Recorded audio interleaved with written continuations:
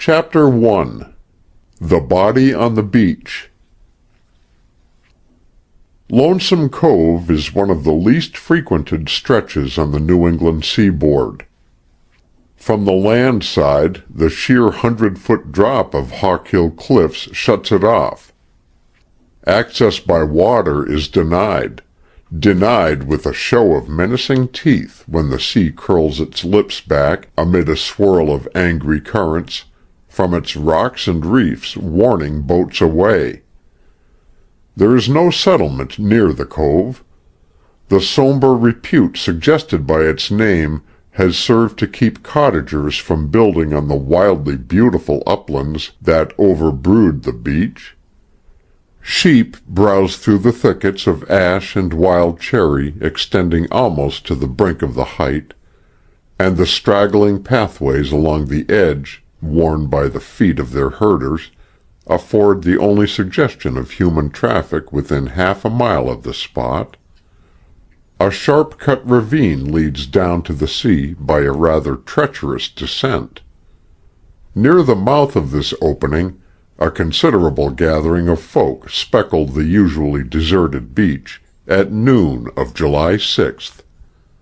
They centered on a dark object a few yards within the flood tide limit.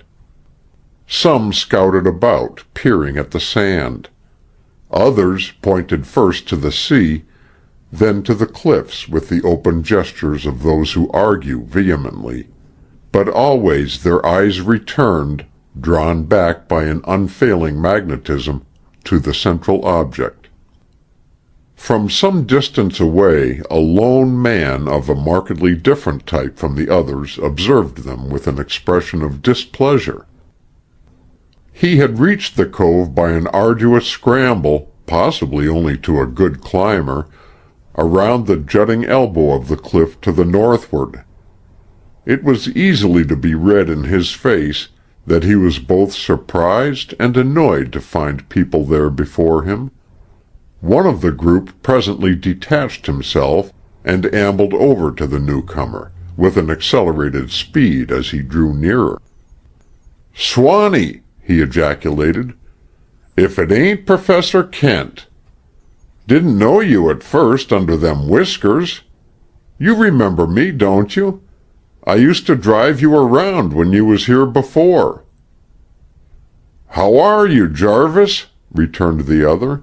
"Still in the livery business, I suppose?" "Yes. What brings you here, Professor?" "Holidays. I've just come out of the woods. And as you have some very interesting sea currents just here, I thought I'd have a look at them. Nobody really knows anything about coast currents, you know. Now my opportunity is spoiled." He indicated the crowd by a movement of his head. "Spoiled? I guess not. You couldn't have come at a better time," said the local man eagerly. "Ah, but you see, I had planned to swim out to the eddy and make some personal observations." "You was going to swim into Dead Man's Eddy?" asked the other, aghast. "Why, Professor, you must have turned foolish. They ain't a man on this coast would take a chance like that." "Superstition," retorted the other curtly. "On a still day such as this, there would be no danger to an experienced swimmer. The conditions are ideal, except for this crowd. What is it? Has the village gone picnicking?" "Not scarcely. Ain't you heard? Another one's come in through the eddy. Lies over yonder." Professor Kent's eyebrows went up as he glanced toward the indicated spot, then gathered in a frown. "Not washed up there, surely?" he said. "That's what," answered Jarvis. "When?" "Sometime early this morning." "Pshaw!" said the other, turning to look at the curving bulwark of rocks over which the soft slow swell was barely breaking. If it were the other end of the cove now, I could understand it." "Yes," agreed Jarvis. "They mostly come in at the other end on this tide." "Mostly? Always." The professor's tone was positive. "Unless my charts are wrong. But this, well, it spoils at least one phase of my theory." "Theory?" exclaimed the liveryman, his pale eyes alight. "You got a theory? But I thought you didn't know anything about the body till I told you just now." "Oh, my ruined theory has reference to the currents," sighed the other. "It has nothing to do with the dead men, as such." "Neither has this," was the prompt response, delivered with a jerk of the thumb toward the dark object. "No? What is it then, if not a dead man?" "A dead woman." "Oh! All the same, it shouldn't have come in on this section of the beach at all." "That ain't half the strangeness of it, the way it washed in. Lonesome Cove has had some queer folks drift home to it, but nothing as queer as this. Come and see for yourself." Still frowning, Professor Kent suffered himself to be led to the spot. 2 or 3 of the group, as it parted before him, greeted him. He found himself looking down on a corpse clad in a dark silk dress and stretched on a wooden grating, to which it was lashed with a small rope. Everything about the body indicated wealth. The dress was expensively made. The shoes were of the best type, and the stockings were silk. The head was marred by a frightful bruise, which had crushed in the right side and extended around behind the ear. Blood had clotted thickly in the short, close-curled hair. The left side was unmarked. The eyes were closed, and the mouth was slightly open, showing a glint of gold amid very white and regular teeth. An expression of deadly terror distorted the face. Professor Kent bent closely over it. "That's strange, very strange," he murmured. "It should be peaceful." "But look at the hand!" cried Jarvis. Here, indeed, was the astounding feature of the tragedy, the aspect that brought Kent to his knees, the more closely to observe. The body lay twisted slightly to the right, with the left arm extended. The left wrist was enclosed in a light rusted handcuff, to which a chain was fastened. At the end of the chain was the companion cuff, shattered, evidently by a powerful blow, and half buried in the sand. As Kent leaned over the corpse, a fat, powerful, grizzled man with a metal badge on his shirt front pushed forward. "Them's cast-iron cuffs," he announced. "That kind ain't been used these 40 years. "What kind of a ship'd be carrying 'em nowadays?" asked someone in the crowd. "And what kind of a seaman'd be putting of 'em on a lady's wrists?" growled a formidable voice, which Kent, looking up, perceived to have come from amid a growth of heavy white whiskers, sprouting from a weather-furrowed face. "Seafaring man, aren't you?" inquired Kent. "No more. 50 year of it, man and boy, has put me in harbor." "That's Sailor Smith," explained Jarvis, who had assumed the duties of a self-appointed cicerone. "Not much about the sea and its ways, good or bad, that he don't know." "True for you," confirmed several voices. "Then, Mr. Smith, will you take a look at those lashings and tell me whether, in your opinion, they are the work of a sailor?" asked Kent. The old hands fumbled expertly. The old face puckered. Judgment came forth presently. "The knots is well enough. The lashin's a passable job. What gets me is the rope." "Well, what's wrong with the rope?" "Nothin' in particular. Only I don't know what just that style of rope would be doin' on shipboard, unless it was to hang the old man's wash on." "Suppose we lift this grating," Kent suggested. At this, the man with the badge interposed. "Say, who's running this thing, anyhow? I'm sheriff here, and this body ain't to be moved till a doctor has viewed it." "Of course," said Kent mildly, "but I thought you might be interested to see, Mr. Sheriff, whether a ship's name was stamped somewhere on this grating." "Well, I don't want any amateur learning me my business," declared the official importantly.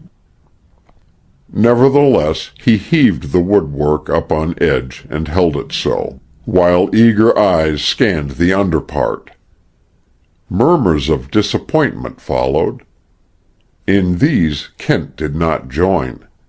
He had inserted a finger in a crevice of the splintered wood and had extracted some small object which he held in the palm of his hand, examining it thoughtfully. "What you got there?" demanded the sheriff. Professor Kent stretched out his hand, disclosing a small grayish object. "I should take it to be the cocoon of Ephestia cucniella," he announced. "And what does he do for a livin'?" inquired the official, waxing humorous. "Destroys crops. It's a species of grain moth." "Oh," grunted Schlager. "You're a bug collector, huh?" "Exactly," answered the other, transferring his trove to his pocket. Thereafter he seemed to lose interest in the center of mystery. Withdrawing to some distance, he paced up and down the shore, whistling lively tunes, not always in perfect accord, from which a deductive mind might have inferred that his soul was not in the music. Nearer and nearer to high water mark his pacing took him.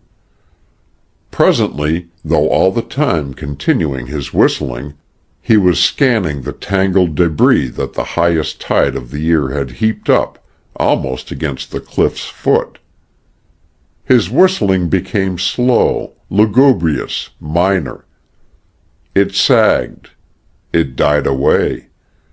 When it rose again, it was in March time, whereto the virtuoso stepped briskly toward the crowd. By this time the group had received several additions, but had suffered the loss of one of its component parts, the sheriff. Conjecture was buzzing from mouth to mouth as to the official's sudden defection. "Whatever it was he got from the pocket," Kent heard one of the men say, "it started him quick." "Looked to me like an envelope," hazarded someone. "No," contradicted Sailor Smith. "Paper would have been all pulped up by the water." "Marked handkerchief, maybe?" suggested another. "Like as not," said Jarvis. "You bet that Len Schlager figured it out there was something in it for him, anyways. I could see the money gleam in his eye." "That's right, too," confirmed the old sailor. "He looked just like that when he brought in that half-wit peddler, thinking he was the $1,000 reward thief last year." "Trust Len Schlager to look out for number one first and be sheriff afterward," observed someone else. Amidst this interchange of opinion, none of which was lost upon him, Professor Kent advanced and bent over the manacled corpse. "Have to ask you to stand back, Professor," said Jarvis. "Len's appointed me special deputy till he comes back, And he says nobody is to lay finger on hide nor hair of the corpse, not even the doc if he comes." "Quite right," assented the other. "Sheriff Schlager exhibits commendable zeal and discretion." "Wonder if he knowed the corpse," suggested somebody in the crowd. "Tell you who did if he didn't," said another man. "Who then?" "Elder Iry Dennett. Didn't none of you hear about his meetin' up with a strange woman yesterday evenin'?" "Shucks, this couldn't be that woman," said Jarvis. "How'd she come to be washed ashore from a wreck between last night and this morning?" "How'd she come to be washed ashore from a wreck anyway?" countered Sailor Smith. "They ain't been no storm for a week, and this body ain't been dead 24 hour." "It plumb beats me," admitted Jarvis. "Who is this Dennett?" asked Professor Kent. "Iry? He's the town gab of Martindale Center. Does a little plumbin' and tinkerin' on the side. Just now he's up to Cadystown. Took the 10 o'clock train last night." "Then it was early when he met this woman?" "Little after sundown. He was risin' the hill beyond the Nook, that's Sedgwick's place, the painter feller, when she comes out of the shrubbery, pop. He quizzed her. Trust the elder for that. But he didn't get much out of her until he mentioned the Nook. Then she allowed she'd guessed she'd go there. And he watched her go." "You say a man named Sedgwick lives at the Nook. Is that Francis Sedgwick, the artist?" asked Kent. "That's him," said Sailor Smith. "Paints right pretty pictures. Lives there all alone with a Chinese cook." "Well, the lady went down the hill," continued Jarvis, "just as Sedgwick came out to smoke a pipe on his stone wall. Iry thought he seemed surprised when she bespoke him. They passed a few remarks, and then they had some words, and the lady laughed loud and kind of scornful. He seemed to be pointin' at a necklace of queer, fiery pink stones that she wore, and tryin' to get somethin' out of her. She turned away, and he started to follow, when all of a sudden she grabbed up a rock and let him have it, blip. Keeled him clean over. Then she ran away up the road toward Hawkill Cliffs. That's the way Iry Dennett tells it. But I ain't never heard of a story losin' anything in the tellin' when it comes through Iry's lips." "Well, this corpse ain't got no pink necklace," suggested somebody. "Bodies sometimes gets robbed," said Sailor Smith. Chester Kent stooped over the writhen face, again peering close. Then he straightened up and began pulling thoughtfully at the lobe of his ear. He pulled and pulled until, as if by that process, he had turned his face toward the cliff. His lips pursed. He began whistling softly and tunelessly. His gaze was abstracted. "Ain't seen nothin' to make you feel bad, have you, Professor?" inquired temporary Deputy Sheriff Jarvis with some acerbity. "Eh? What?" said Kent absently. "Seen anything? Nothing but what's there for anyone to see." Following his fixed gaze, the others studied the face of the cliff, all but Sailor Smith. He blinked nearsightedly at the corpse. "Say," said he presently, "what's them queer little marks on the neck, under the ear?" Back came Kent's eyes. "Those?" he said, smiling. "Why, those are, one might suppose, such indentations as would be made in flesh by forcing a jewel setting violently against it by a blow or strong impact. "Then you think it was the woman—" began the old seaman, when several voices broke in. "There goes Len now!" The sheriff's heavy figure appeared on the brow of the cliff, moving toward the village. "Who is it with him?" inquired Kent. "Gansett Jim," answered Jarvis. "An Indian?" "Gosh, you got good eyes," said Jarvis. "He's more Indian than anything else. Comes from down Amagansett way, and gets his name from it." "Huh. When did he arrive?" "While you was traipsin' around up yonder." "Did he see the body?" "Yep. Just after the sheriff got whatever it was from the pocket, Gansett Jim hove in sight.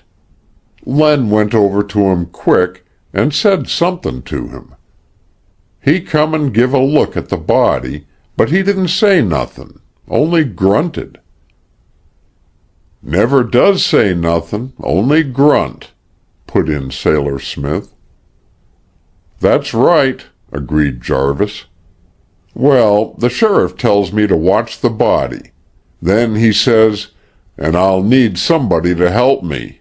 I'll take you, Jim.' So he and the Indian goes away together." Professor Kent nodded. He looked seaward, where the reefs were now baring their teeth more plainly through the racing currents, and he sighed.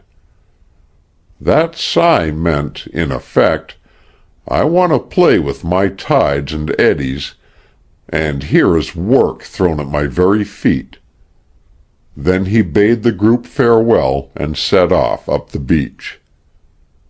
"Seems kinda interested, don't he?" remarked one of the natives. "Who is he, anyway?" inquired another. "Oh, he's a sort of a harmless scientific crank," explained Jarvis, with patronizing kindliness.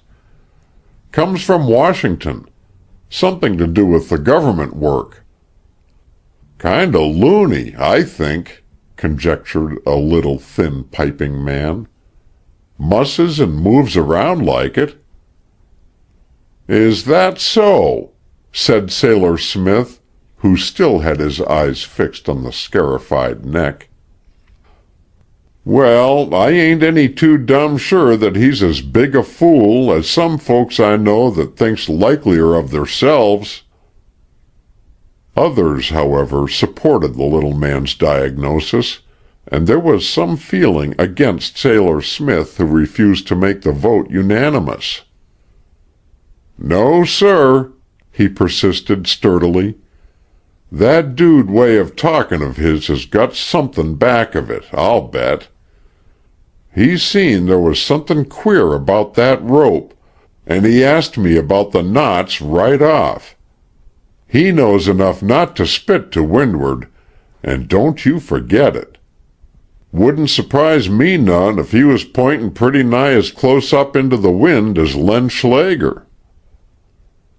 Possibly the one supporter of the absent would have wavered in his loyalty had he seen the trove that Professor Chester Kent had carried unostentatiously from the beach in his pocket, after picking it from the grating. It was the fuzzy cocoon of a small and quite unimportant insect. Perhaps the admiring Mr. Smith might even have come around to the majority opinion regarding Professor Kent's intellectual futility, could he have observed the absorbed interest with which the Washington scientist, seated on a boulder, opened up the cocoon, pricked it until the impotent inmate wriggled in protest, and then, casting it aside to perish, threw himself on his back and whistled the whole of Chopin's Funeral March, mostly off the key. Chapter 2. Professor Kent Makes a Call. Between the roadway and the broad front lawn of the nook, a 4-foot, rough stone wall interposes. Looking up from his painting, Francis Sedgwick beheld, in the glare of the afternoon sun, a spare figure rise alertly upon the wall, descend to the road, and rise again. He stepped to the open window and watched a curious progress. A scrubby bearded man, clad in serviceable khaki, was performing a stunt, with the wall as a basis. He was walking from east to west quite fast, and every third pace stepping upon the wall. Stepping, Sedgwick duly noted, not jumping, the change of level being made without visible effort. Now, Sedgwick himself was distinctly long of leg and limber, but he realized that he would be wholly incapable of duplicating the stranger's gracefully accomplished feat without violent and clumsy exertion. Consequently, he was interested. Leaning out of the window, he called, "Hello there!" "Good afternoon," said the stranger in a quiet, cultivated voice. "Would you mind telling me what you are doing on my wall?"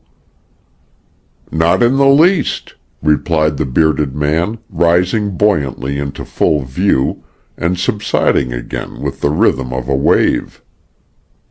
"Well, what are you doing?" "Taking a little exercise." By this time, having reached the end of the wall, he turned and came back, making the step with his right leg instead of his left. Sedgwick hurried downstairs and out into the roadway. The stranger continued his performance silently. At closer inspection, it appealed to the artist as even more mysterious both in purport and execution than it had looked at a distance. "Do you do that often?" he asked presently. The gymnast paused, poised like a Mercury on the high coping. "Yes," said he. "Otherwise I shouldn't be able to do it at all." "I should think not, indeed. Has it any particular utility, that form of exercise?" "Certainly. It is in pursuance of a theory of self-defense." "What in the world has wall-hopping to do with self-defense?" "I shall expound," said the stranger in professional tones, taking a seat by the unusual method of letting himself down on one leg while holding the other at right angles to his body. "Do you know anything of jiu-jitsu?" "Very little." "In common with most Americans. For that reason alone the Japanese system is highly effective here, not so effective in Japan. You perceive there the basis of my theory." "No, I don't perceive it at all." "A system of defense is effective in proportion to its unfamiliarity. That is all." "Then your system consists in stepping up on a wall and diving into obscurity on the farther side, perhaps," suggested Sedgwick ironically. "Defense, I said, not escape. Escape is perhaps preferable to defense, but not always so practicable. No, the wall merely served as a temporary gymnasium while I was waiting." "Waiting for what?" "For you."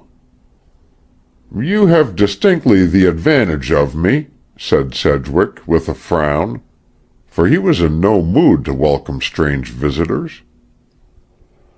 "To return to my theory of self-defense," said the other imperturbably, "my wall exercise serves to keep limber and active certain muscles that in the average man are half atrophied.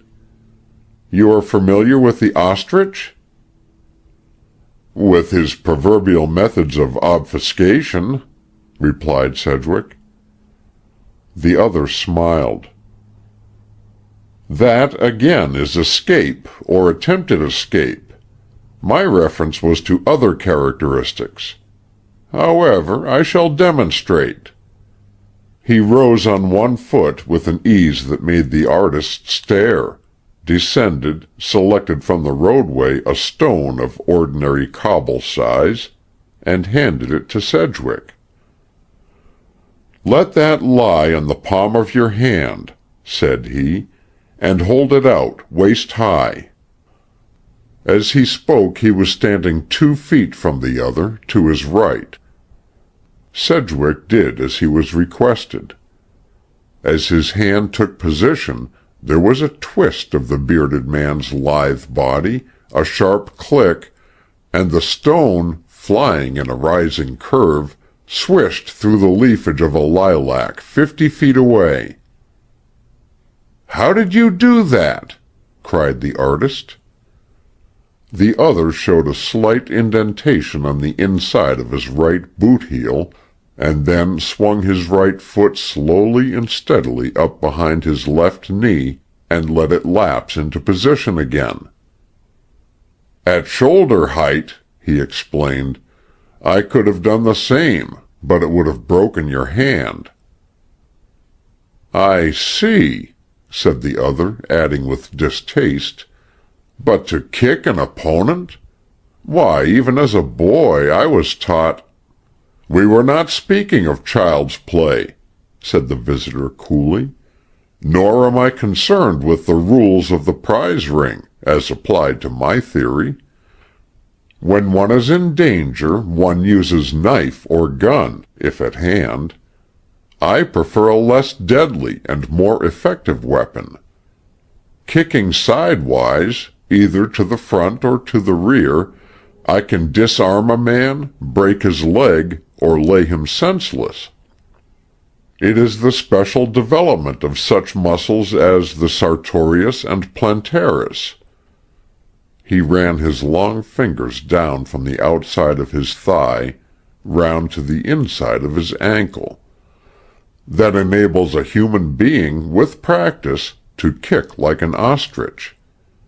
Since you found me exercising on your property, I owe you this explanation.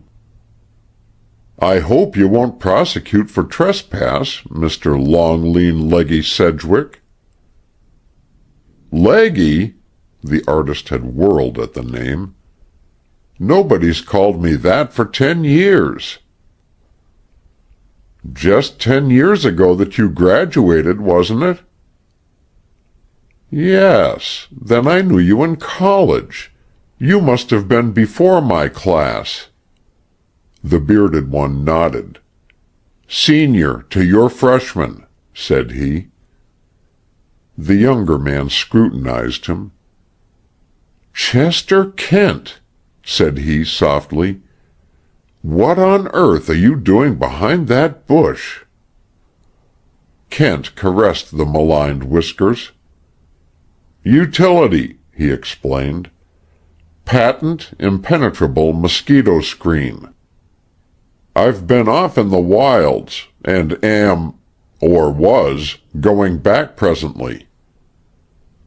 "Not until you've stopped long enough to get reacquainted," declared Sedgwick. "Just at present you're going to stay to dinner." "Very good. Just now you happen to be in my immediate line of interest. It is a fortunate circumstance for me to find you here, possibly for you too." "Most assuredly," returned the other with heartiness.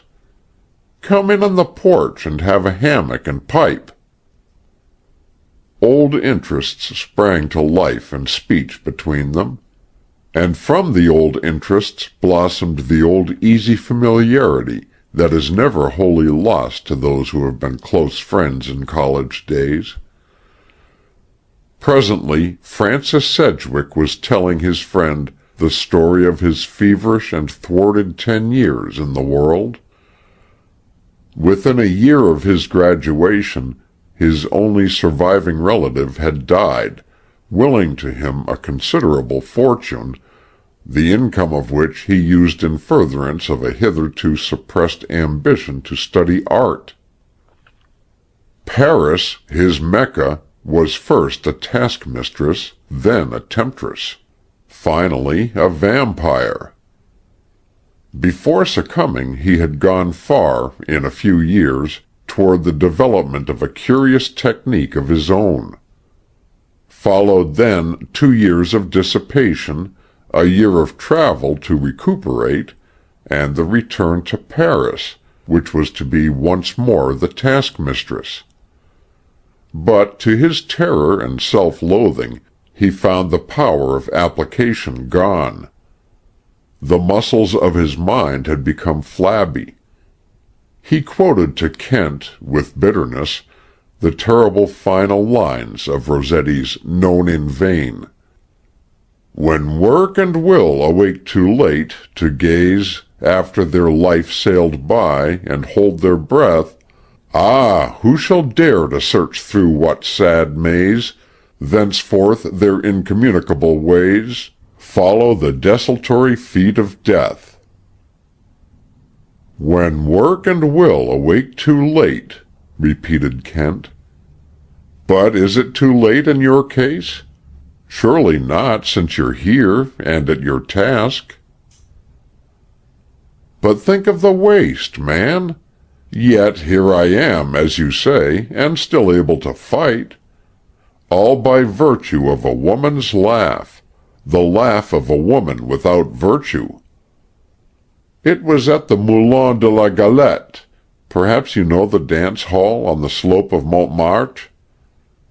And she was one of the dancers, the wreck of what had once been beauty and, one must suppose, innocence. Probably she thought me too much absinthe-soaked to hear or understand, as I sat half asleep at my table. At all events she answered, full-voiced, her companion's question, "Who is the drunken foreigner?" by saying, "He was an artist. The studios talked of him 5 years ago. Look at him now. That is what life does to us, mon ami. I'm the woman of it. That's the man of it." I staggered up, made her a bow and a promise, and left her laughing. Last month I redeemed the promise, sent her the first $1,000 I made by my own work, and declared my debt discharged. A heavy cloud of smoke issued from Kent's mouth, followed by this observation: "That formula about the inability to lift oneself by one's own bootstraps fails to apply in the spiritual world." "Right. You can pull yourself out of the ditch that way, but afterward comes the long hill-slide. Life has seemed all tilted on edge at times, and pretty slippery, with little enough to cling to." "Work," suggested Kent briefly. "Wisdom lurks behind your screen. Work is the answer. Good or bad, it's the only thing. Which kind is yours?" "Presently you shall sit in judgment. Meantime, suppose you account for yourself." Chester Kent stretched himself luxuriously. "A distinguished Secretary of State has remarked that all the news worth telling on any subject can be transmitted by wire for 25 cents.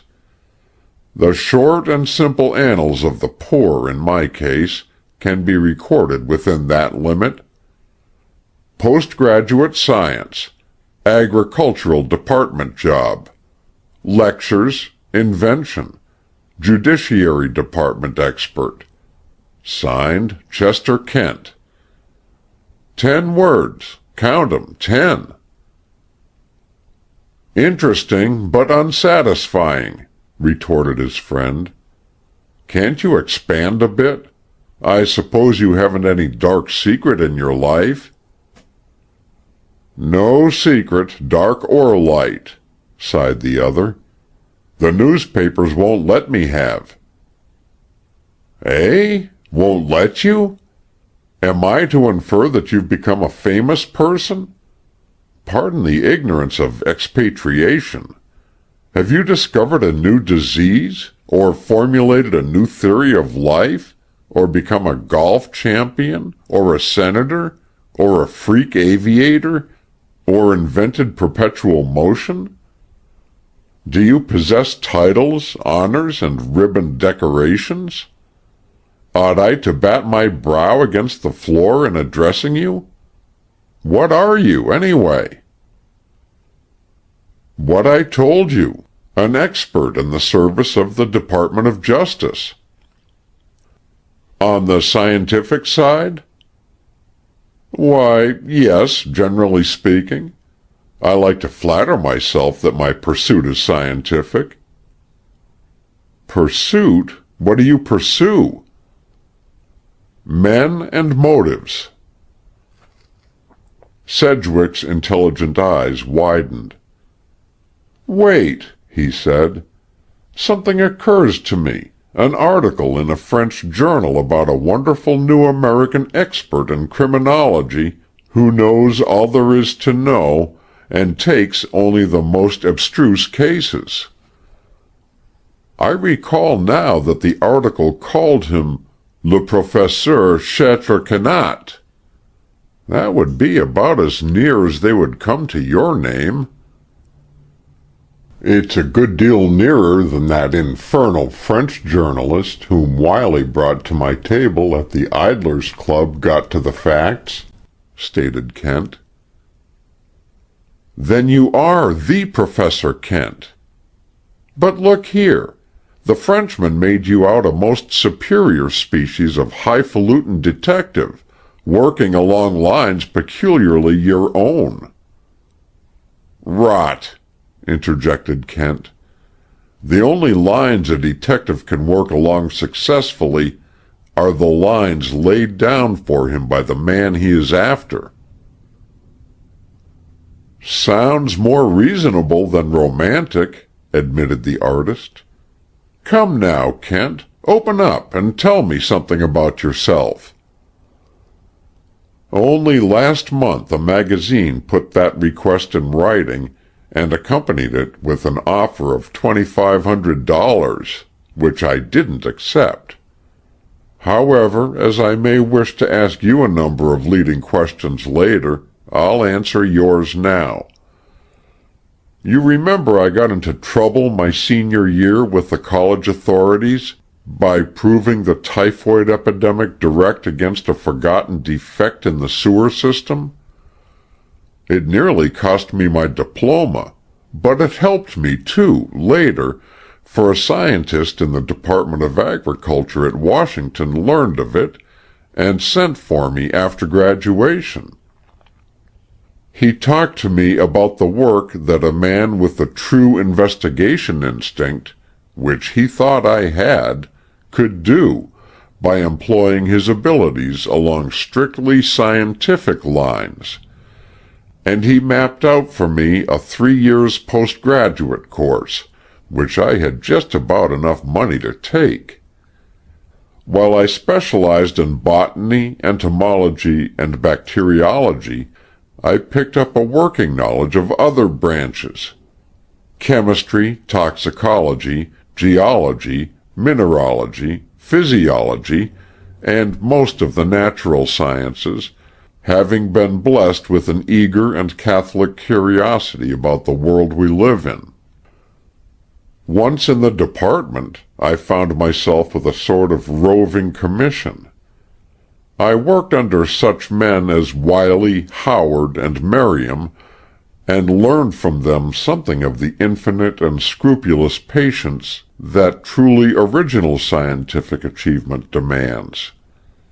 At first my duties were largely those of minor research. Then, by accident largely, I chanced upon the plot to bull the cotton market by introducing the boll weevil into the uninfested cotton area, and checked that. Soon afterward I was put on the deodorized meat enterprise, and succeeded in discovering the scheme whereby it was hoped to sell spoiled meat for good. You might have heard of those cases, but you would hardly have learned of the success in which I really take a pride, the cultivation of a running wild grape to destroy Rhus toxicodendron, the common poison ivy. What spare time I had I devoted to experimenting along mechanical lines, and patented an invention that has been profitable. Some time ago the Department of Justice borrowed me on a few cases with a scientific bearing, and more recently offered me incidental work with them on such favorable terms that I resigned my other position. The terms include liberal vacations, one of which I am now taking. And here I am. Is that sufficient? Hardly. All this suggests the arts of peace. What about your 40-horsepower kick? You don't practice that for drawing-room exhibitions, I take it? Sometimes, confessed the scientist. I have found myself at close quarters with persons of dubious character. The fact is that an ingenious plot to get rid of a very old friend, Dr. Lucius Carter, the botanist, drew me into the criminal line, and since then that phase of investigation has seemed fairly to obtrude itself on me, officially and unofficially. Even up here, where I hope to enjoy a month's rest. Do you know, he said, breaking off, that you have a most interesting inset of ocean currents hereabouts? Of course. Lonesome Cove. But kindly finish that even up here. I recollect your saying that you were waiting for me. Haven't traced any scientific crime to my door, have you? Let me forget my work for a little while, pleaded his visitor, and look at yours. Sedgwick rose. Come upstairs, he said, and led the way to the big, bare, bright studio. From the threshold Chester Kent delivered an opinion after one approving survey. You really work, I see. I really do. Where do you see it, though? All over the place. No draperies or fripperies or fopperies of art here. The barer the room, the more work done in it. He walked over to a curious contrivance resembling a small hand press, examined it, surveyed the empty easel against which were leaning, face in, a number of pictures, all of a size, and turned half a dozen of them over, ranging them and stepping back for examination. Standing before them, he whistled a long passage from La Bohème, and had started to re-whistle it in another key when the artist broke in with some impatience. Well? Good work, pronounced Kent quietly, and in some subtle way the commonplace words conveyed to their hearer the fact that the man who spoke them knew. It's the best there is in me, at least, said Sedgwick. Kent went slowly around the walls, keenly examining, silently appraising. There were landscapes, genre bits, studies of the ocean in its various moods, flashes of pagan imaginings, nature studies, a wonderful picture of wild geese settling from a flight, a no less striking sketch of a mink, startled as he crept to drink among the sedges, a group of country children at hopscotch on the sands, all the varied subjects handled with a deftness of truth and drawing, and colored with a clear softness quite individual. "Have you found or founded a new system of coloring?" asked Kent as he moved among the little masterpieces. "No, don't tell me." He touched one of the surfaces delicately. "It's not paint, and it's not pastel. Oh, I see. They're all of one size, of course." He glanced at the heavy mechanism near the easel. "They're color prints." Sedgwick nodded. "Monotypes," said he. "I paint on copper, make one impress, and then, foot! A sponge across the copper makes each one an original." "You certainly obtain your effects." "The printing seems to refine the color. For instance, moonlight on white water, a thing I've never been able to approach, either in straight oils or water. See here." From behind a cloth he drew a square, and set it on the easel. Kent whistled again, casual fragments of light and heavy opera, intermingled with considerative twitches of his ear. "It's the first one I've given a name to," said Sedgwick. "I call it the Rough Rider." A full moon, brilliant amid blown cloud-rack, lightened up the vast procession of billows charging in upon a near coast. In the foreground a corpse, the face bent far up and back from the spar to which it was lashed, rode with wild abandon headlong at the onlooker, on the crest of a roaring surge. The rest was infinite clarity of distance and desolation. "The Rough Rider," murmured Kent. Then, with a change of tone, "For sale?" "I don't know," hesitated the artist. "Fact is, I like that about well enough to keep." "I'll give you $500 for it."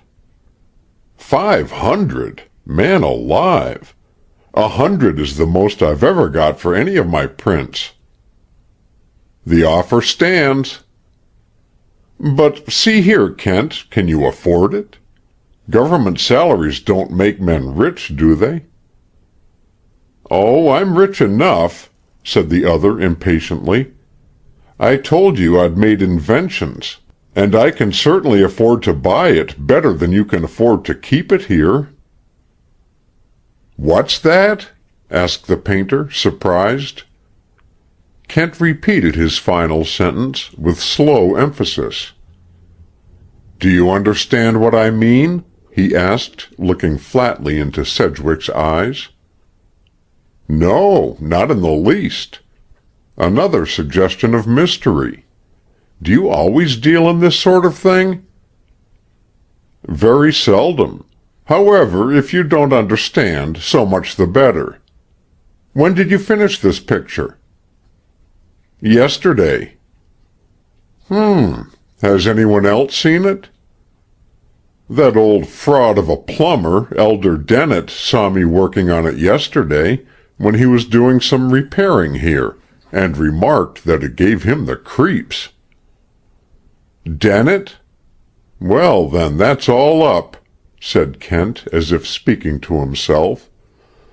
"There's a streak of superstition in all these New Englanders.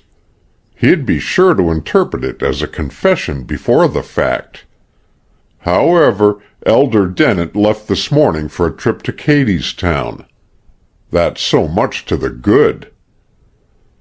"He may have left for a trip to Hadestown for all I care," stated Sedgwick with conviction. "What's it all about, anyway?" "I'll tell you as soon as I've mulled it over a little. Just let me cool my mind down with some more of your pictures." He turned to the wall border again, and faced another picture out. "What's this? You seem to be something of a dab in black and white, too." "Oh, that's an imaginary face," said Sedgwick carelessly.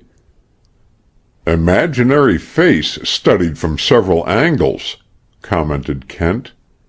"It's a very lovely face, and the most wistful I've ever seen.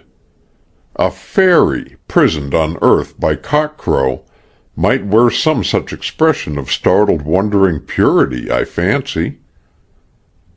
Poetry as well as mystery. Kent, you grow and expand on acquaintance. There is poetry in your study of that imaginary fay. Imaginary, continued Kent dryly, as he stooped to the floor.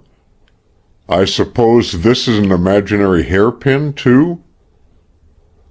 My Chinaman, began Sedgwick quickly, when the other caught him up.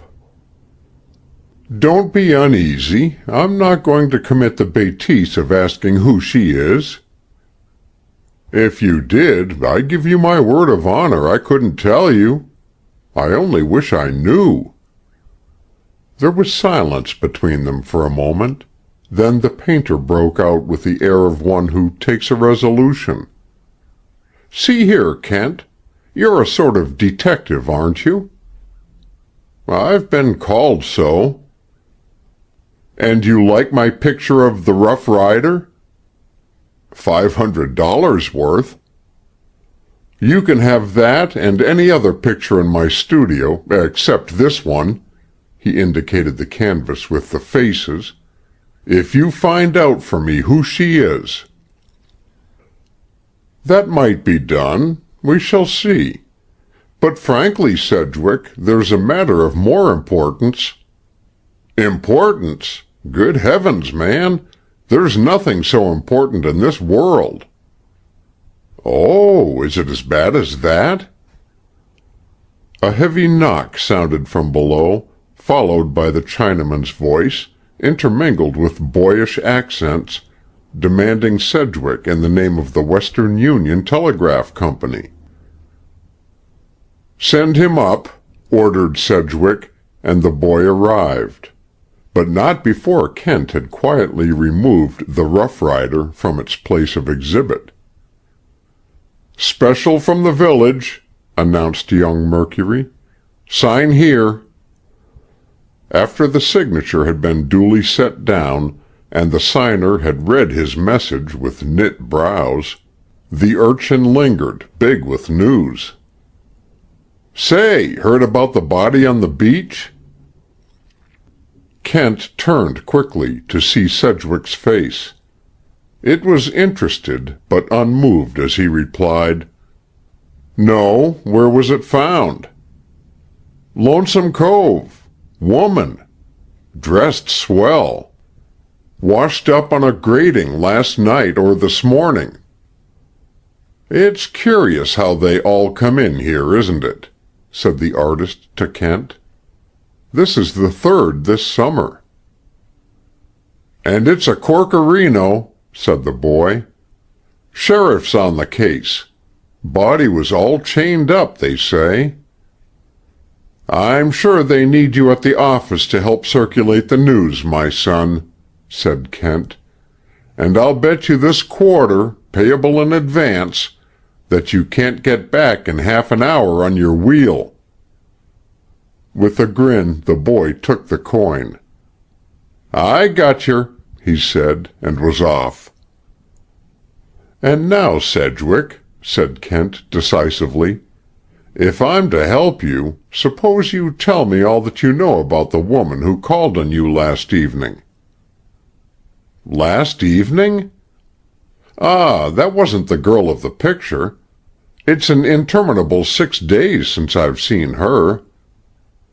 No, I know it wasn't she, having seen your picture, and since then your visitor of last night. The question is, who was it?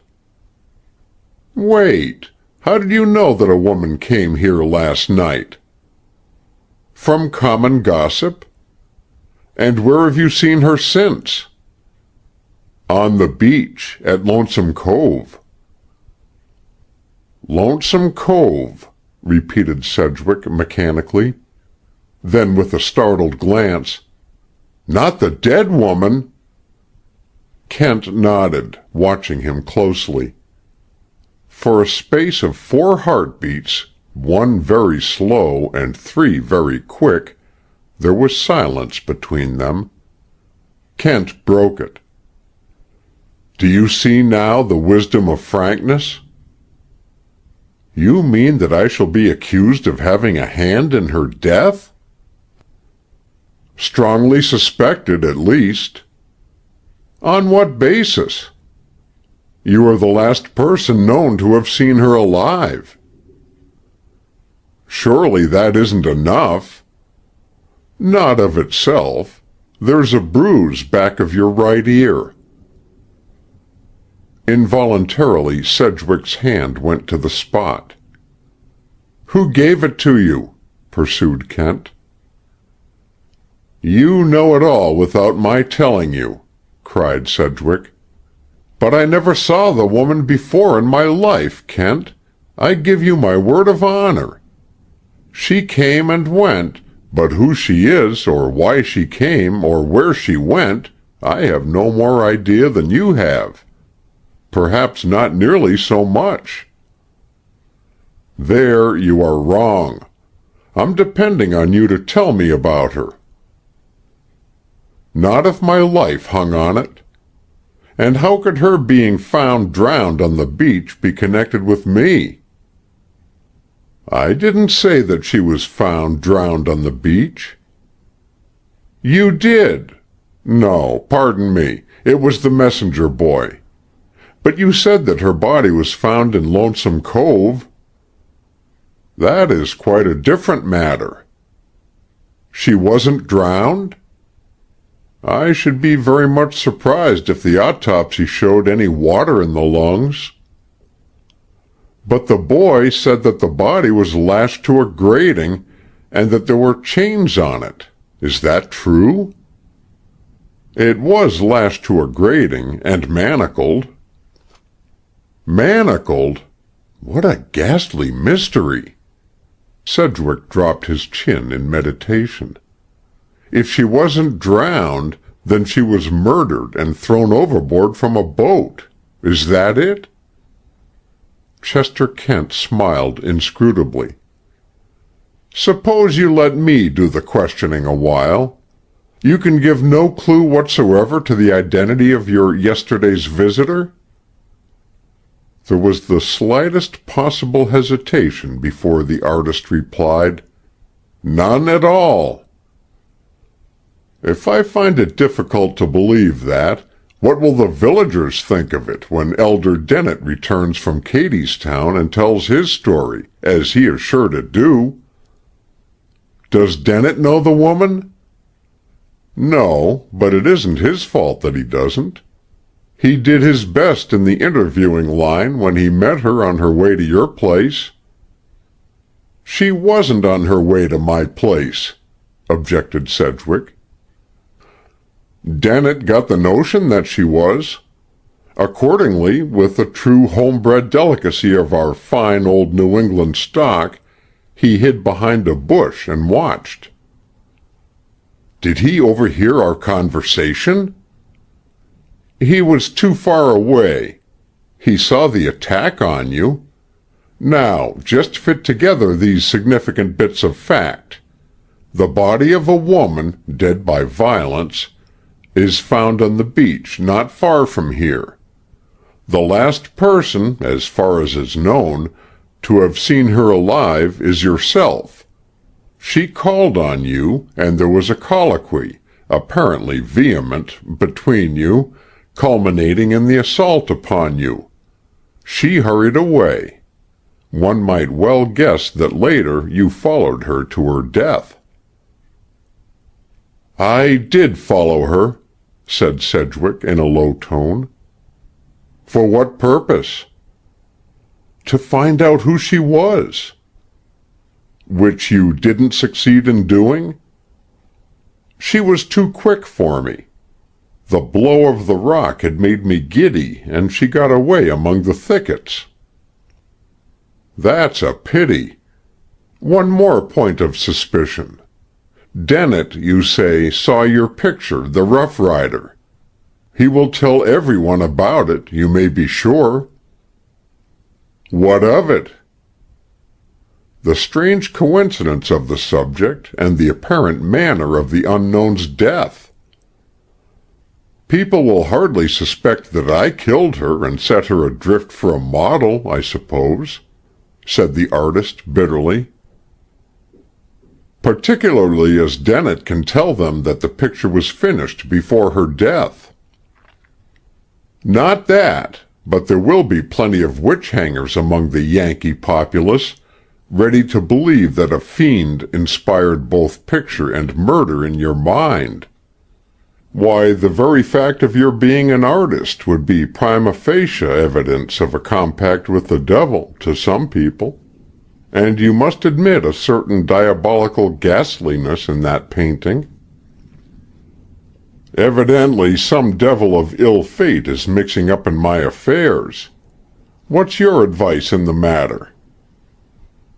Tell me the truth, the whole truth, and nothing but the truth, suggested Chester Kent. Easily done. The question is whether you'll believe it. If I hadn't felt pretty sure of your innocence, I shouldn't have opened the case to you as I've done. I'll believe the truth if you tell it, and tell it all. Very well. I was sitting on my wall when the woman came down the road. I noticed her first when she stopped to look back, and her absurd elegance of dress, expensive and ill-fitting, attracted my closer attention. She was carrying a bundle wrapped in strong paper. It seemed to be heavy, for she shifted it from hand to hand. When she came near, I spoke to her. You spoke to her first? Well, we spoke simultaneously. Why should you speak to her if she was a stranger to you? See here, Kent, you'll have to let me tell this in my own way, if I'm to tell it at all. So long as you do tell it. What did she say to you? She asked me the time. Casually? Not as if she were making it a pretext to open a conversation, if that's what you mean. It is. Certainly it wasn't that. She seemed anxious to know. In fact, I think she used the word exact. The exact time, she said. Presumably she was on her way to an appointment then. Very likely. When I told her, she seemed relieved. I might even say relaxed. As if from the strain of nervous haste, you know. Good. And then? She thanked me and asked me if I were Mr. Sedgwick. I answered that I was, and suggested that she make good by completing the introduction. She wasn't a woman of your own class, then? Sedgwick looked puzzled. Well, no. I thought not then, or I shouldn't have been so free and easy with her. For one thing, she was painted badly, and the perspiration running down her forehead had made her a sight. Yet, I don't know. Her voice was that of a cultivated person. Her manner was awkward and her dress weird for that time of day, and, for all that, she carried herself like a person accustomed to some degree of consideration. That I felt quite plainly. I felt, too, something uncanny about her. Her eyes alone would have produced that impression. They were peculiarly restless and brilliant. Insane? Questioned Kent. Not wholly sane, certainly, but it might have been drugs. That suggested itself to me. A possibility. Proceed. She asked what point of the headland gave the best view. Anywhere from the first rise on is good, I said. It depends on what you wish to see. My ship coming in, said she. It will be a far view then, I told her. This is a coast of guardian reefs. "What difference?" she said, and then gave me another surprise, for she quoted, "And though thy soul sail leagues and leagues beyond, still leagues beyond those leagues there is more sea." "That's interesting," remarked Kent. "Casual female wayfarers aren't given to quoting the House of Life." "Nor casual ships to visiting this part of the coast. However, there was no ship. I looked for myself when I was trying to find the woman later. What are you smiling at?" "Nothing. I'm sorry I interrupted." She walked away from me a few paces, but turned and came back at once.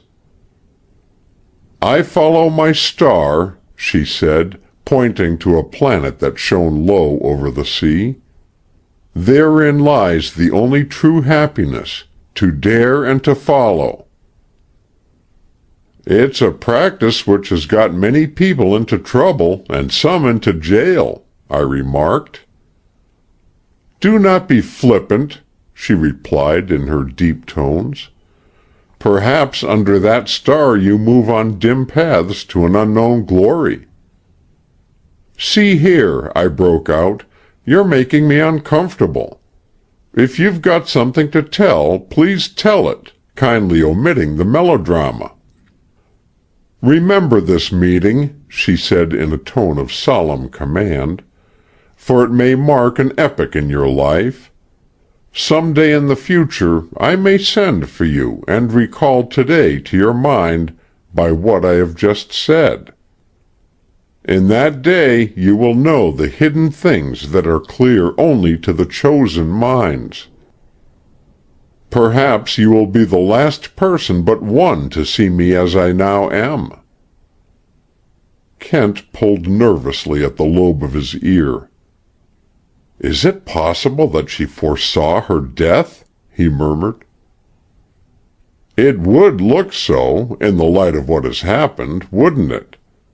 Yet there was an uncanny air of joyousness about her, too." "I don't like it," announced Kent. "I do not like it." By which he meant that he did not understand it. What Chester Kent does not understand, Chester Kent resents. "Love affair, perhaps," suggested the artist. "A woman in love will take any risk of death. However," he added, rubbing his bruised head reminiscently, "she had a very practical bent for a romantic person. After her mysterious prophecy, she started on. I called to her to come back, or I would follow and make her explain herself." "As to what?" "Everything. Her being there, her actions, her apparel, the jewelry, you know, and all that." "You've said nothing about jewelry." "Haven't I? Well, when she turned—" "Just a moment. Was it the jewelry that you were going to speak of when you first accosted her?" "Yes, it was. Some of it was very valuable, I judge. Wasn't it found on the body?" "No." "Not? Robbery, then, probably." "Well, she came back at a stride. Her eyes were alive with anger. There came a torrent of words from her, strong words, too. Nothing of the well-bred woman left there. I insisted on knowing who she was, and she burst out on me with laughter that was, somehow, more insulting than her speech. But when I told her that I'd find out about her if I had to follow her into the sea, she stopped laughing fast enough. Before I could guard myself, she had caught up a rock from the road and let me have it. I went over like a ten-pin.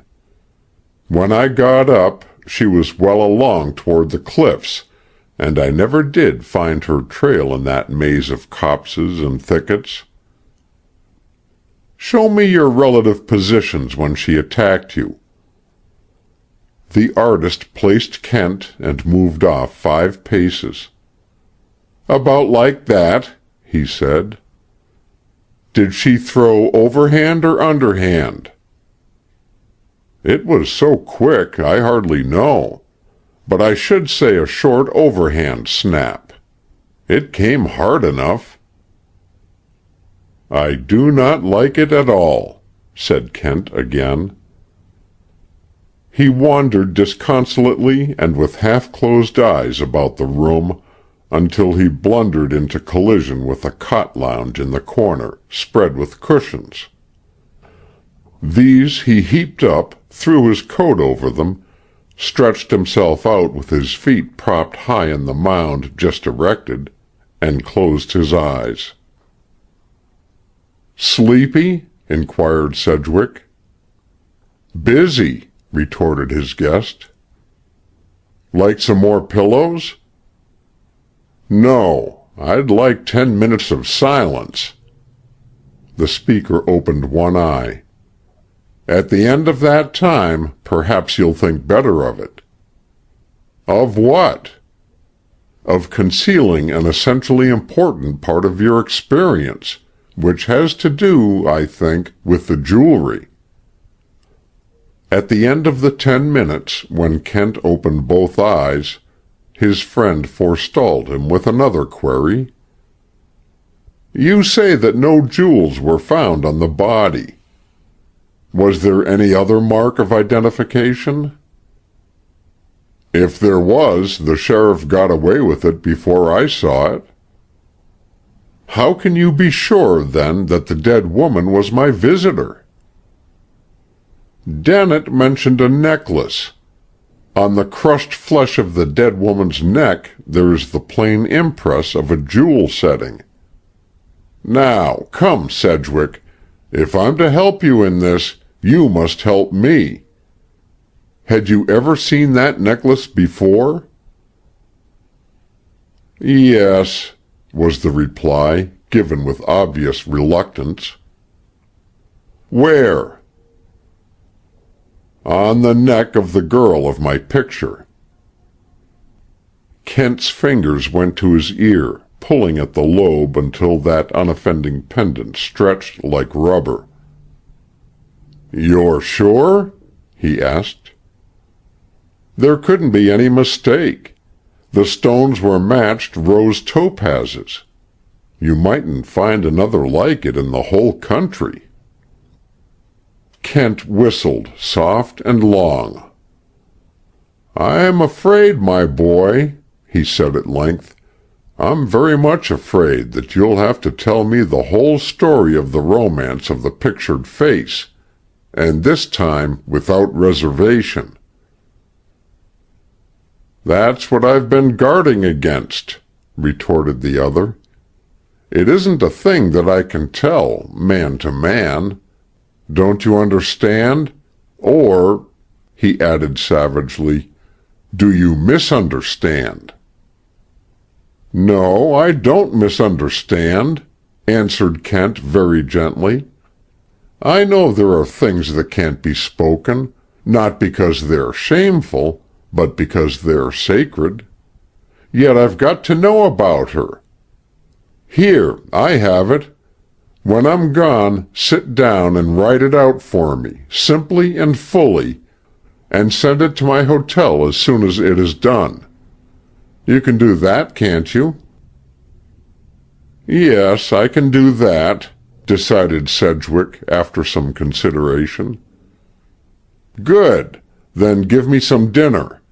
And let's forget this grisly thing for a time, and talk of the old days. Whatever became of Harkness, of our class, do you know?" Between them that evening was no further mention of the strange body in Lonesome Cove. Chapter 3.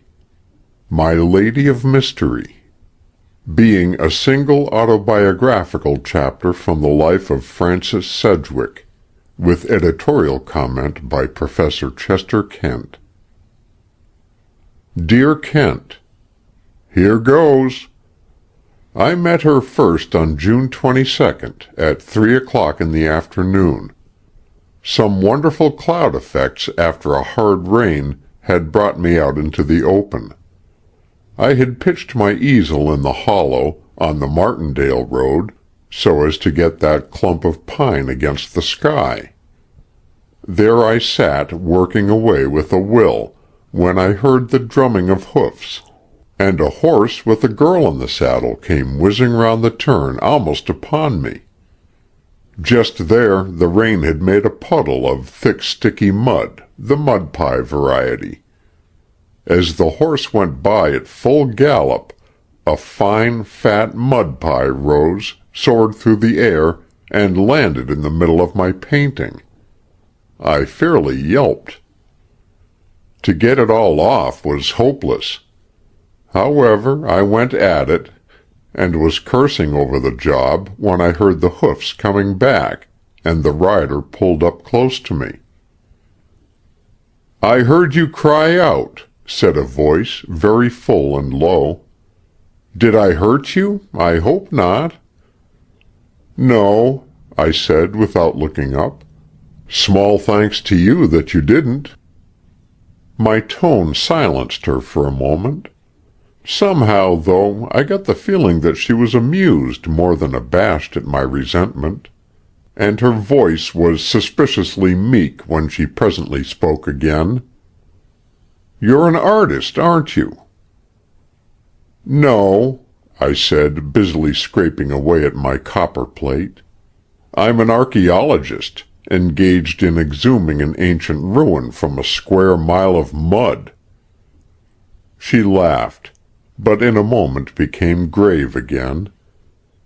"I'm so sorry," she said. "I know I shouldn't come plunging around turns in that reckless way. May I should like to buy your picture?" "You may not," I replied. "That isn't quite fair, is it?" she asked. "If I have done damage, I should be allowed to repair it." "Repair?" said I. "How do you propose to do it? I suppose that you think a picture that can be bought for $100 bill can be painted with $100 bill?" "No, I'm not altogether a Philistine," she said, and I looked up at her for the first time. Her face— elision and comment by Kent. I know her face from the sketches. Why could he not have described the horse? However, there's one point clear. She is a woman of means. She said, "I don't wonder you're cross, and I'm truly sorry. Is it quite ruined?" At that I recovered some decency of manner. "Forgive a hermit," I said, "who doesn't see enough people to keep him civilized. The daub doesn't matter." She leaned over from the saddle to examine the picture. "Oh, but it isn't a daub," she protested. I know a little about pictures. It's very interesting and curious. But why do you paint it on copper?" I explained. "Oh," she said, "I should like to see your prints." "Nothing easier," said I. "My shack is just over the hill." "And there is a Mrs.—" Her eyes suggested that I fill in the blank. "Sedgwick," I finished. "No, there is no one but my aged and highly respectable Chinaman to play propriety. But in the case of a studio, les convenances are not so rigid but that one may look at pictures unchaperoned." "I'm afraid it wouldn't do," she answered, smiling. "No, I'll have to wait until—" A shadow passed over her face. "I'm afraid I'll have to give it up." Chance settled that point then and there.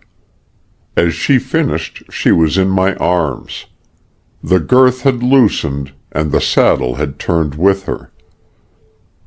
I had barely time to twist her foot from the stirrup when the brute of a horse bolted. As it was, her ankle got a bit of a wrench. She turned quite white and cried out a little. In a moment she was herself again. "King Cole has been acting badly all day," she said.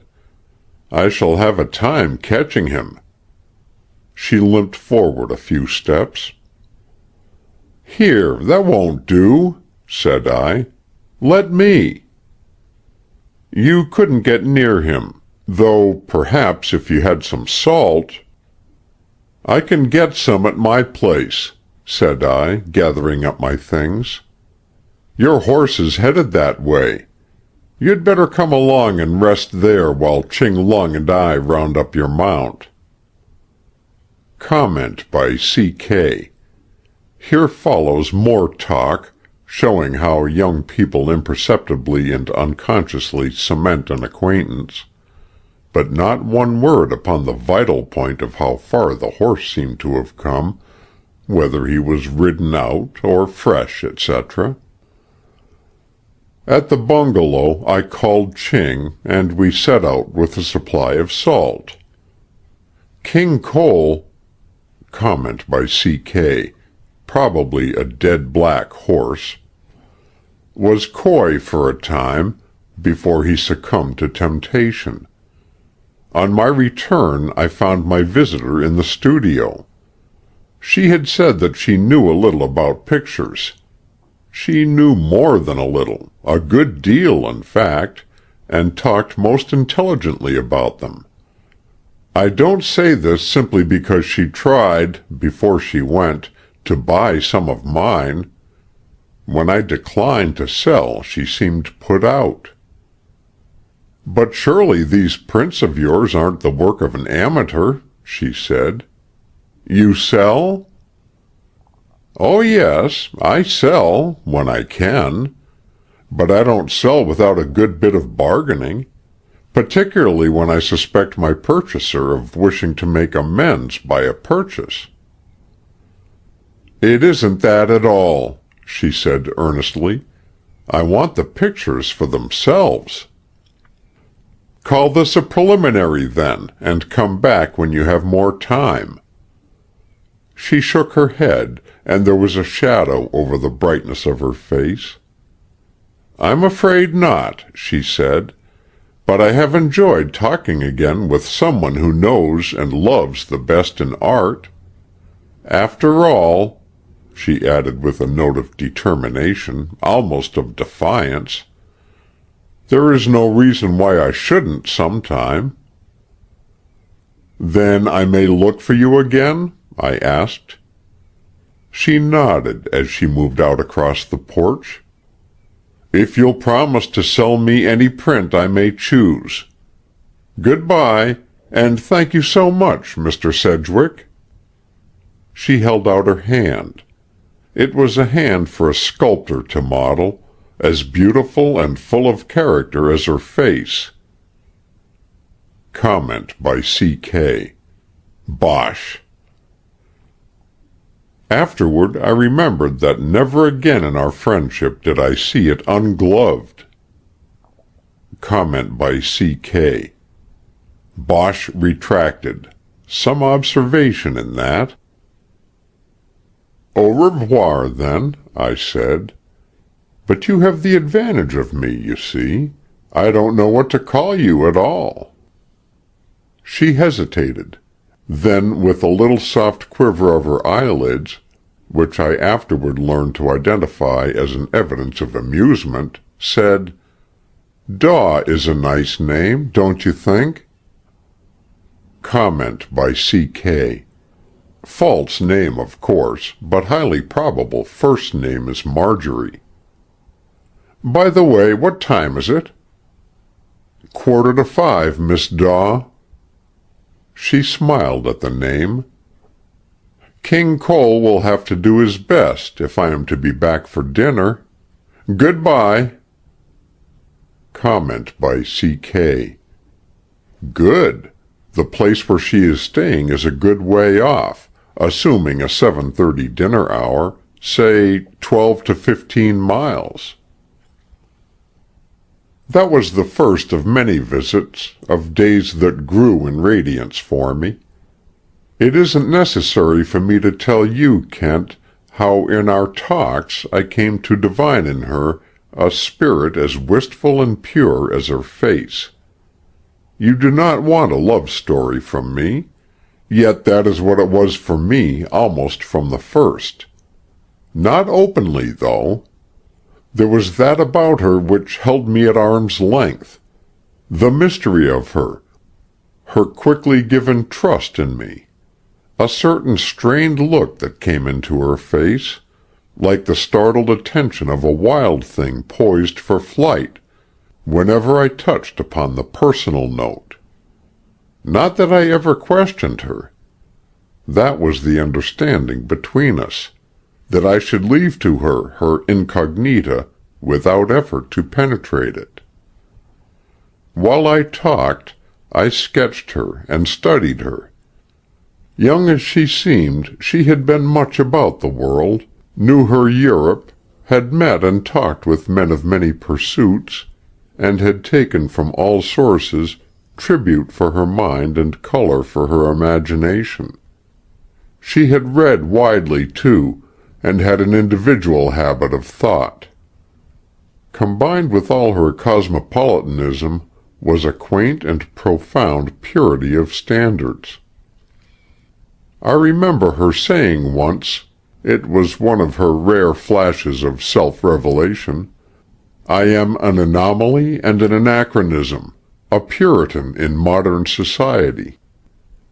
After her first visit she did not ride on her horse, but came across lots and through the side hedge, swinging down the hillside yonder with her light dipping stride that always recalled to me the swoop of a swallow, her gloved hands usually holding a slender stick.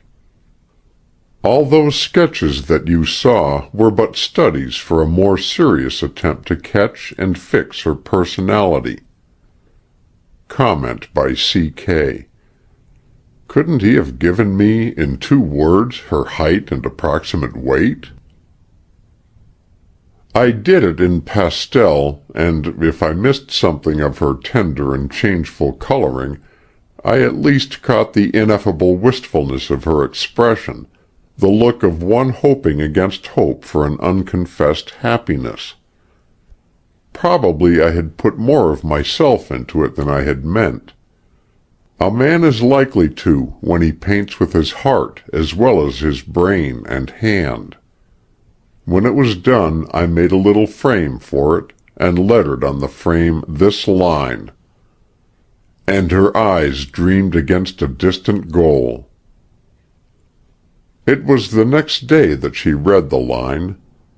I saw the color die from her face and flood back again. "Why did you set that line there?" she breathed, her eyes fixed on me with a strange expression. Comment by C.K. Rossetti again. The dead woman of the beach quoted the House of Life also. "Why not?" I asked. "It seems to express something in you which I have tried to embody in the picture. Don't you like it?" She repeated the line softly, making pure music of it. "I love it," she said. At that, I spoke as it is given to a man to speak to one woman in the world when he has found her. She listened, with her eyes on the pictured face. But when I said to her, "You who will have all my heart, and whose name even I have not, is there no word for me?" she rose, and threw out her hands in a gesture that sent a chill through me. "Oh, no, no!" she cried vehemently. "Nothing, except good-bye. Oh, why did you speak?" I stood and watched her go. At the end of the garden walk she stooped and picked a rose with her gloved fingers. and as she disappeared in the thicket at the top of the hill, I thought she half turned to look. That was 5 interminable days ago. I have not seen her since. I feel it is her will that I shall never see her again. And I must. You understand, Kent? You must find her. I forgot to tell you that when I was sketching her, I asked if she could bring something pink to wear, preferably coral. She came the next time with a string of the most beautiful rose topazes I have ever seen, set in a most curious old gold design. It was that necklace and none other that the woman with the bundle wore, half concealed, when she came here. Today, it is yesterday really, since I am finishing this at 3 a.m., the messenger boy brought me a telegram. It was from my love. It had been sent from Boston, and it read, "Destroy the picture, for my sake. It tells too much of both of us." The message was unsigned. I have destroyed the picture. Help me. F.S. Chapter 4. An Inquiry. Am I running a stranger's rest here? Francis Sedgwick asked of himself when he emerged upon his porch the morning after Kent's visit. The occasion of this query was a man stretched flat on the lawn, with his feet propped up comfortably against the stone wall. In this recumbent posture he was achieving the somewhat delicate feat of smoking a long, thin clay pipe. Except for this plebeian touch, he was of the most unimpeachable elegance. His white serge suit was freshly pressed. His lavender silk hose, descending without a wrinkle under his buckskin shoes, accorded with a lavender silk tie and lavender striped shirt. A soft white hat covered his eyes against the sun glare. To put a point to this foolishness, a narrow silken ribbon, also pure white, depending from his lapel buttonhole, suggested an eyeglass in his pocket. Sedgwick, who had risen late, having returned to his house at daybreak after delivering his manuscript at Kent's hotel, regarded this sartorial marvel with a doubt as to whether it might not be a figment of latent dreams. Making a detour across the grass, he attained to a side view of the interloper's face. It repaid the trouble. It was a remarkable face, both in contour and in coloring. From chin to cheek the skin was white, with a tint of blue showing beneath, but the central parts of the face were bronzed. The jaw was long, lean, and bony. The cheekbones were high. The mouth was large, fine-cut, and firm. The nose solid, set like a rock. At the sound of a footstep, the man pushed his hat downward, revealing a knobby forehead and half-closed eyes, in which there was a touch of somberness, of brooding. The artist remembered having seen that type of physiognomy on the Venetian coins of the 16th century, the likenesses in bronze of men who were of iron and gold, scholars, rulers, and poets. The eyes of the still face opened wide, and fixed themselves on Sedgwick, and the expression of melancholy vanished. "Good morning," said the artist, and then all but recoiled from the voice that replied, so harsh and raucous it was. "You rise late," it said. "I hear your opinion on it," retorted Sedgwick, a bit nettled. "Am I to infer that you have been waiting for me?" "You wouldn't go far wrong." "And what can I do for you before you leave?" said Sedgwick significantly. "Take a little walk with me presently. said the man in another voice, brushing the hat clear of his face. "Kent!" exclaimed the artist. "Well, you appear surprised. What kind of artist are you, not to recognize a man simply because he shaves his beard and affects a false voice? But you're so completely changed. And why this disguise?" "Disguise?" returned the other, astonished in his turn. "I'm not in disguise." "Your clothes, well, except for being offensive, I'd call them foppish." "Not at all," protested the other warmly. "Just because I'm a scientific man, it is to be assumed that I ought to be a frump? I'm fond of good clothes.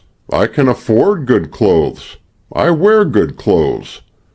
It's a hobby of mine, but I deny that it is a weakness." "Of course not," assented the other, somewhat amused. "By the way, though, your socks and tie don't match." "They do, absolutely," replied the other with asperity. "Perhaps in fact, but not in effect. In matching smooth silk with ribbed silk, you should get the latter one shade lighter."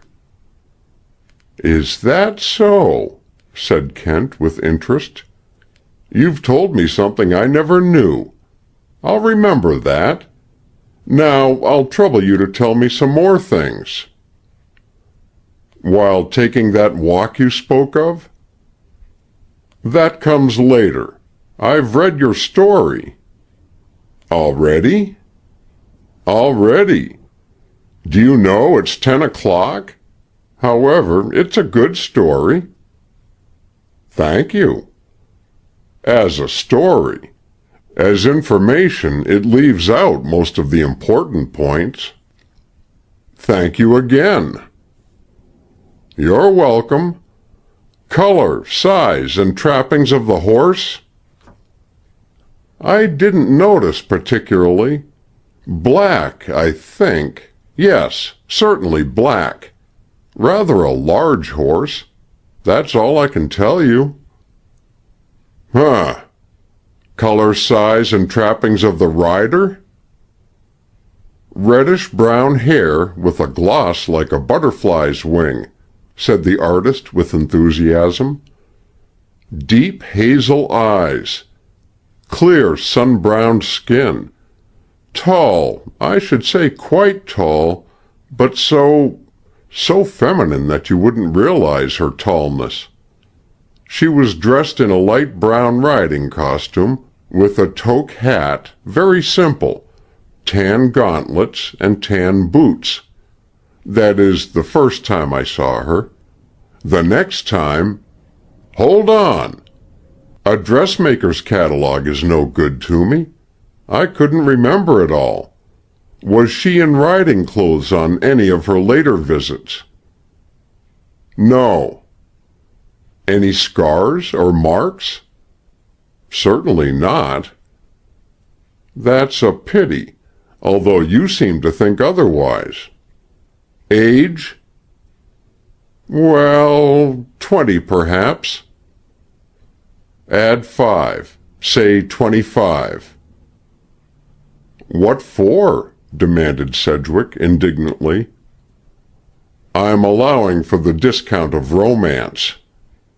Did you notice her boots?" "Not particularly, except that she was always spick and span from head to foot." "Huh! Was it pretty warm the last week she called on you?" "Piping." "Did she show it?"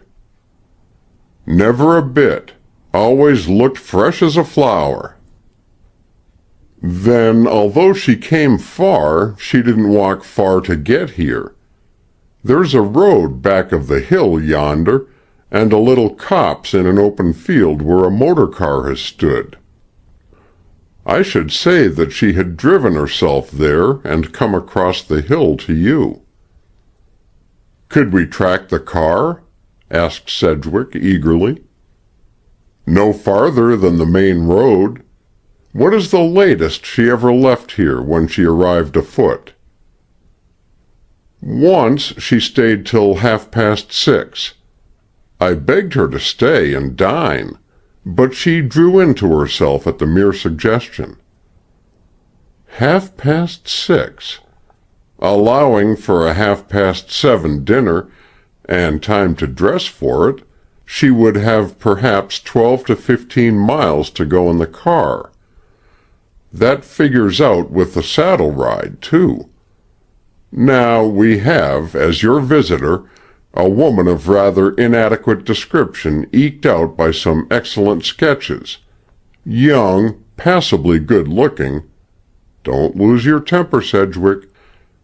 Passably good-looking at least, with command of some wealth, athletic, a traveler, well-informed. The name she gave is obviously not her own, not even, I judge, her maiden name. Sedgwick turned very white. "Do you mean that she is a married woman?" he demanded. "How could you have failed to see it?" returned the other gently. "But what is there to prove it?" "Proof? None. Indication, plenty. Her visits in the first place. A young girl of breeding and social experience would hardly have come to your studio. A married woman might, who respected herself with full confidence, and knew with the same confidence that you would respect her. And, my dear boy," added Kent with his quiet, winning smile, "you are a man to inspire confidence. Otherwise, I myself might have suspected you of having a hand in the death of the woman on the beach." "Never mind the woman on the beach. This other matter is more than life or death. Is that flimsy supposition all you have to go on?" "No. Her travel. Her wide acquaintance with men and events. Her obvious poise. All might be found in a very exceptional girl such as she is. Why shouldn't she tell me if she were married?" "Oh, don't expect me to dissect feminine psychology. There I'm quite beyond my depth. But you'll note she doesn't seem to have told you any slightest thing about herself. She's let concealment, like a worm in the bud, prey on your damask cheek." "Confound your misquotations! It's true, though, but there might be many reasons." "Doubtless. Only my imagination doesn't seem to run to them. And reverting to tangible fact, as clenching evidence, there are her gloves, which she always wore." "What about her gloves?" "You never saw her left hand, did you?" "Oh, I see. You mean the wedding ring. Well, I suppose," continued Sedgwick, with a tinge of contempt in his voice, "she could have taken off her ring as easily as her gloves." There was no answering contempt in Chester Kent's voice as he replied, "But a ring, constantly worn and then removed, leaves an unmistakable mark. Perhaps she gave you greater credit for powers of observation than you deserve. I'm afraid, Frank, that she is a married woman, and I'm sure from reading between your lines that she is a good woman. What the connection between her and the corpse on the beach may be is the problem. My immediate business is to discover who the dead woman is." "And mine," said Sedgwick hoarsely, "to discover the living." "We'll at least start together," replied Kent. "Come." Capacity for silence, that gift of the restful gods, was possessed by both men. Intent each upon his own thoughts, they strode up the hillside and descended into a byway where stood a light runabout, empty, Throwing on the switch, Kent motioned his companion to get in. 20 minutes of curving and dodging along the rocky roads brought them to the turnpike, in sight of the town of Annalaka. Not until then did Kent offer a word. "The inquest is set for 11 o'clock, he said. "All right," said Sedgwick with equal taciturnity. They turned a corner and ran into the fringe of a crowd hovering about the town hall. Halting his machine in a bit of shade, Kent surveyed the gathering. At one point it thickened about a man who was talking eagerly, the vocal center of a small circle of silence. "Elder Dennett," said Kent, "back from Cadystown. You'll have to face the music now." "I'm ready." "You're ready for attack. Are you ready for surprises?" "No one is ever ready for surprise, or it wouldn't be surprise, would it?" "True enough. One word of warning. Don't lose your head or your temper if the suspicion raised against you by Dennett is strengthened by me." "By you?" "Unfortunately. My concern is to get to the bottom of this matter. There is something the sheriff knows that I don't know. Probably it is the identity of the body. To force him into the open, it may be necessary for me to augment the case against you." "Ought I to be ready for arrest?" "Hardly probable at present. No. Go on the stand when you're called and tell the truth, and nothing but the truth." "But not the whole truth?" "Nothing of the necklace. You won't be questioned about that.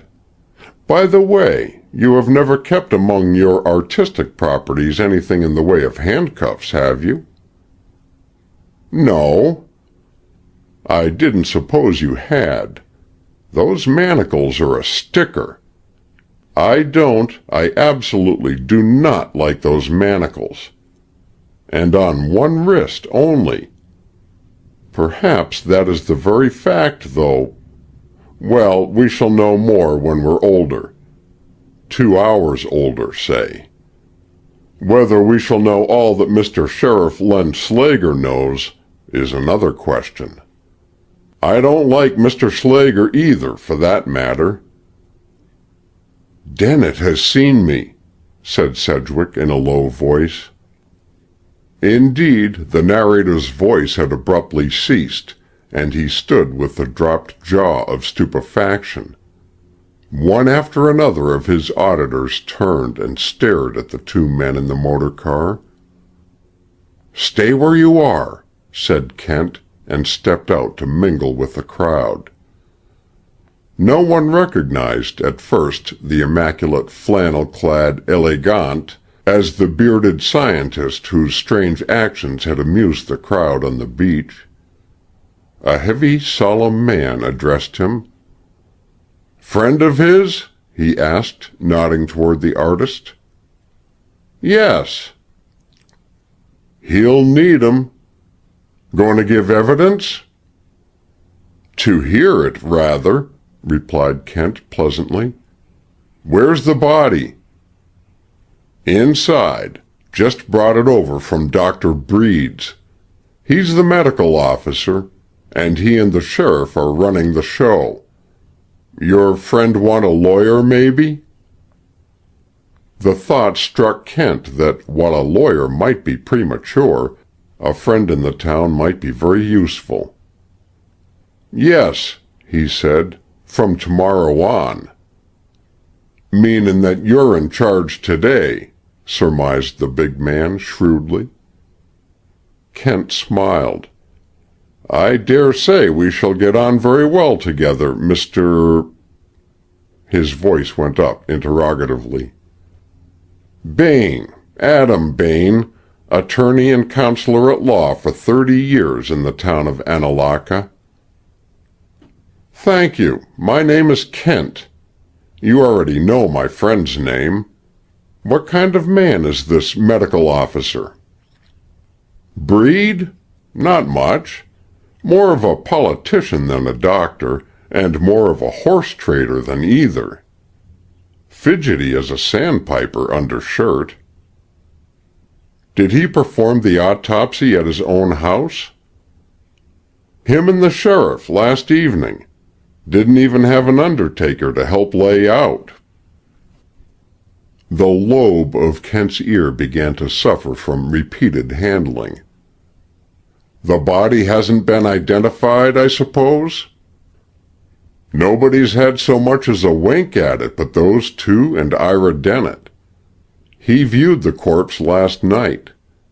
That's why I guess your friend needs his friends, and maybe a lawyer.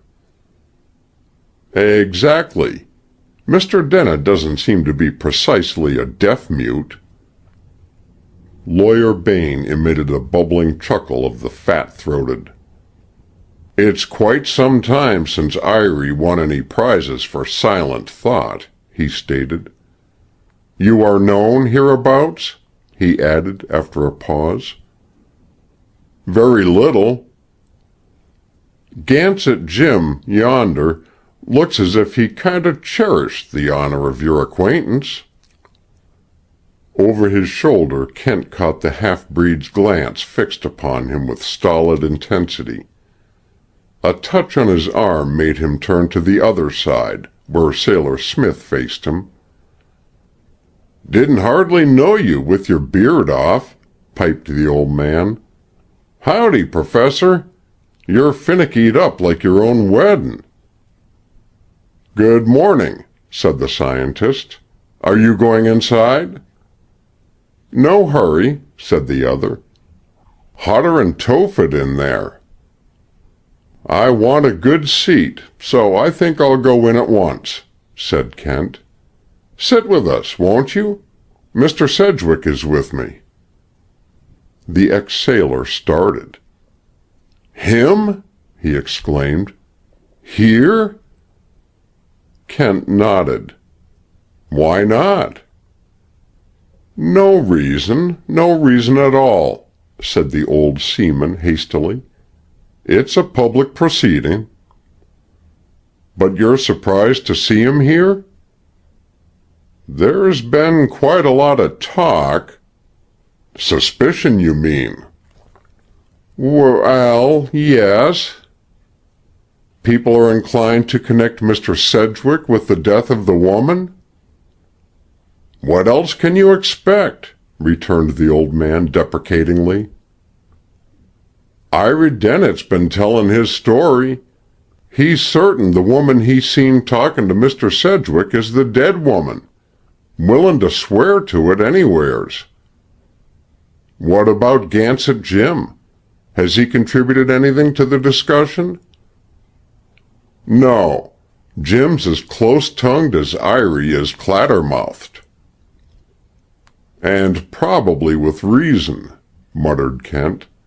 Well, I'll look for you inside. He returned to join Sedgwick. Together they entered the building, while behind them a rising hum testified to the interest felt in them by the villagers. Within, a tall, wizened man with dead, fishy eyes stalked nervously to and fro on a platform, beside which a hastily constructed coffin with a hasped cover stood on 3 sawhorses.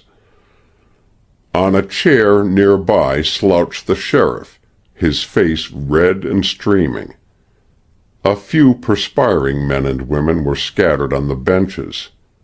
Outside, a clock struck 11. There was a quick inflow of the populace, and the man on the platform lifted up a chittering voice. Feller citizens, he said, as medical officer, I declare these proceedings opened. Meaning no disrespect to the deceased, we want to get through as spry as possible. First, we will hear witnesses. Anybody who thinks he can throw any light on this business can have a hearing. Then those as wants may view the remains. The burial will take place right afterwards, in the town burying ground, our fellow citizen and sheriff, Mr. Len Schlager, having volunteered the expenses." "That man," said Sedgwick in Kent's ear, "is a great deal more nervous this minute than I am." "Perhaps he has more cause to be," whispered the scientist. "Here comes the first witness." A sheep herder had risen in his place, and without the formality of an oath, told of sighting the body at the edge of the surf at 7 o'clock in the morning. Others, following, testified to the position on the beach, the lashing of the body to the grating, the wounds, and the manacles. Dr. Breed announced briefly that the deceased had come to her death by drowning, and that the skull had been crushed in, presumably when the waves hammered the body upon the reefs. "Then the corpse must have come from a good ways out," said Sailor Smith, "for the reefs wouldn't catch it at that tide." "Nobody knows how the dead come to Lonesome Cove," said the sheriff in his deep voice. There was a murmur of assent. The people felt a certain pride in the ill-omened locality. Elder Ira Dennett was the next and last witness called.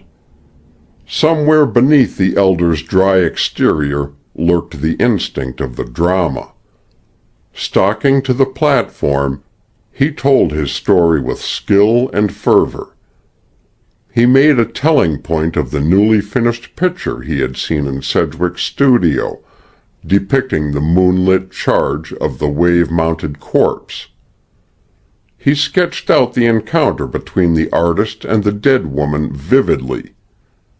As he proceeded, the glances turned upon Sedgwick darkened from suspicion to enmity. Kent was almost ready to wish that he had come armed, when Dennett, with a final fling of his arm toward the artist, stepped from the platform and resumed his seat, amid a surcharged silence. Then Sedgwick rose. He was white, but his voice was under perfect control as he said, "I presume I have the right to be heard in my own defense?" "Nobody's accused you yet," growled Schlager. "Public opinion accuses me. That is not to be wondered at, in view of what Elder Dennett has just told you.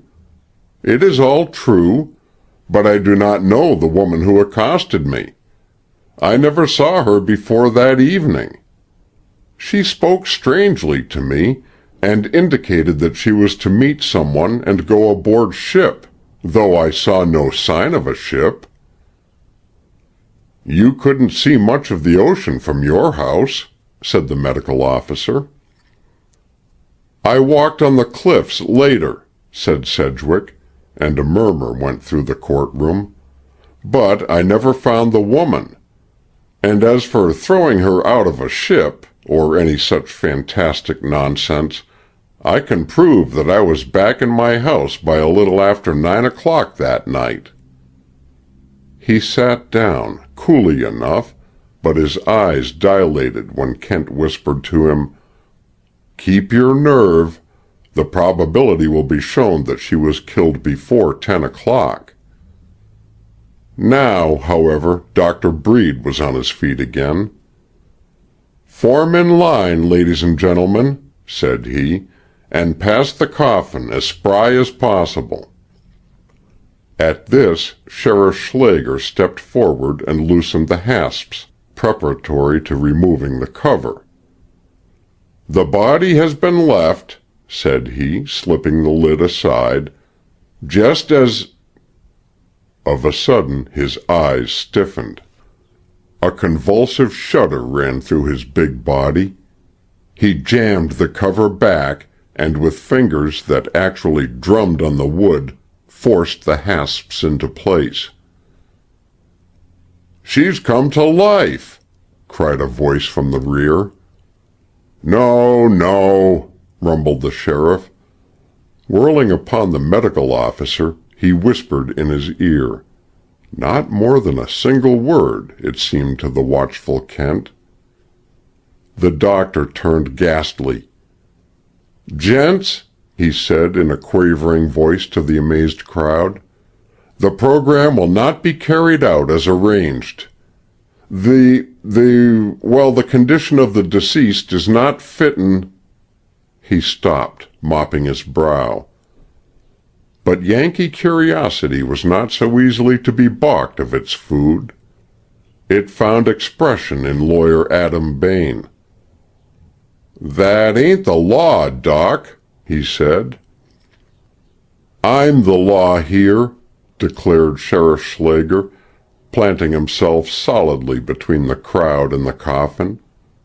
One hand crept slowly back toward his hip. "Don't pull any gun on me," retorted the lawyer quietly. "It ain't necessary." "You heard Doc Breed say the body wasn't fittin' to be viewed," pursued the sheriff. "That's all right, too, but the doc hasn't got the final word. The law has." A quick murmur of assent passed through the room. "And the law says," continued Bain, "that the body shall be duly viewed. Otherwise, and the deceased being buried without view, an order of the court to exhume may be obtained." "Look at Breed," whispered Kent to Sedgwick. The medical officer's lips were gray as he leaned forward to pluck at the sheriff's arm. There was a whispered colloquy between them.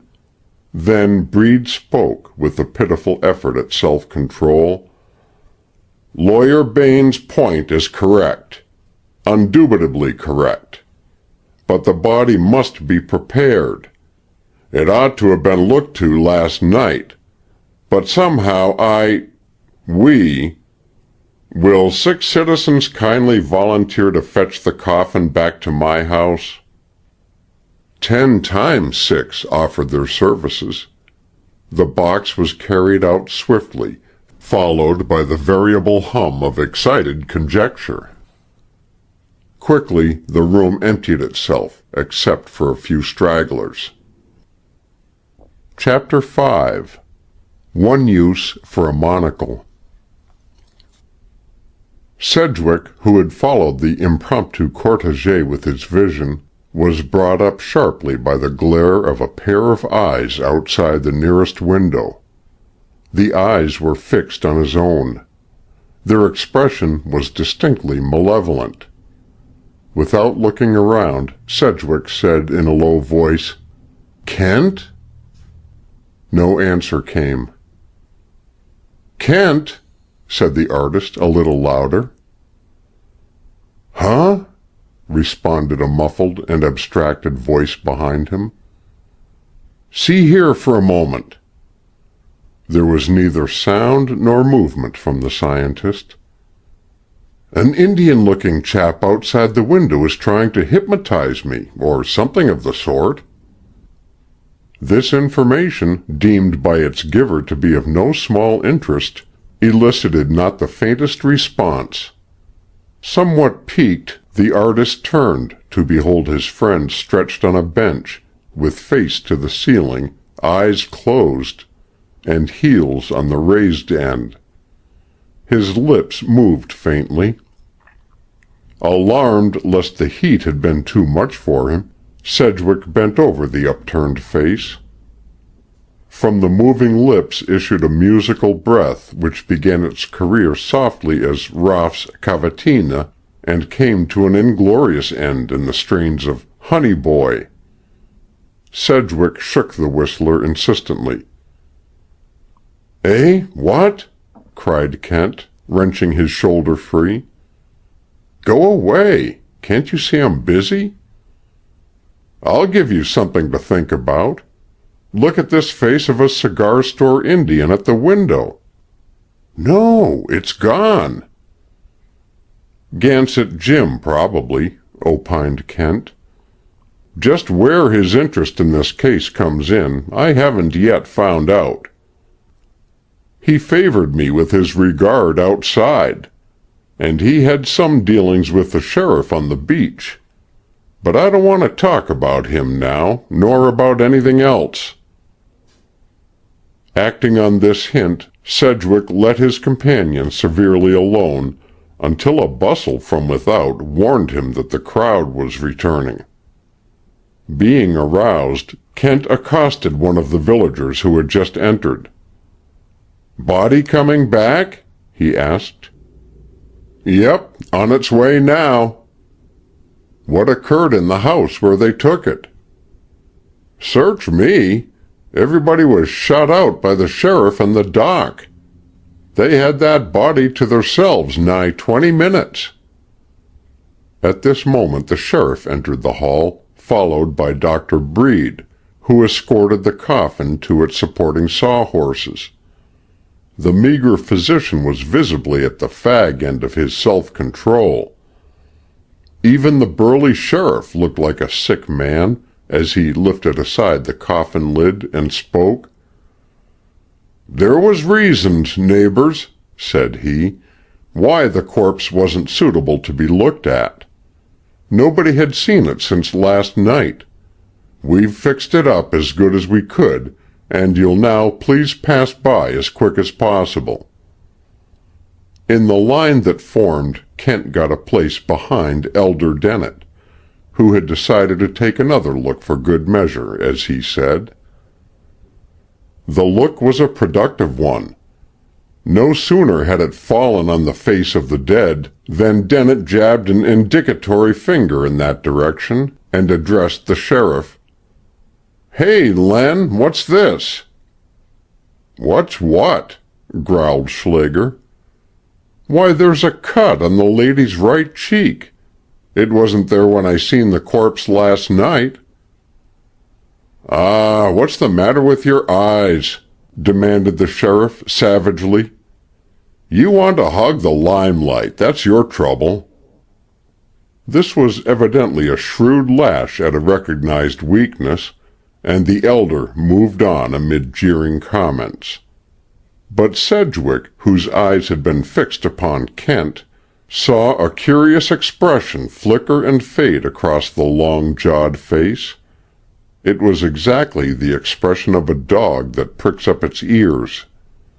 The next moment a titter ran through the crowd as a bumpkin in a rear seat called out, "The dude's eyes ain't mates." Chester Kent, already conspicuous in his spotless white flannels, had made himself doubly so by drawing out a monocle and deftly fixing it in his right eye. He leaned over the body to look into the face, and his head jerked back the merest trifle. Bending lower, he scrutinized the unmanacled right wrist. When he passed on, his lips were pursed in the manner of one who whistles noiselessly. He resumed his seat beside Sedgwick. His eyes grew dull and melancholy. One would have thought him sunk in a daze or a doze while the procession filed past the unknown dead. His monocle, which had dropped from his eye as he turned from the coffin, dangled against his hand. Chancing to look down at it, Sedgwick started and stared. Kent's knuckle, as seen through the glass, stood forth, monstrous and distorted, every line of the bronze skin showing like a furrow. The monocle was a powerful magnifying lens. The sheriff's heavy voice rose. "Anyone here present recognize or identify the deceased?" He droned, and, without waiting for a reply, set the lid in place and signaled to the medical officer. "Fellow citizens," began the still-shaking physician, "we don't need any jury to find that this unknown drowned woman—" "The deceased was not drowned." Emerging from his reverie, Chester Kent had leisurely risen in his place and made his statement. "Not drowned?" gasped the medical man. "Certainly not, as you must know if you made an autopsy." "No autopsy was necessary," replied the other quickly. "There's plenty of testimony without that. We've heard the witnesses that saw the drowned body on the grating it washed ashore on." "The body never washed ashore on that grating." A murmur ran through the crowd. "How do you figure that?" called a voice. "On the underside of the grating I found a cocoon of a common moth. Half an hour in the water would have soaked the cocoon through and killed the insect inhabitant. The insect was alive." "How'd the grating get there, then?" "Dragged down from the high-water mark on the beach. It was an old, half-rotted affair such as no ship would carry. Ask Sailor Smith." "That's true," said the old seaman with conviction. "You're an expert, Mr. Smith. Now, was that grating large enough to float a full-grown human body?" "Why, as to that, a body ain't but a mite heavier than the water. I should say it'd just barely float it, maybe." "Exactly. But plus several pounds of clothing and some dead metal extra?" "No." "The clothes would have been soaked, and handcuffs weigh something," said Kent calmly. "There might have been extra spars under the grating that got pounded loose on the beach and washed away," propounded the medical officer desperately. "Look at the face," said Kent with finality. "This is a bad coast. Most of you have seen drowned bodies. Did anyone ever see an expression of such terror and agony on the face of one who came to death by drowning?" "No, by thunder!" shouted somebody. "He's right!" Others took up the cry. Clamor rose and spread in the room. The sheriff silenced it with a stentorian voice. "What are you trying to get at?" he demanded, facing Kent. "The truth. What are you?"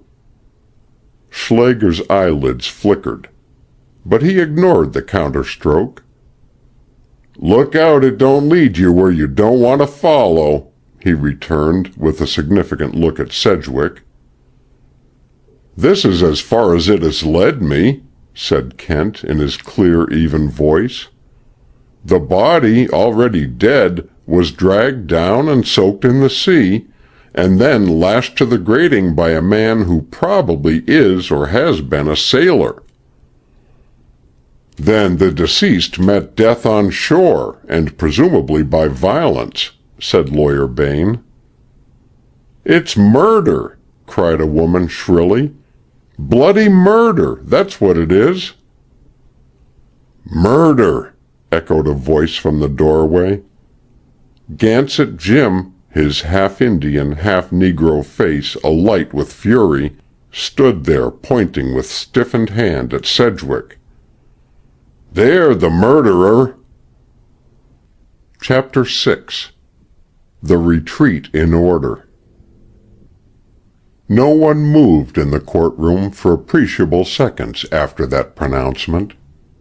As a flashlight photograph fixes an assemblage poised, with eyes staring in one direction, thus the half-breed's words had cast a spell of immobility over all.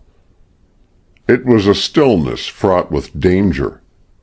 No man could say in what violent form it might break. First to recover from the surprise was the sheriff. "You, Jim, set down," he shouted. "If there's to be any accusin' done here, I'll do it." "I do it," persisted the half-breed. "Blood is on his hand. I see it." Involuntarily Sedgwick looked at his right hand. There was a low growl from the crowd. "Steady," came Kent's voice at his elbow. "Mistakes like that are Judge Lynch's evidence." "Where was he the night of the killin'?" cried Gansett Jim. "Asked him. Where was he?" "Where was you, if it comes to that?" retorted the sheriff, and bit his lip with a scowl. At that betrayal, Chester Kent's eyelids flashed up, and instantly drooped again into somberness. "This hearing is adjourned," twittered the medical officer. "Burial of the unknown will take place at once. All are invited." "Invitation respectfully declined," murmured Sedgwick to Kent. "I don't know that I'm exactly frightened, but I think I'd breathe easier in the open country." "Well, I'm exactly frightened," replied Kent in the same tone.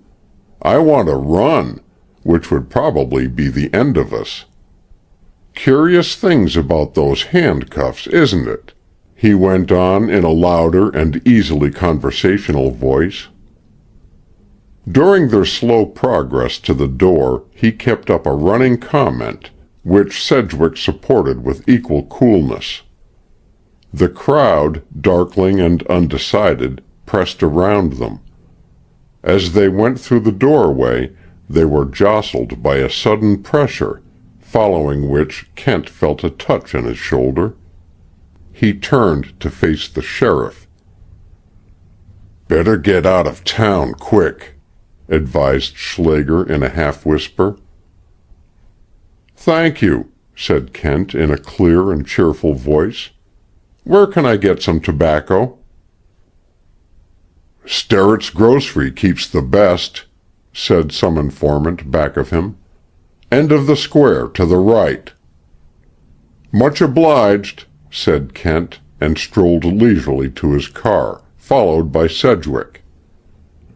As they took their seats and started slowly through the crowd, Sedgwick inquired earnestly, "Do you crave tobacco at this particular moment worse than you do the peace and loneliness of the green fields?"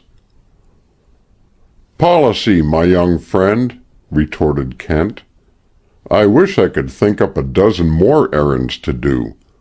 The more casually we get out of town, the less likely we are to be followed by a flight of rocks. I don't want a perfectly good runabout spoiled by a mob." Both of them went into Sterrett's store, where Kent earned the reputation from Sterrett of being "awful dang choosy about what he gets," and came out into a considerable part of the populace, which had followed. As they re-embarked, the sheriff put his foot on the running board. "Better take my tip," he said significantly. "Very well," returned Kent. "There will be no arrest, then?" "Not just now." A peculiar smile slid sidewise off a corner of the scientist's long jaw. "Nor at any other time," he concluded. He threw in the clutch, leaving Schlager with his hand in his hair, and the crowd, which might so easily have become a mob, to disperse, slowly and hesitantly, having lacked the incentive of suggested flight on the part of the suspects to be sparked to its powder. When the car had won the open road beyond the village, Sedgwick remarked, "Queer line the sheriff is taking."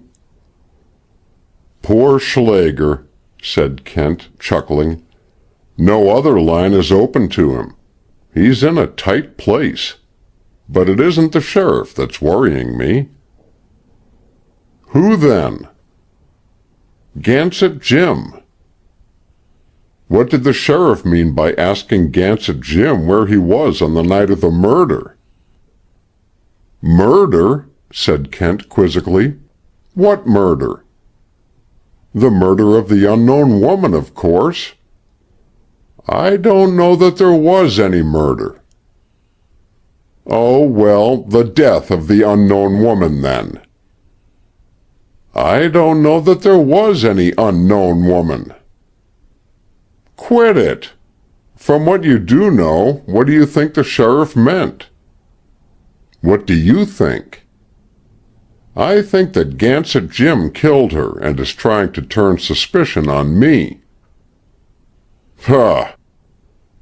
But if the sheriff knows where Gansett Jim was at the time of the killing, he can't suppose me guilty.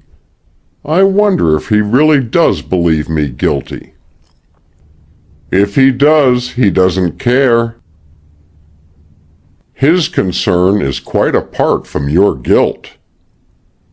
It's too much for me, confessed the artist. And for me. That is why I am going back to the village. But I thought you were frightened.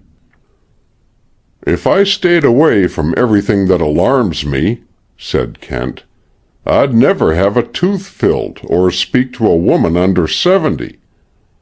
I'm a timid soul, Sedgwick, but I don't think I shall be in any danger in Annalaka so long as I'm alone. Here we are. Out with you. I'll be back by evening. Chapter 7. Simon P. Groot Does Business. To his surprise, Kent, turning into the village square, found the crowd still lingering. A new focus of interest had drawn it to a spot opposite Sterrett's store, where a wagon, decorated in the most advanced style of circus art, shone brilliant in yellow and green. Bright red letters across the front presented to public admiration the legend, Simon P. Groot, Simon Pure Goods. A stout projection rested on one of the rear wheels. Here stood the proprietor of the vehicle, while behind him in a window were displayed his wares. It was evident that Simon P. Groot followed the romantic career of an itinerant hawker, dealing in that wide range of commodities roughly comprised in the quaint term Yankee notions. Before the merchandising voice came to the new arrival's ears as anything more than a confused jumble, Kent was struck with the expansive splendor of the man's gestures, the dignity of his robust figure, and the beauty of a broad whitening beard that spread sidewise like the ripples from a boat's stern. Two blemishes unhappily marred the majesty of Simon P. Groot's presence: a pair of pinhead eyes, mutually attracted to each other, and a mean and stringent little voice. Freed of these drawbacks, his oratory might well, one could not but feel, have rolled in any of our legislative chambers more superbly and just as ineffectually as much of the other oratory therein practiced. That the Annalakans were truly spellbound by it was obvious.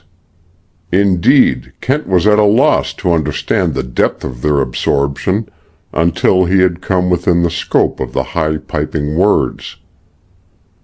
"There, gentlemen and ladies," Simon P. Groot was saying, "there, in that place of vast silences and infolding shadows, I met and addressed one who was soon to be no more.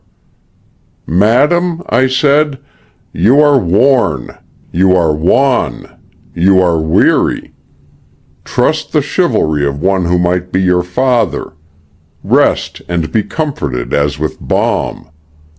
Standing by the roadside, she drooped like a flower.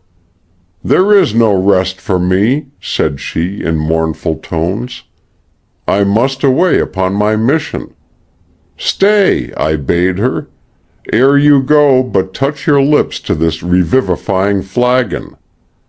De Lorimer's life-giving tonic, free from intoxicants, poisons, and deception, a boon to the blood, a balm to the nerves, a prop to the flagging spirit.'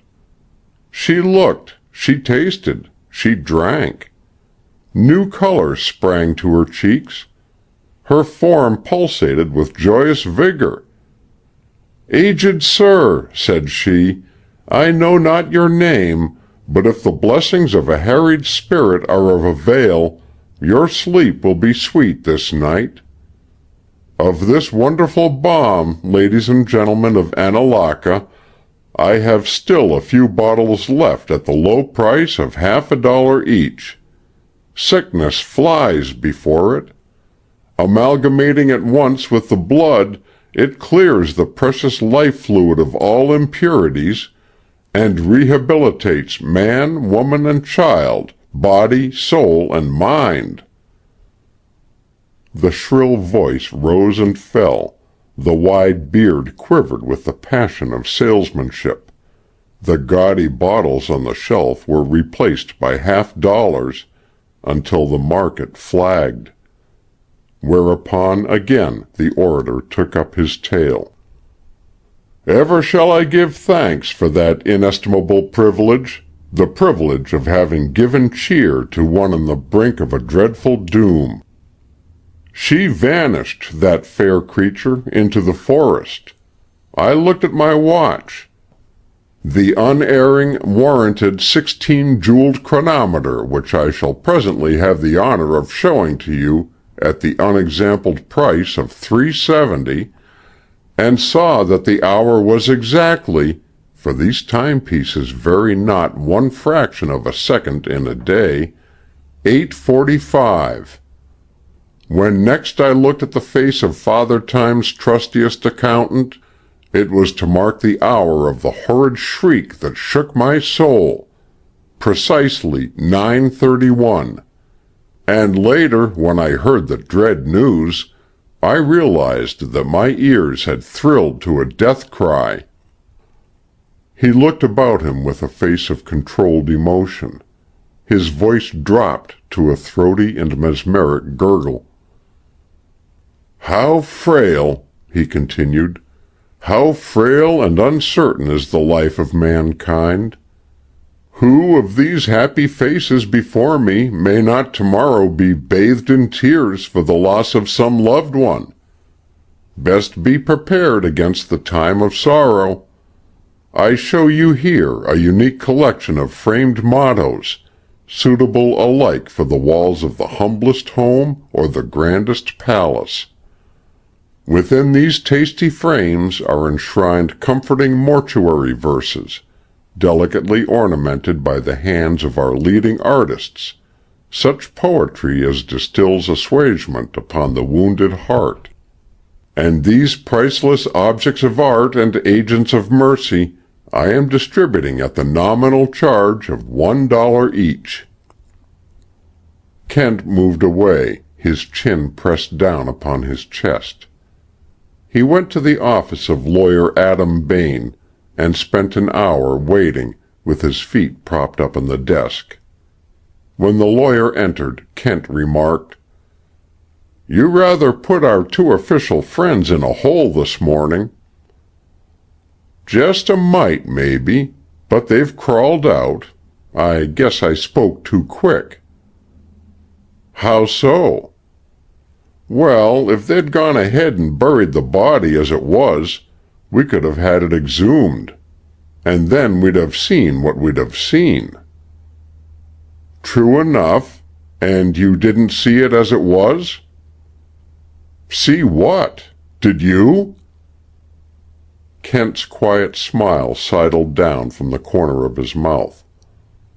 "Suppose," he said, "you give me the fullest possible character sketch of our impulsive friend, the sheriff." Half an hour was consumed in this process. At the end of the time, Kent strolled back to the square where Simon P. Groot had been discoursing. There he found the ornate wagon closed, and its ornate proprietor whistling over some minor repairs that he had been making. An invitation to take a ride in Kent's car was promptly accepted. "Business first," said Kent. "You're a seller. I'm a buyer. You've got some information that I may want. If so, I'm ready to pay. Was any of your talk true?" "Yep," replied Simon P. Groot austerely. "It was all true but the frills." "Will you trim off the frills for $10? Fair dealing for a fair price is my motto. You'll find it in gilt lettering on the back of the wagon." "I will." "What were you doing on Hawkill Cliffs?" "Sleeping in the wagon." "And you really met this mysterious wanderer?" "Sure as you're standing there." "What passed between you?" "I gave her good evening, and she spoke to me fair enough, but queer, and said that my children's children might remember the day. Now, I ain't got any children to have children, so I wouldn't have thought of it again but for the man that came inquiring after her." "When was that?" "Not 15 minutes after." "Did you tell the crowd here that?" "Yep. I sold 24 wedding rings on the strength and romance of that point. From my description, they allowed it was a painter man named Sedgwick. I thought maybe I'd call in and have him touch up the wagon a bit where she's rusty." "And you heard the woman cry out less than an hour later?" "That's a curious thing. I'd have almost sworn it was a man's voice that yelled. It went through me like a sharpened icicle." "All this was night before last. What have you been doing meantime?" "Drove over to Marcus Corners to trade yesterday. There I heard about the murder and came back here to make a little business out of it. I've done fine." "You made no attempt to trace the woman?" "Look here," said Simon P. Groot after a spell of thoughtfulness. "Your $10 is good, and you're a gent all right, but I think I've talked a little too much with my mouth around here, and I'm afraid they might dig up this lady and start something new and want me for a witness. Witnessing is bad for business." "I'm safe," said Kent. "So far, so good. Now, would it be worth $5 to you, likely a relic of the murderer?" suggested the old man. "Quite likely." "Mum's the word, then, for my part in it. That next morning I followed her trail a ways. You see, the yell in the night had got me interested. It was an easy trail to follow for a man that's acquainted in the woods, and I used to be a yard grubber. Do a little of it now, sometimes. She'd met somebody in a thicket. I found the string and the paper of the bundle she was carrying there. Then there was a fight of some sort, for the twigs were broken right to the edge of the thicket, and the ground stamped down. One or both of 'em must have broken out into the open, and I lost the trail. But this is what I found on a hazel bush. Do I win the 5 on it?" Kent's eyes drooped, fixing themselves on a small object which the other had laid on his knee. His lips pursed. Nothing that could be interpreted as an answer came from them. Simon P. Groot waited with patience. Finally he said, "That's an awful pretty tune you're whistling, mister, but sad, and terrible long. What about the 5? Do we trade?" The car came to a stop. Digging into his pocket, Kent produced a bill which he handed over, and still whistling the long meter "China," took possession of Simon P. Groot's relic. It was an embroidered silver star, with a few torn wisps of cloth clinging to it. Chapter 8. Reckonings. "Facts that contradict each other are not facts," pronounced Chester Kent. Fumes of tobacco were rising from 3 pipes hovered about the porch of the nook where Kent, Sedgwick, and Lawyer Bain were holding late council. A discouraged observation from the artist had elicited Kent's epigram. "Not all of them, anyhow," said Bain. "The chore in this case is to find facts enough to work on." "On the contrary," declared Kent, "facts in this case are as plentiful as blackberries. The trouble is that we have no pail to put them in." "Maybe we could borrow Len Schlager's," suggested the lawyer, dryly. Kent received this with a subdued snort. "It is remarkable that the newspapers haven't sent men down on such a sensational case," he said. "On the contrary to you, sir," retorted Bain. "So much fake stuff has come out of Lonesome Cove that the papers discount any news from here." "All the better. The only thing that worries me more than the stupidity of professional detectives is the shrewdness of trained reporters. At least we can work this out in our own way." "We don't seem to be getting much of anywhere," complained Sedgwick. "Complicated cases don't clear themselves up in a day," remarked Kent. "In this one we've got opponents who know more than we do." "Schlager?" asked the lawyer. "And Dr. Breed. Also, I think, Gansett Jim. What do you think, Mr. Bain, is the mainspring of the sheriff's action?" "Money," said the lawyer with conviction. "He's as crooked as a snake with the colic." "Would it require much money to influence him?" "As much as he could get. If the case was in the line of blackmail, he'd hold out strong. He's shrewd." "Dr. Breed must be getting some of it." "Oh, Tim Breed is Len's little dog.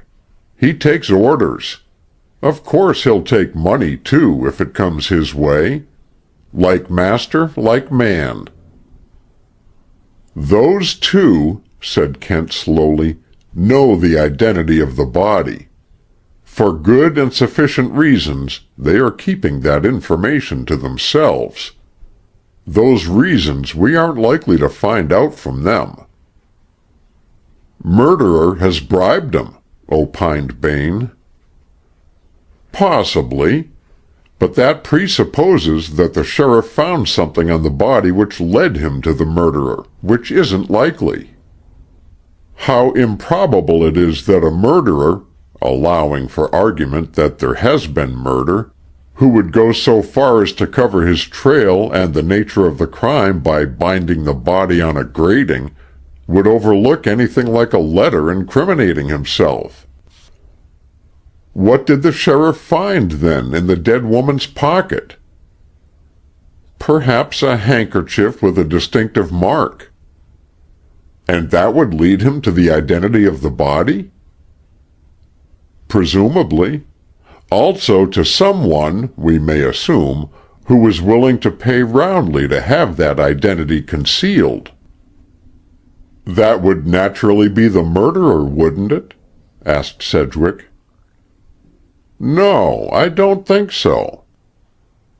It looks to me so, said the lawyer. He's the one naturally interested in concealment. I'm almost ready to dismiss the notion of a murderer at all. Why so? Demanded both the others. Because there was no murder, probably. How do you make that out? Queried Bain. From the nature of the wounds that caused death. They look to me to be just such wounds as would be made by a blow with a heavy club. Several blows with a heavy club might have caused such wounds, but the blows would have had to be delivered peculiarly. A circle on the skull, 6 inches in diameter, impinging on the right ear, is crushed in. If you can imagine a man swinging a baseball bat at the height of his shoulder, repeatedly and with great force, at the victim's head, you can infer such a crushing in of the bone. My imagination hardly carries me so far. Beating down from above would be the natural way, said Bain. Certainly. No such blow ever made that wound. Then how was it made? Asked Sedgwick. Probably by a fall from the cliff to the rocks below. And the fall broke the manacle from the right wrist? The broken manacle was never on the right wrist. That's merely conjecture, said the lawyer. No, it's certainty. A blow heavy enough to break that iron, old as it is, must have left a mark on the flesh. There was no mark. Why should anyone put one handcuff on a woman and leave the other dangling? Suppose the other was not left dangling. Where was it then? On the wrist of some other person, possibly.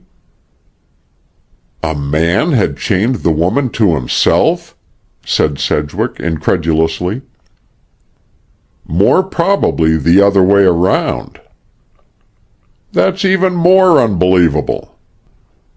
Not if you consider the evidence. You will remember that your mysterious visitor, while talking with you, carried a heavy bundle. The manacles were, I infer, in that.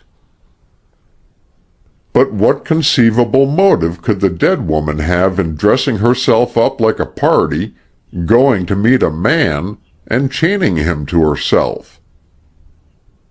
When you have a bizarre crime, you must look for bizarre motives.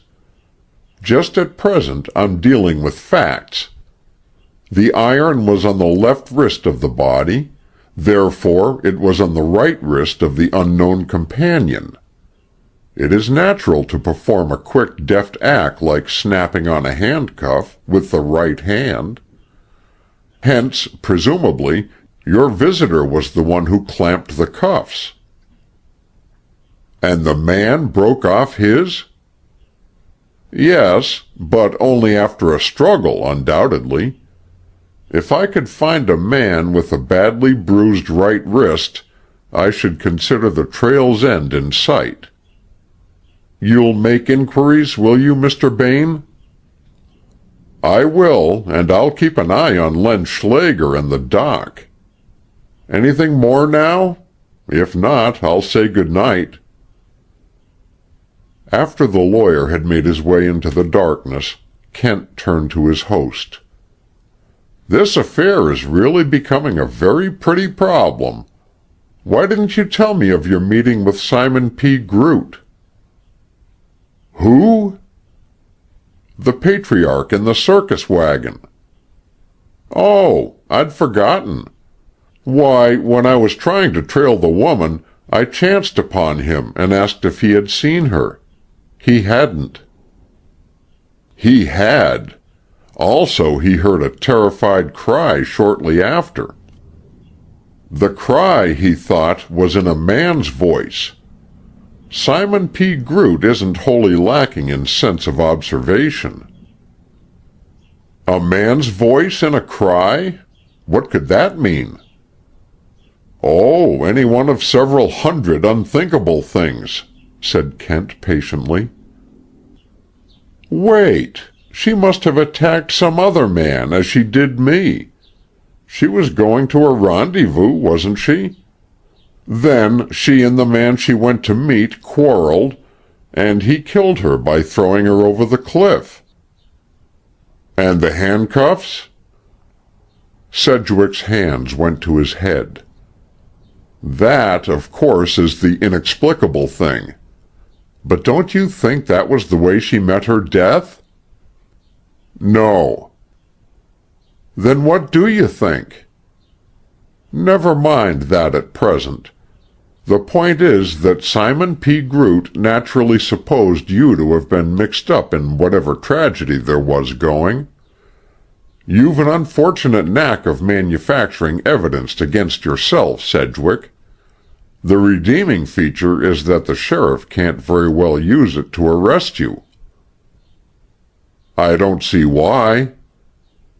Kent chuckled. "Don't you see that the last thing the sheriff wants to do is arrest anybody?" "No, I don't." "Why, he has the body safely buried now. You'll remember that he was in a great hurry to get it buried. Identification is what he dreaded. Danger of identification is now over. If anyone should be arrested, the body would be exhumed and the danger would return in aggravated form. No, he wants you suspected, not arrested." "He is certainly getting his wish." "For the present. Well, I'm off." "Why don't you move your things from the hotel and stay here with me?" suggested Sedgwick. "Getting nervous?" inquired Kent. "It isn't that, but I think I could make you more comfortable." Kent shook his head. "Thank you, but I don't believe I'd better. When I'm at work on a case, I need privacy." "And so you stick to a public hotel? Queer notions you have of privacy." "Not at all. A hotel is absolutely mine to do with as I please, as long as I pay my bills. I'm among strangers. I'm not interfered with. No house, not even a man's own, can possibly be so private as a strange hotel." "Perhaps you're right," admitted the other with a laugh. Then, lapsing into pronounced gloom for the first time, he said, "It seems pretty tough that I should be in all this coil and tangle because a crazy woman happened by merest chance to make a call on me." Kent's pipe glowed in the darkness and silence before he replied. Then he delivered himself as follows. "Sedgwick," puff, "try," puff, "to forget if you can," puff, puff, "that stuff about the crazy woman," puff, puff, puff. "Forget it? How should I? Why should I?" "Because," puff, "you're absolutely on the," puff, puff, "wrong track. Good night." Slowly Kent climbed the road to the crest of the hill, then stopped and looked back into the studio, which had sprung into light as soon as he left. Sedgwick's figure loomed, tall and spare, in the radiance. The artist was standing before his easel, looking down at it fixedly. Kent knew what it was that he gazed on, and as the lovely, wistful girl face rose in his memory, he sighed a little. "I mustn't forget that quest," he said. Poor old Sedgwick. But, once in his room, the picture faded, and there came before his groping mental vision instead the spectacle of the two dark figures, chained together and battling, the one for life, the other for some mysterious elusive motive that fluttered at the portals of his comprehension like a half-remembered melody. And the second struggling figure, whose face was hidden, flashed in the moonlight with the sheen of silver stars against black. Chapter 9. Chester Kent Declines a Job.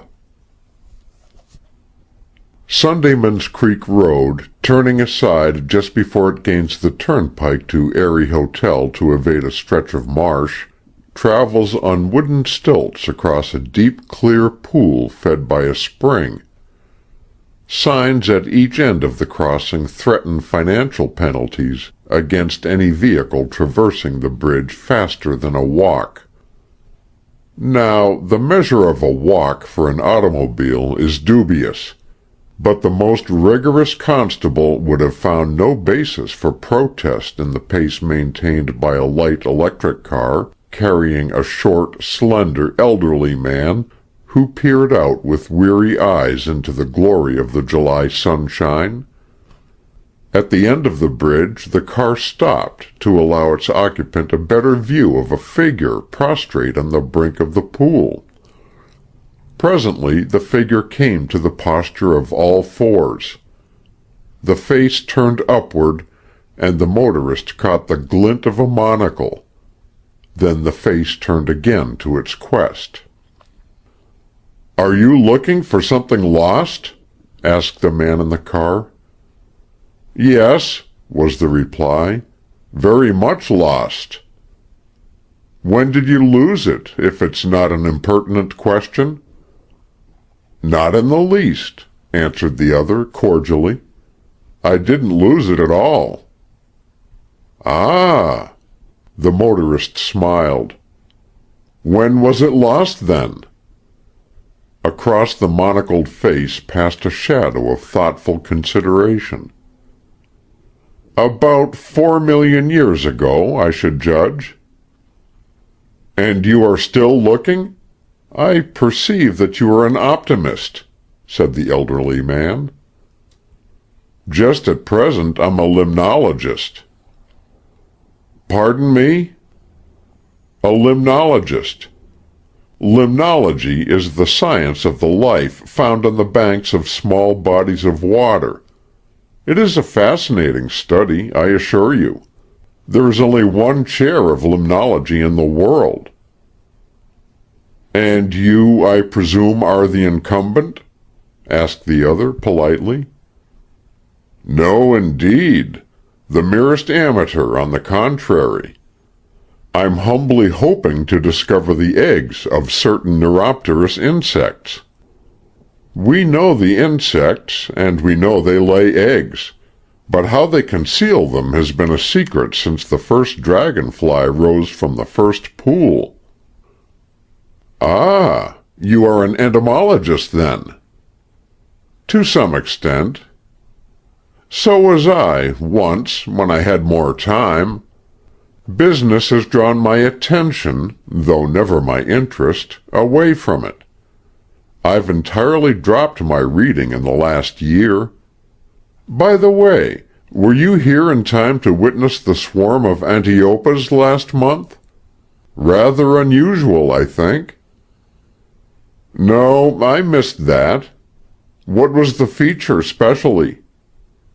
"The suddenness of the appearance. You know, Helmond says that—" "Pardon me, who?" "Helmond, the Belgian." "Oh, yes, certainly. Go on." The stranger went on at some length. He appeared to be an interested rather than a learned student of the subject. As he talked, sitting on the step of his car, from which he had descended, the other studied him, his quiet but forceful voice, his severely handsome face, with its high brows, harsh nose, and chiseled outlines, from which the eyes looked forth, thoughtful, alert, yet with the gaze of a man in pain. Presently he said courteously, "If you are going back to the hotel, may I take you along? I am Alexander Blair." "Thank you. I'll be glad of a lift. My name is Chester Kent." "Not the Professor Kent of the Ramsay case?" "The same. You know, Mr. Blair, I've always believed that you had more of a hand in Ramsay's death than I. Now, if you wish to withdraw your offer of a lift—" "Not at all. A man who has been so abused by the newspapers as I can stand a little plain speaking. For all that, on my word, Professor Kent, I had no hand in sending Ramsay on that dirty business of his." The scientist considered him thoughtfully. "Well, I believe you," said he shortly, and got into the machine. "This meeting is a fortunate chance for me," said Blair presently. "Chance?" murmured Kent interrogatively. The car swerved sharply, but immediately resumed the middle of the road. "Certainly, chance," said the motorist. "What else should it be?" "Of course," agreed Kent. "As you say." "I said fortunate," continued the other, "because you are, I believe, the very man I want. There is an affair that has been troubling me a good deal. I haven't been able to look into it personally because of the serious illness of my son, who is at my place on Sundayman's Creek. But it is in your line, being entomological and perhaps criminal." "What is it?" asked Kent. "An inexplicable destruction of our stored woolens by the clothes moth. You may perhaps know that I am president of the Kinsella Mills. We've been having a great deal of trouble this spring, and our superintendent believes that some enemy is introducing the pest into our warehouses. Will you take the case?" "When?" "Start tonight for Connecticut." Chester Kent's long fingers went to the lobe on his ear. "Give me until 3 o'clock this afternoon to consider. Can I reach you by telephone?" "Yes, at Hedgerow House, my place." "That is how far from here?" 14 miles, but you need not come there. I could return to the hotel to conclude arrangements. And I think," he added significantly, "that you would find the project a profitable one." "Doubtless. Are you well acquainted with this part of the country, Mr. Blair?" "Yes, I've been coming here for years." "Is there an army post nearby?" "Not within 100 miles." "Nor any officers on special detail about?" "None, so far as I know." Kent produced from his pocket the silver star with the shred of cloth hanging to it. "This may or may not be an important clue to a curious death that occurred here 3 days ago." "Yes, I've heard something of it," said the other indifferently. "I took it to be mostly gossip." "Before the death there was a struggle. The star was found at the scene of the struggle." "It looks like the star from the collar of an officer. I should say positively that it was from an Army or Navy uniform." "Positiveness is the greatest temptation and snare that I have to fight against," remarked Chester Kent. "Otherwise I should say positively that no officer, going to a dubious rendezvous, would wear a uniform which would be certain to make him conspicuous. Are you yourself an expert in woolen fabrics, Mr. Blair?" "I have been." "Could you tell from that tiny fragment whether or not the whole cloth is all wool?" Without replying, Blair gave the steering handle a quick sweep, and the car drew up before a drug store. He took the star and was gone a few minutes. "Not all wool," he announced on his return. "Exit the Army or Navy officer," remarked Kent. "Why so?" "Because regulations require all wool garments, and get them. What is the fabric?" "A fairly good mixture, from the very elemental chemical test I made. Something in the nature of a worsted batiste, I should judge, from what I could make out under the inferior magnifying glass that they loaned me." "Thank you, Mr. Blair. You've eliminated one troublesome hypothesis for me. I'll telephone you before 3 o'clock. Good day." From the woolen manufacturer, Chester Kent went direct to the Martindale Center Library, where he interviewed the librarian. "Do you get the Agriculture Department publications?" "Yes." "Have you a pamphlet issued by the Bureau of Entomology, Helmond, on the swarm phenomenon in Lepidoptera?" "Yes, sir. It was inquired for only yesterday by Mr. Blair." "Ah, yes. He's quite interested in the subject, I believe." "It must be quite recent, then," said the librarian.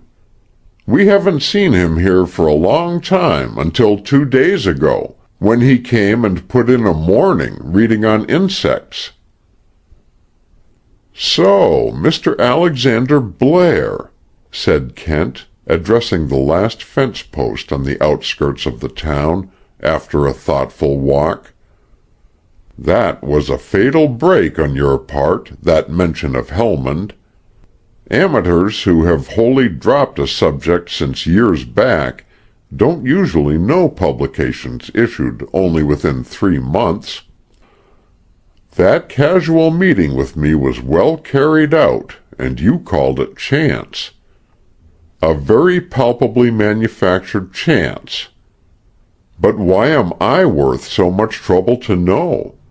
And why does Alexander Blair leave a desperately ill son to arrange an errand for me at this particular time? And is Hedgerow House, 14 miles distant, and possessing just such an electric car as a woman would use in driving round the country, perhaps the place whence came Sedgwick's sweet lady of mystery? Finally, what connection has all this with the body lying in Annalaka burying ground? Eliciting no reply from the fence post, Kent returned to the Eyrie, called up Hedgerow House, and declined Blair's proposition. Early that evening Francis Sedgwick came to the hotel. The clerk, at first negligent, pricked up his ears and exhibited unmistakable signs of human interest when he heard the name, for the suspicion attaching to the artist had spread swiftly.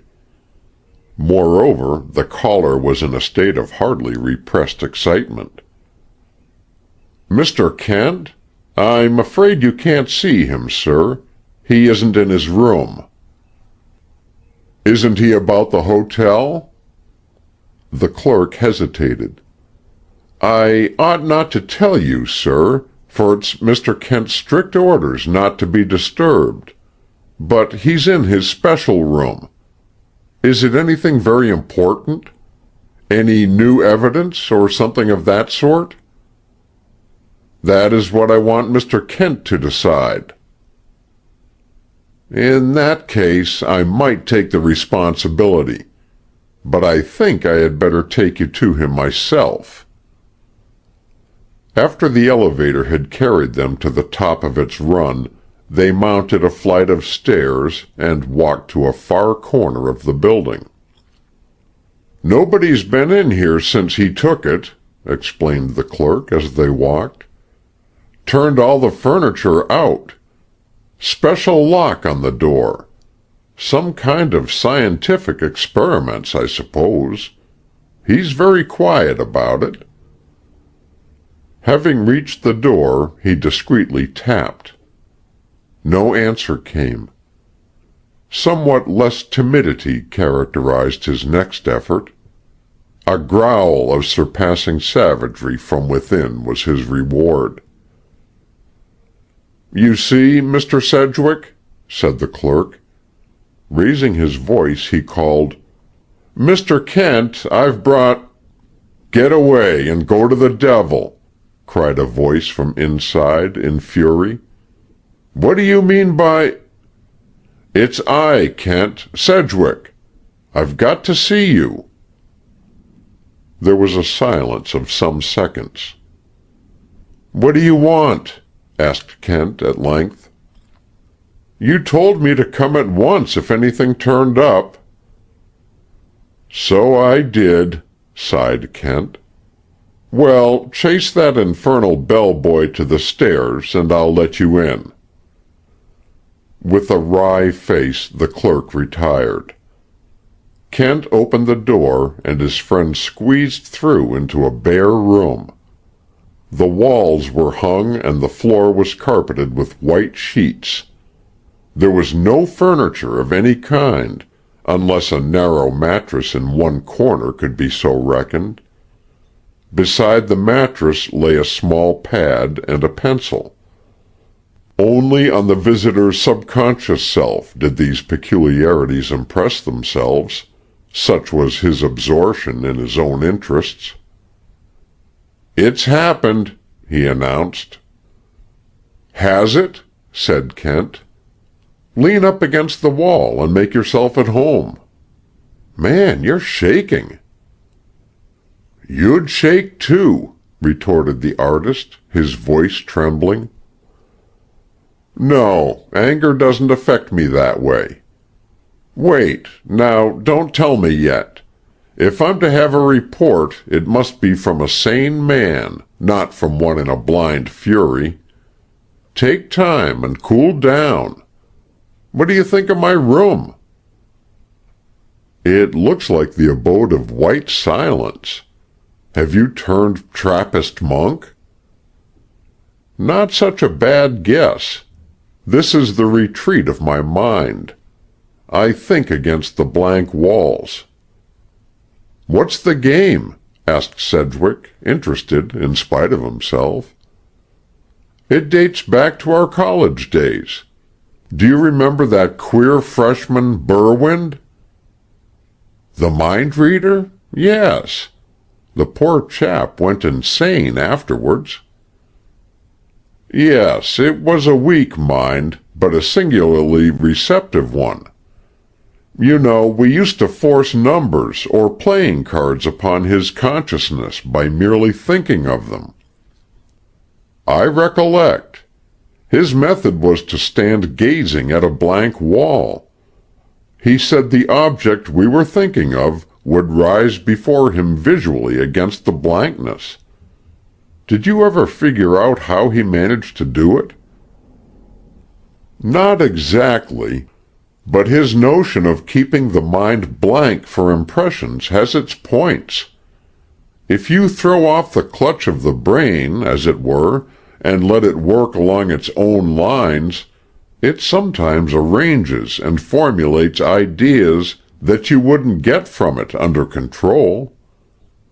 "Sort of self-hypnosis?" "In a sense. For years I've kept a bare white room in my Washington house to do my hard thinking in. When your affair promised to become difficult for me, I rigged up this spot, and I'm trying to see things against the walls." "Any particular kind of things?" Kent produced the silver star from his pocket and told of its discovery.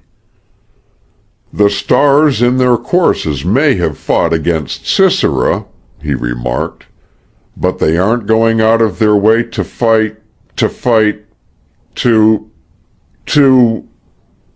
Kent's jaw was sagging down. His lean fingers pulled savagely at the lobe of his long-suffering ear. "The stars in their courses. In their courses. That's it," he half-whispered. "Sedgwick, what was it your visitor said to you about Jupiter?" "She didn't mention Jupiter." "No, of course not. Not by name. But what was it she said about the planet that she pointed out over the sea?" "Oh, was that Jupiter? How did you know?" "Looked last night, of course," said Kent impatiently. "There's no other planet conspicuous over the sea at that hour, from where you stood. That's not important, at least not now. What did she say?" "Oh, some rot about daring to follow her star and find happiness, and that perhaps it might lead me to glory or something." A kind of snort came from Kent. "Where have my brains been?" he cried. He thrust the bit of embroidery back into his pocket. Then, with an abrupt change of tone, "Well, is your temper in hand?" "For the present." "Tell me about it, then." "You remember the picture of the face?" said Sedgwick with an effort. "Nobody would easily forget it." "I've been doing another portrait from the sketches. It was on opaque glass, an experimental medium that I've worked on some. Late this afternoon I went out, leaving the glass sheet backed against a light board on my easel. The door was locked with a heavy spring. There is no possible access by the window, yet somebody came in and smashed my picture to fragments. If I can find that man, Kent, I'll kill him." Kent glanced at the artist's long, strong hands. They were clenched on his knees. The fingers were bloodless. "I believe you would," said the scientist with conviction. "You mustn't, you know. No luxuries at present." "Don't joke with me about this, Kent." "Very good. But just consider, please, that I'm having enough trouble clearing you of a supposed murder of your doing to want a real one, however provoked, on my hands." "Keep the man out of my way, then." "That depends. Anything else in your place damaged?" "Not that I noticed, but I didn't pay much attention to anything else. I came here direct to find you." "That's right. Well, I'm with you for the Nook." Locking his curious room after him, Kent led the way to the hotel lobby, where he stopped only long enough to send some telegrams. The sun was still a few minutes short of its setting when he and his companion emerged from the hotel. Kent at once broke into a trot. Chapter 10. The Invasion. Such ruin as had been wrought in Sedgwick's studio was strictly localized. The easel lay on the floor, with its rear leg crumpled. Around it were scattered the fragments of the glass upon which the painter had set his labor of love. A high, old-fashioned chair faced the wreckage. On its peak was hung a traveling cap. Lopping across the back sprawled a Norfolk jacket belonging to Sedgwick. Chester Kent lifted the coat and after a swift survey let it drop. "Did you leave that there?" he asked. "I hung it across the back of the chair," answered Sedgwick. "North window closed?" "Yes, as you see it now." "And west one open?" "Nothing has been changed, I tell you, except this." Sedgwick's hand, outstretched toward the destroyed portrait, condensed itself involuntarily into a knotty fist. "The lock on the door hasn't been tampered with," said Kent. "As for this open window," he leaned out, looking around, "any man gaining access here must have used a ladder, which is unlikely in broad daylight." "How about a pass-key for the door?" "There's a simpler solution nearer at hand, I fancy. You didn't chance to notice that things have happened to the coat as well as the easel." "Then the invader went through the coat, and not finding what he was looking for, smashed my picture," cried Sedgwick. "Through the coat, certainly," agreed Kent with his quiet smile.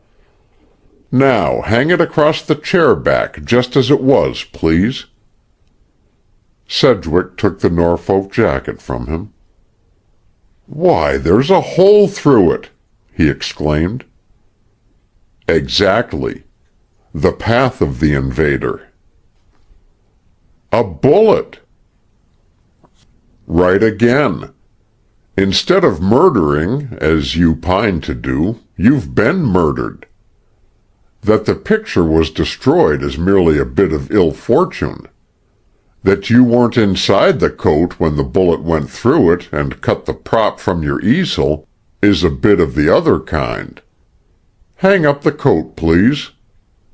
Sedgwick obeyed. "There," said Kent, viewing the result from the window. "At a distance of, say, a quarter of a mile, that arrangement of coat and cap would look uncommonly like a man sitting in a chair before his work. At least I should think so. And yonder thicket on the hillside," he added, looking out of the window again, "is just about that distance, and seems to be the only spot in sight giving a straight range. Suppose we run up there." Sound as was his condition, Sedgwick was panting when he brought up at the spot, some yards behind his long-limbed leader.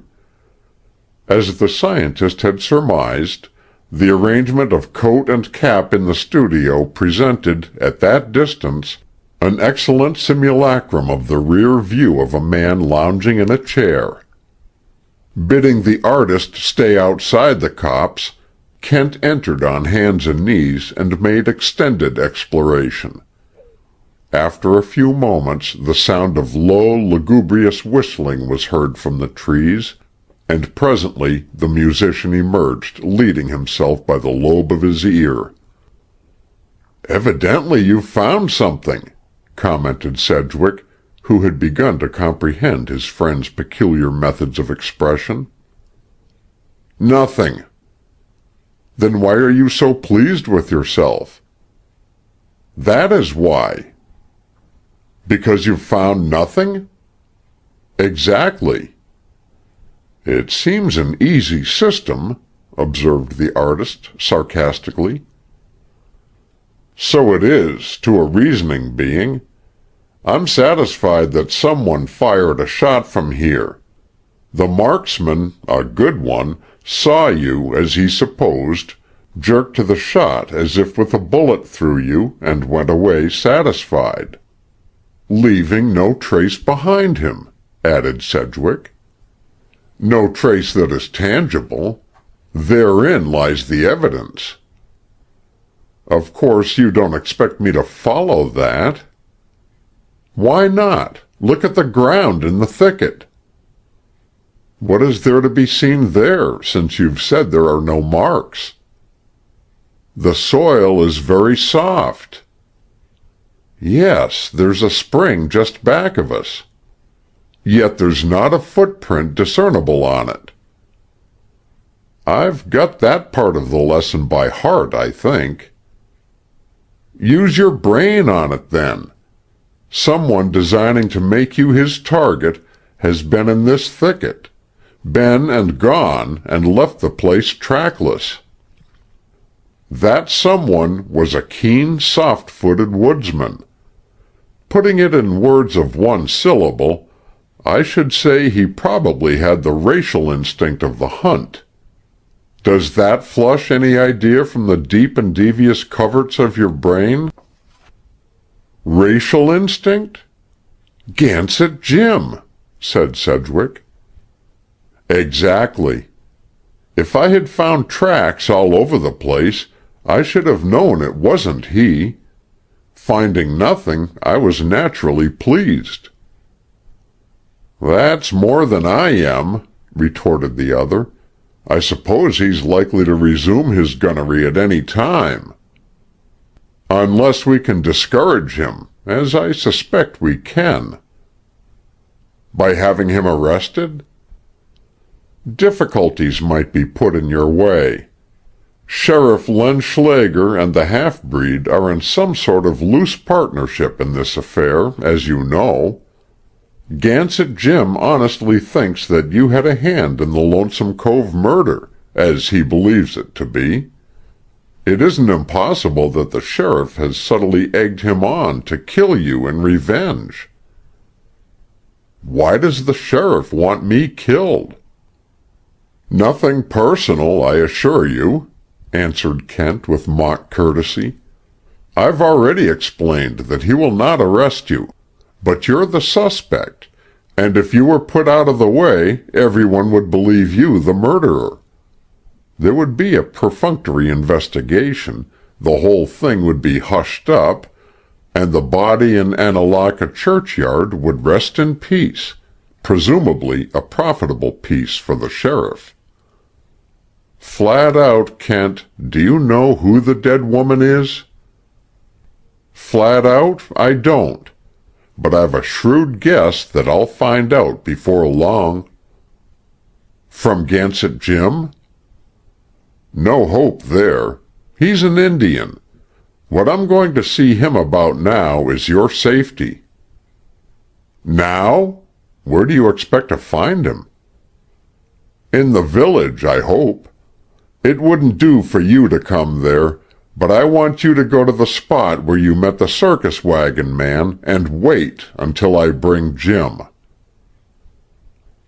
It was a long wait for the worried artist, in the deep forest that bounded the lonely road along Hawkhill Heights. 10 o'clock had chimed across the hill from the distant village when he heard footsteps, and at a call from Kent stepped out into the clear, holding the lantern above him. The light showed a strange spectacle. Kent, watchful, keen, ready as a cat to spring, stood with his eyes fixed upon the distorted face of the half-breed. Terror, rage, overmastering amazement, and the soul panic of the supernatural glared from the blue-white eyeballs of the Negro. But the jaw and chin were set firm in the stoicism of the Indian. In that strange racial conflict of emotions, the fiercer, finer strain won. Gansett Jim's frame relaxed. He grunted. "Good boy, Jim." Chester Kent's voice at the half-breed's ear was the voice of one who soothes an affrighted horse. "I didn't know whether you could stand it or not. You see, you didn't shoot Mr. Sedgwick after all." "Dunno what you mean," grunted Gansett Jim. "And you mustn't shoot at him any more," continued the scientist.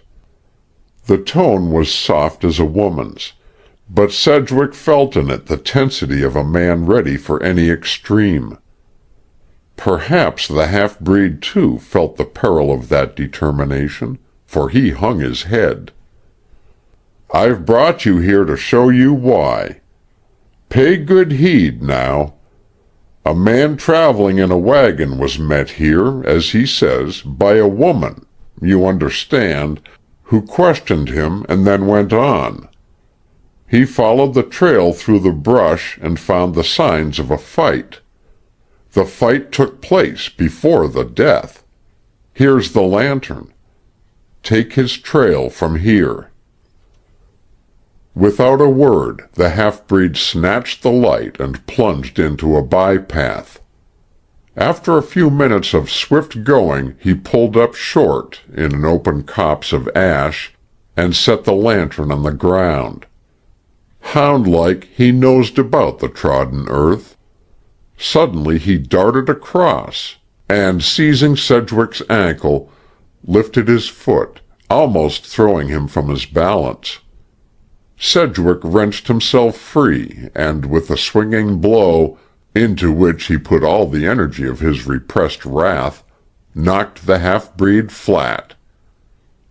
"Hands off, damn you!" he growled. Gansett Jim got to his feet a little unsteadily. Expectant of a rush, his assailant stood, with weight thrown forward, but the other made no slightest attempt at reprisal. Catching up the lantern, which had rolled from his hand, he threw its light upon Sedgwick's forward foot. Then he turned away. Kent whistled softly. The whistle had a purring quality of content. "Not the same as the footprint, eh?" he remarked. "Footprint too small," grunted Gansett Jim. "How many people? 2?" "3." "3, of course. I had forgotten the circus wagon man. He came later. But, Jim, you see it wasn't Mr. Sedgwick." "What he follow for?" demanded the other savagely. "No evil purpose. You can take his trail from the circus wagon and follow that if you want to satisfy yourself further that he wasn't here. I'll let you have the lantern. Only remember now, no more shooting at the wrong man." The half-breed made no reply. "And you, Sedgwick, here's the destroyer. Do you still want to kill him?" "I suppose not," replied the artist lifelessly. "Since his design was only against your life and not against your picture," commented Kent with a smile. "Well, our night's work is done." Lifting the lantern, he held it in the face of the half-breed. "Jim!" "Huh?" "When you really want to know who made those footprints, come and tell me who the body in Annalaka burying ground is. A trade for a trade. You understand?" The eyes stared, immovable. The chin did not quiver. Reaching for the lantern, Gansett Jim, now 9 of Indian to 1 of Negro, turned away from them to the pathway. "No," he said stolidly. As the flicker of radiance danced and disappeared in the forest, Sedgwick spoke. "Well, do you consider that we've made a friend?" "No," answered Chester Kent, "but we've done what's as good. We've quashed an enmity." Chapter 11. Hedgerow House. Answers to the telegrams Chester Kent had dispatched arrived in the form of night letters, bringing information regarding the Blairs of Hedgerow House. Not sufficient information to satisfy the seeker, however. Therefore, having digested their contents at breakfast, the scientist cast about him to supply the deficiency. The feet of hope led him to the shop of Elder Ira Dennett. Besides being an able plumber and tinker, Elder Dennett performed, by vocation, the pleasurable duties of unprinted journalism. That is to say, he was the semi-official town gossip. As Professor Kent was a conspicuous figure in the choicest tidbit the elder had acquired in stock for many years, and as the elder had been unable to come to speech with him since the inquest, Kent had achieved some skillful dodging. There was joy in the plumber-tinker's heart over the visit. Unhappily, it appeared that Kent was there strictly on business. He did not wish to talk of the mystery of Lonesome Cove. He wished his acetylene lamp fixed. At once, if Elder Dennett pleased. Glum was the face of the elder as he examined the lamp, which needed very little attention. It lightened when his visitor observed, "I've been thinking a little of getting an electric car to run about here in. There was a neat little one in town yesterday." "Old Blair's," replied Dennett. "I seen you in it. Known Mr. Blair long?" "He offered me a lift into town very kindly. He was a stranger to me," said Kent truthfully, and with intent to deceive. "Who did you say he was?" Gosh sakes, don't you know who Alec Blair is? Blair, said Kent innocently. Is he the author of Blair's Studies of Neuropteri? Elder Dennett snorted. He's a millionaire, that's what he is. Ain't you read about him in the Fabric Trust investigations? Oh, that Blair. Yes, I believe I have. Kent yawned. It was a well-conceived bit of strategy, and met with deserved success. Regarding that yawn as a challenge to his vocational powers, the elder set about eliminating the inhuman difference of which it was the expression. Floods of information poured from his eager mouth. He traced the history of the Blairs in and out of concentric circles of scandal, financial, political, social, and mostly untrue.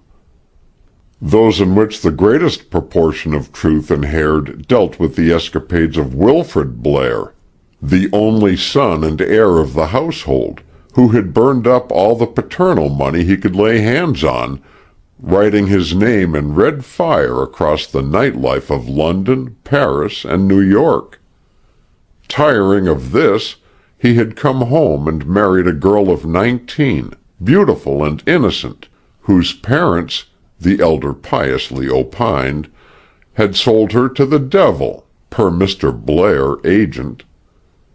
The girl, whose maiden name was Marjorie Dorrance, Kent's fingers went to his ears at this, had left Blair after a year of marriage, though there was no legal process, and he had returned to his haunts of the gutter, until retribution overtook him, in the form of tuberculosis. His father had brought him to their place on Sundayman's Creek, and there he was kept in semi-seclusion, visited from time to time by his young wife, who helped to care for him. "That's the story they tell," commented the elder, "but some folks has got suspicions." "It's a prevalent complaint," murmured Kent, "and highly contagious." Dennett stared. "My own suspicions," he proceeded firmly, "is that the young feller hasn't got no more consumption than you have. I think old Blair has got him here to keep him out of the papers." "Publicity is not to Mr. Blair's taste, then?" "Not's no word for it," declared the Human Bureau of Information, delighted at this evidence of drawing interest on the part of his hearer. "He's crazy against it. They say he pays Town Tidbits $1,000 a year to let young Blair's name alone. I don't believe the old man would hardly stop short of murder to keep his name out of print. He's kind of loony on the subject." "You've been to his country place?" "Only once. Mostly they have one of them scientific plumber fellers from Boston." The elder's tone was as essence of gall and wormwood. "Onct I had a job there, though, and I seen young Blair moonin' around the grounds with a man-nurse."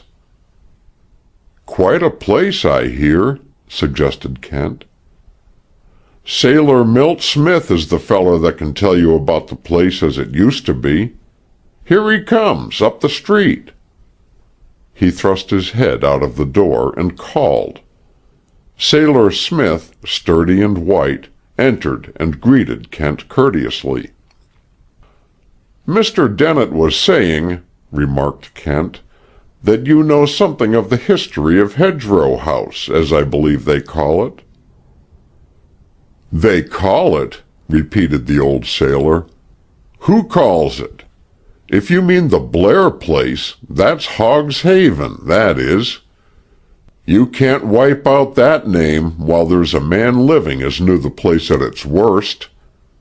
Old Captain Hogg built it and lived in it and died in it. And if there's a fryin' pan in hell, The devil is frying bacon out of old Hogg today for the things he'd done in that house. How long since did he die? Oh, 20 year back. And the house was sold soon after? Stood vacant for 10 years. Then this rich feller, Blair, bought it. I don't know him, but he bought a Weevilly biscuit there. A bad house it is, rotten bad. What's wrong with it? Men's bones in the brick and women's blood in the mortar. Was the old boy a cannibal? Asked Kent, amused by the sea veteran's heroics. Just as bad, slave trader. Have you ever been in the house? Many's the time when it was Hogg's Haven. Only once since.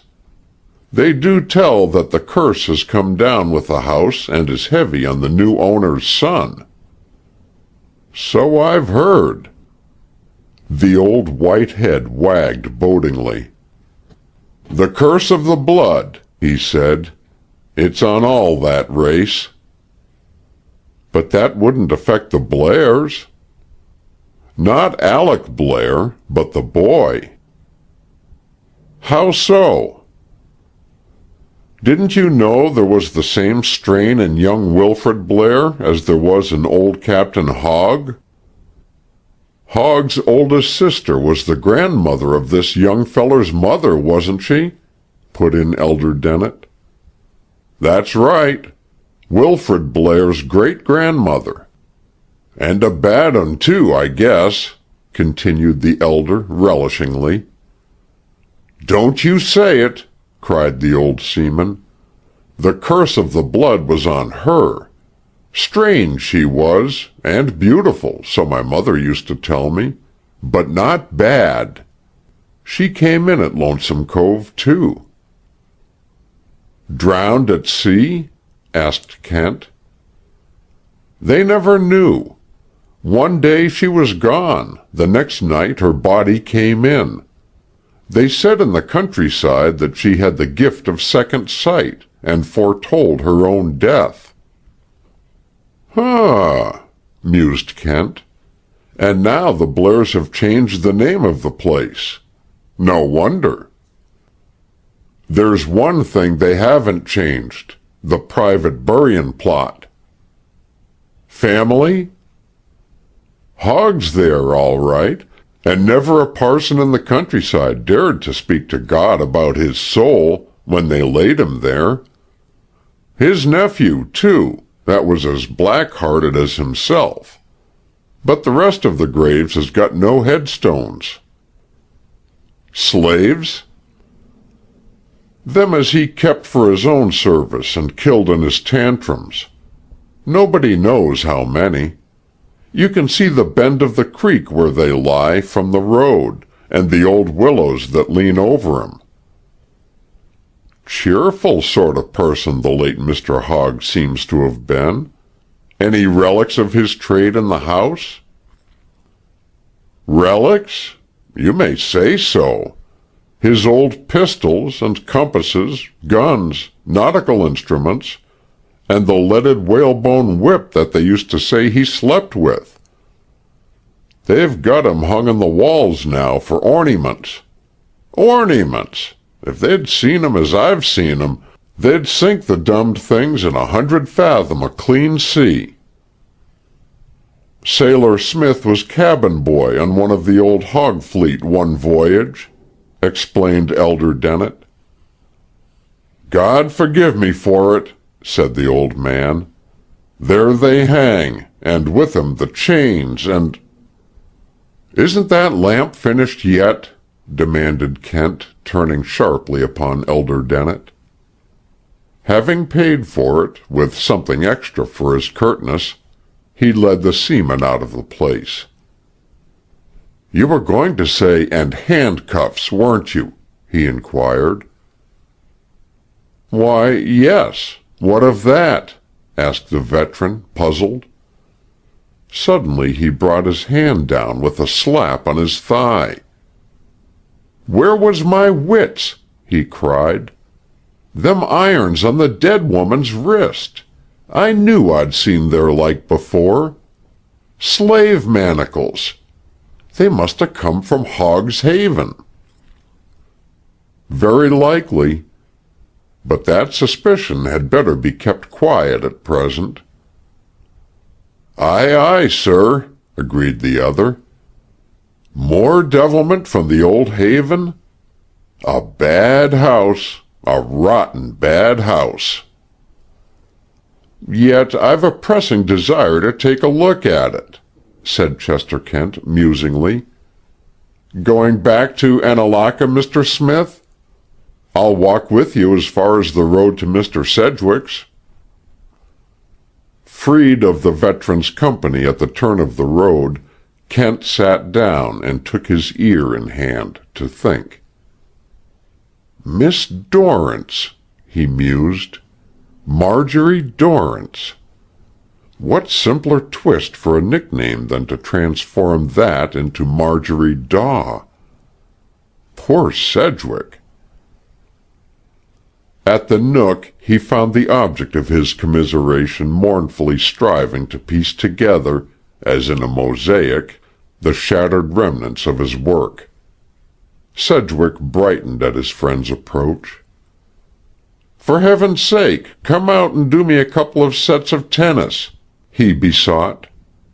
"I'm no sport for you, I know, particularly as my nerves are jumpy, but I need the work."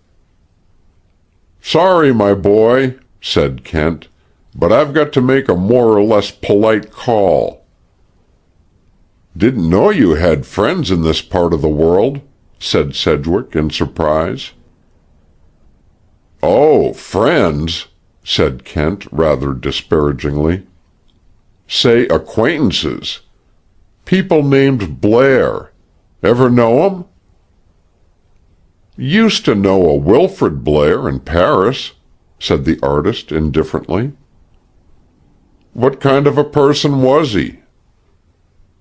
"An agreeable enough little beast, but a rounder of the worst sort. I won't go so far as to say that he shocked my moral sense in those days, but he certainly offended my sense of decency. He came back to America, and I lost track of him. Is he the man you're going to see?" "No such luck," said Chester Kent. "I never expect to see Mr. Wilfrid Blair. Probably I shan't even be invited to his funeral." "Oh, is he dead?" "His death is officially expected any day." Sedgwick examined his friend's expression with suspicion. "Officially? Then he's very ill?" "No, he isn't ill at all." "Don't you think you overdo this business of mystification sometimes, Kent?" "Merely a well-meant effort," smiled the other, "to divert your mind from your own troubles before they get any worse." With which cheering farewell Kent stepped out and into his waiting car. Chapter 12. The Unbidden Visitor. One of Kent's Washington friends once criticized the scientist's mode of motoring as follows: "Kent's a good driver, and a fast one, and careful, but he can never rid himself of the theory that there's a strain of hunter in every well-bred motor car." Cross-country travel was, in fact, rather a fad of Kent's, and he had trained his light car to do everything but take a 5-barred gait. After departing from the Nook, it rolled along beside Sundayman's Creek sedately enough until it approached the wide bend, where it indulged in a bit of pathfinding across the country, and eventually crept into the shade of a clump of bushes and hid. Its occupant emerged, and went forward afoot until he came in view of Hedgerow House. At the turn of the stream he leaped a fence and made his way to a group of willows beneath which the earth was ridged with little mounds. Professor Chester Kent was trespassing. He was invading the territory of the dead. From the seclusion of the graveyard amid the willows a fair view was afforded of Hedgerow House. Grim as was the repute given it, it presented to the intruder an aspect of homely, hospitable sweetness and quaintness. Tall hollyhocks lifted their flowers to smile in at the old-fashioned windows. Here and there, on the well-kept lawn, peonies glowed, crimson and white. A great clambering rose-tree had thrown its arms around the square porch, softening the uncompromising angles into curves of leafage and bloom. Along the paths pansies laughed at the sun, and mignonette scattered its scented summons to bee and butterfly. The place was a loved place. So much Kent felt with sureness of instinct. No home blooms except by love. But the house was dead. Its eyes were closed. Silence held it. The garden buzzed and flickered with vivid multicolored life. But there was no stir from the habitation of man. Had its occupants deserted it? Chester Kent, leaning against the headstone of Captain Hogg of damnable memory, pondered and wondered. From the far side of the mansion came the sound of a door opening and closing again. Moving quickly along the sumac-fringed course of the creek, Kent made a detour which gave him view of a side entrance, and had barely time to efface himself in the shrubbery when a light wagon, with a spirited horse between the shafts, turned briskly out into the road. Kent, well sheltered, caught one brief sufficient glimpse of the occupant. It was Dr. Breed. The medical officer looked, as always, nerve-beset, but there was a greedy smile on his lips. Kent's mouth puckered. He took a deep breath of musical inspiration, and exhaled it in painful noiselessness, flattening himself amid the greenery, as he saw a man emerge from the rear of Hedgerow House. The man was Gansett Jim. He carried a pick and a spade, and walked slowly. Presently he disappeared in the willow-shaded place of mounds. The sound of his toil came, muffled, to the ears of the hidden man. Cautiously Kent worked his way, now in the stream, now through the heavy growth on the banks, until he gained the roadway. Once there he went forward to the front gate of Hedgerow House. The bricked sidewalk runs thence straight and true to the rose-bowered square porch which is the mansion's main entry. Kent paused for the merest moment. His gaze rested on the heavy black door. Heavier and blacker against the woodwork, a pendant waved languidly in the faint breeze. To the normal human being, the grisly insignium of death over a portal is provocative of anything rather than mirth. But Chester Kent, viewing the crape on Hedgerow House, laughed as he turned to the open road. Chapter 13. Loose Ends. Meditation furrowed the brow of Lawyer Adam Bain. Customarily an easy-minded participant in the placid affairs of his community, he had been shaken out of his rut by the case in which Kent had enlisted him, and in which he had thus far found opportunity for little more than thought. "Nobody versus Sedgwick," grumbled he. "Public opinion versus Sedgwick," he amended. "How's a self-respecting lawyer going to earn a fee out of that? and Len Schlager standing over the grave of the corpus delicti, with a warrant against searching, so to speak, in his hand. For that matter, this Professor Kent worries me more than the sheriff. A sharp humming rose in the air and brought the idle counselor to his window, whence he beheld the prime author of his bewilderment descending from a car.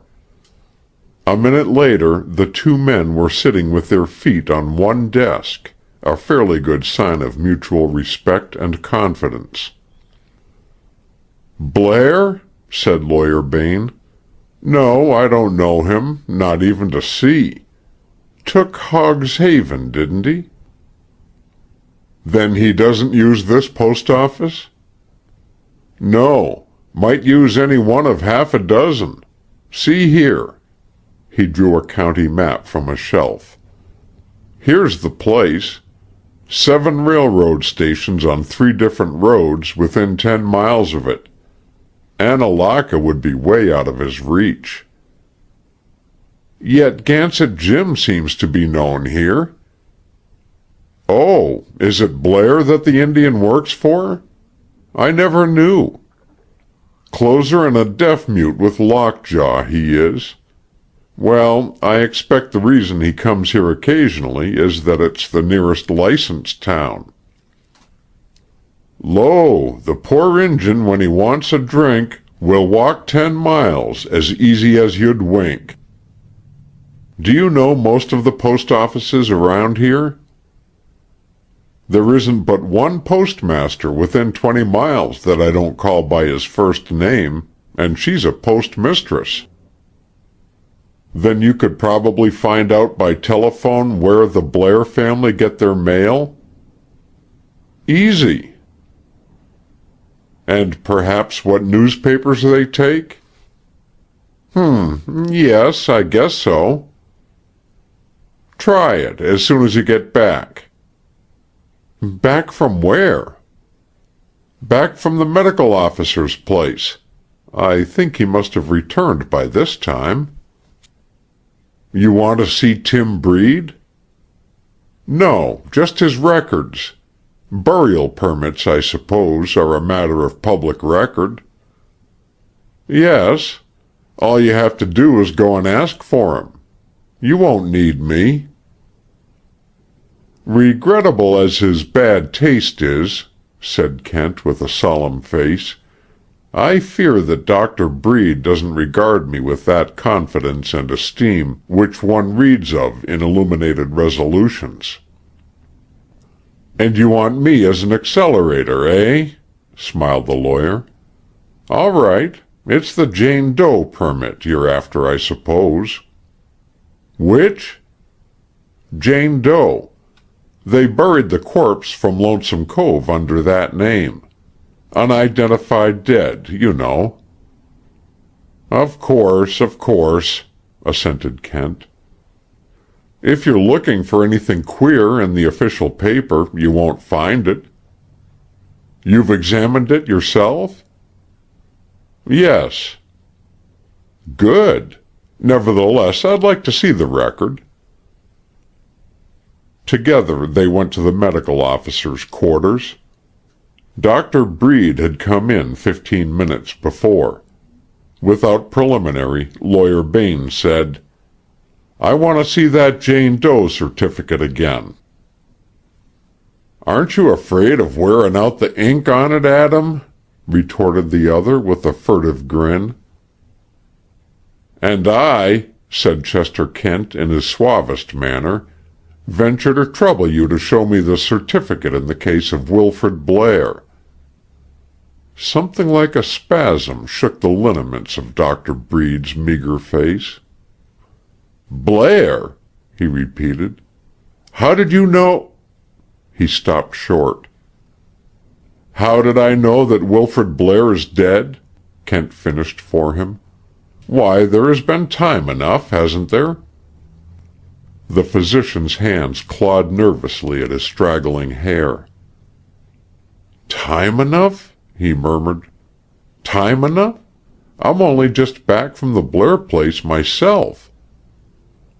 News travels faster than a horse, observed Kent. It don't travel as fast as all that, retorted the medical officer, and shut his teeth on the sentence as if he could have bitten the tongue that spoke it. Ah, commented Kent negligently. Then he died within 2 hours or so? This morning, retorted the other. It's all in the certificate. All? Inquired Kent, so significantly that Lawyer Bain gave him a quick look. All that's your business or anybody else's, said Breed, recovering himself a bit. Doubtless. And I'm to be permitted to see this document? Breed pushed a paper across the table. There it is. I just finished making it out. I see, said Kent, giving the paper a scant survey, that the cause of death is set down as cardiac failure. Well, what's the matter with that? Just a trifle non-committal, isn't it? You see, we all die of cardiac failure, except those of us who fall from airships. That record's good enough for the law, declared the medical officer doggedly. Who was the attending physician? I was. Indeed. And to what undertaker was the permit issued? It was issued to the family. They can turn it over to what undertaker they please. Where is the interment to be? Say, looky here, Mr. Man, cried the physician, breaking into the sudden whining fury of hard-pressed timidity. Are you trying to learn me my business? You can go to hell. That's what you can do. With your signature on my certificate? Inquired the scientist, unmoved. I won't trouble you so far, Dr. Breed. I thank you. Outside on the street, Lawyer Bain turned to his client. You didn't look at the Jane Doe paper at all. No, I'm not so interested in that as in the other. Something queer about this Blair death? Why, the fact that the attending physician and the certificating officer are one and the same, that there doesn't appear to be any real cause of death given, or any undertaker, and that the interment is too private for Breed even to speak of with equanimity, might seem so to a man looking for trouble. Not another murder, said the lawyer. One side of Chester Kent's face smiled. No, he said positively, certainly not that. There has been a lot of scandal about young Blair, I'm told. Perhaps they're burying him as quietly as possible, just to keep out of the papers. I shouldn't consider his method of burial likely to prove particularly quiet, returned Kent. Of course, I may be wrong, but I think not. The most private way to get buried is in public. Well, if a death was crooked, I'd want no better man than Breed to help cover it up. By the way, the sheriff has been away since yesterday afternoon on some business that he kept to himself. That also may mean something, remarked Kent thoughtfully. Now, if you'll find out about that newspaper matter, I'll go on over to Sedgwick's. You can get me there by telephone. In the studio, Kent found Sedgwick walking up and down with his hands behind his back and his head forward. Why the caged lion effect? Inquired the scientist. Someone has been having a little fun with me, growled Sedgwick. Apparently it was one-sided. What's this on the easel? What would you take it to be? Let's have a closer look.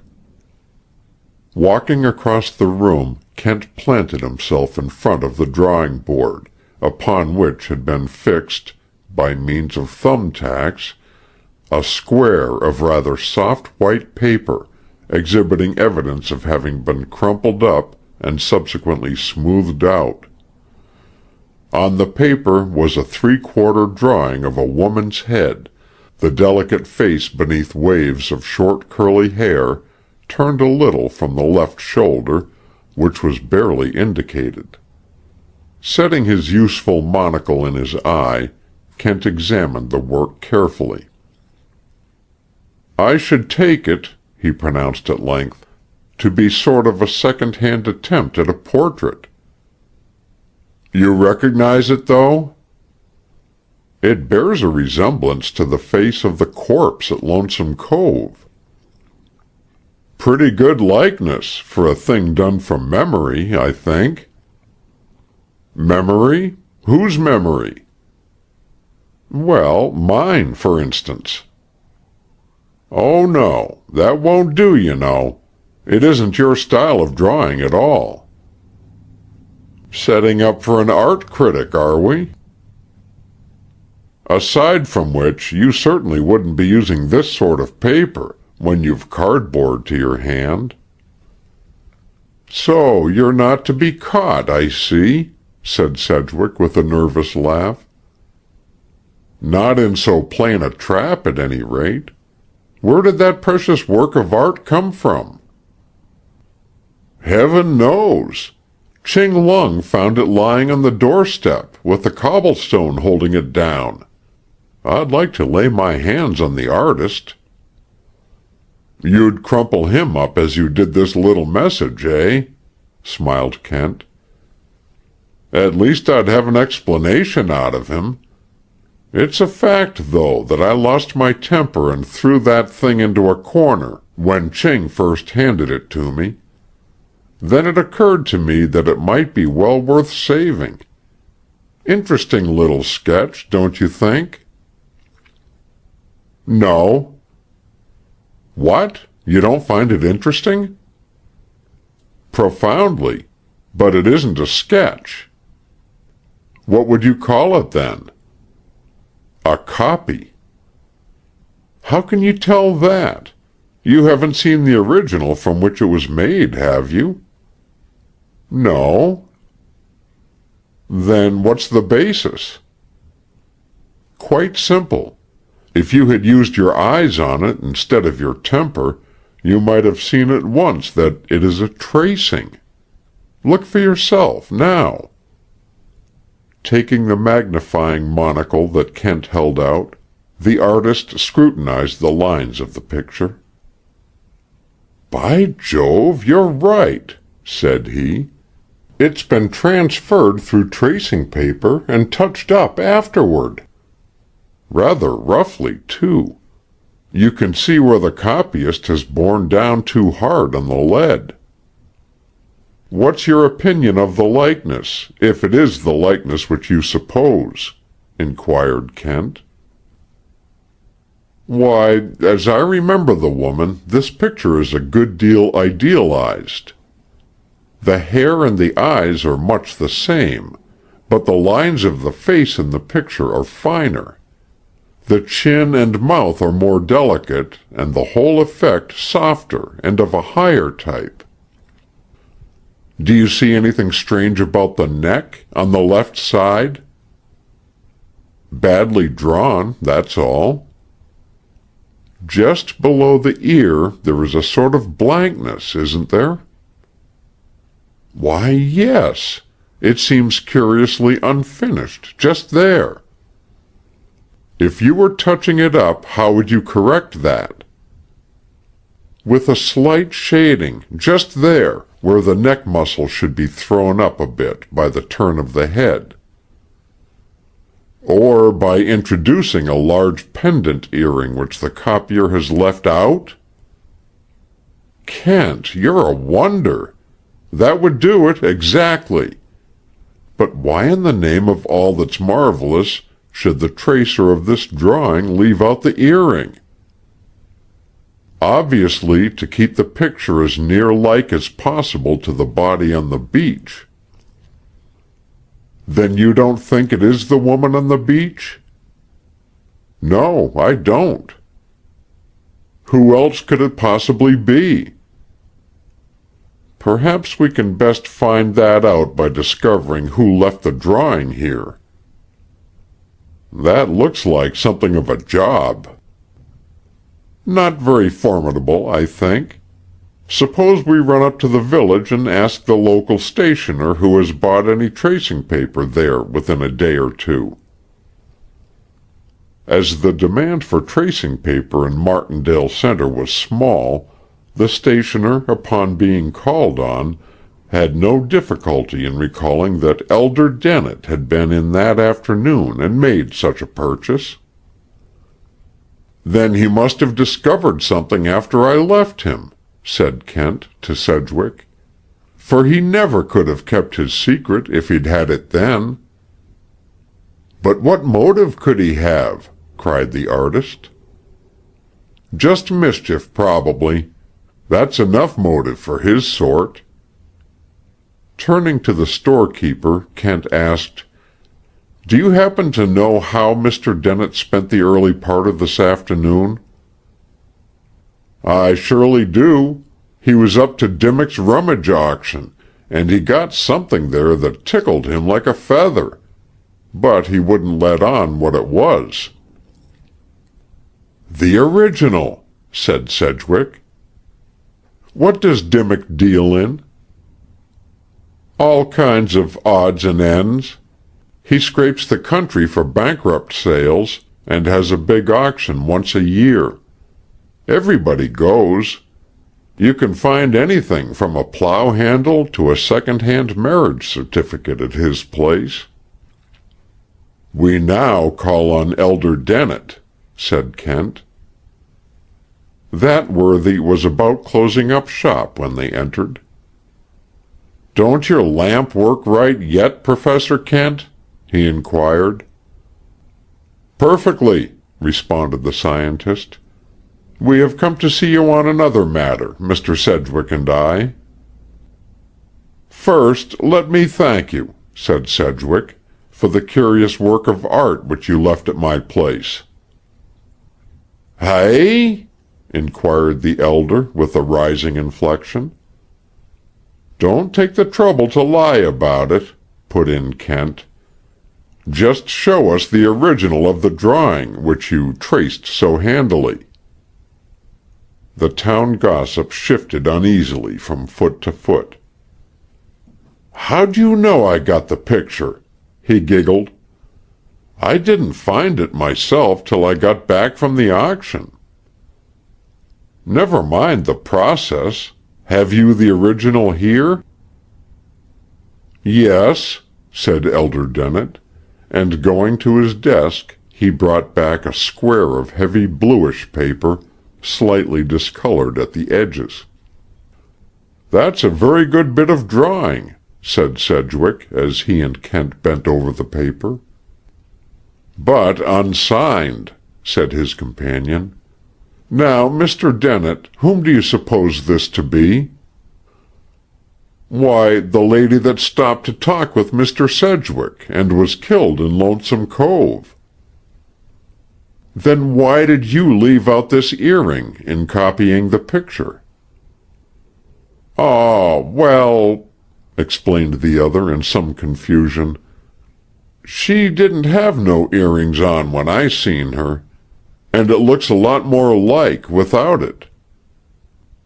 "Your bent for gratuitous mischief amounts to a passion," retorted the scientist. "Some day it will get you into deserved trouble, I trust." "I guess there ain't no law to prevent my giving away a picture if I like," sulked the elder.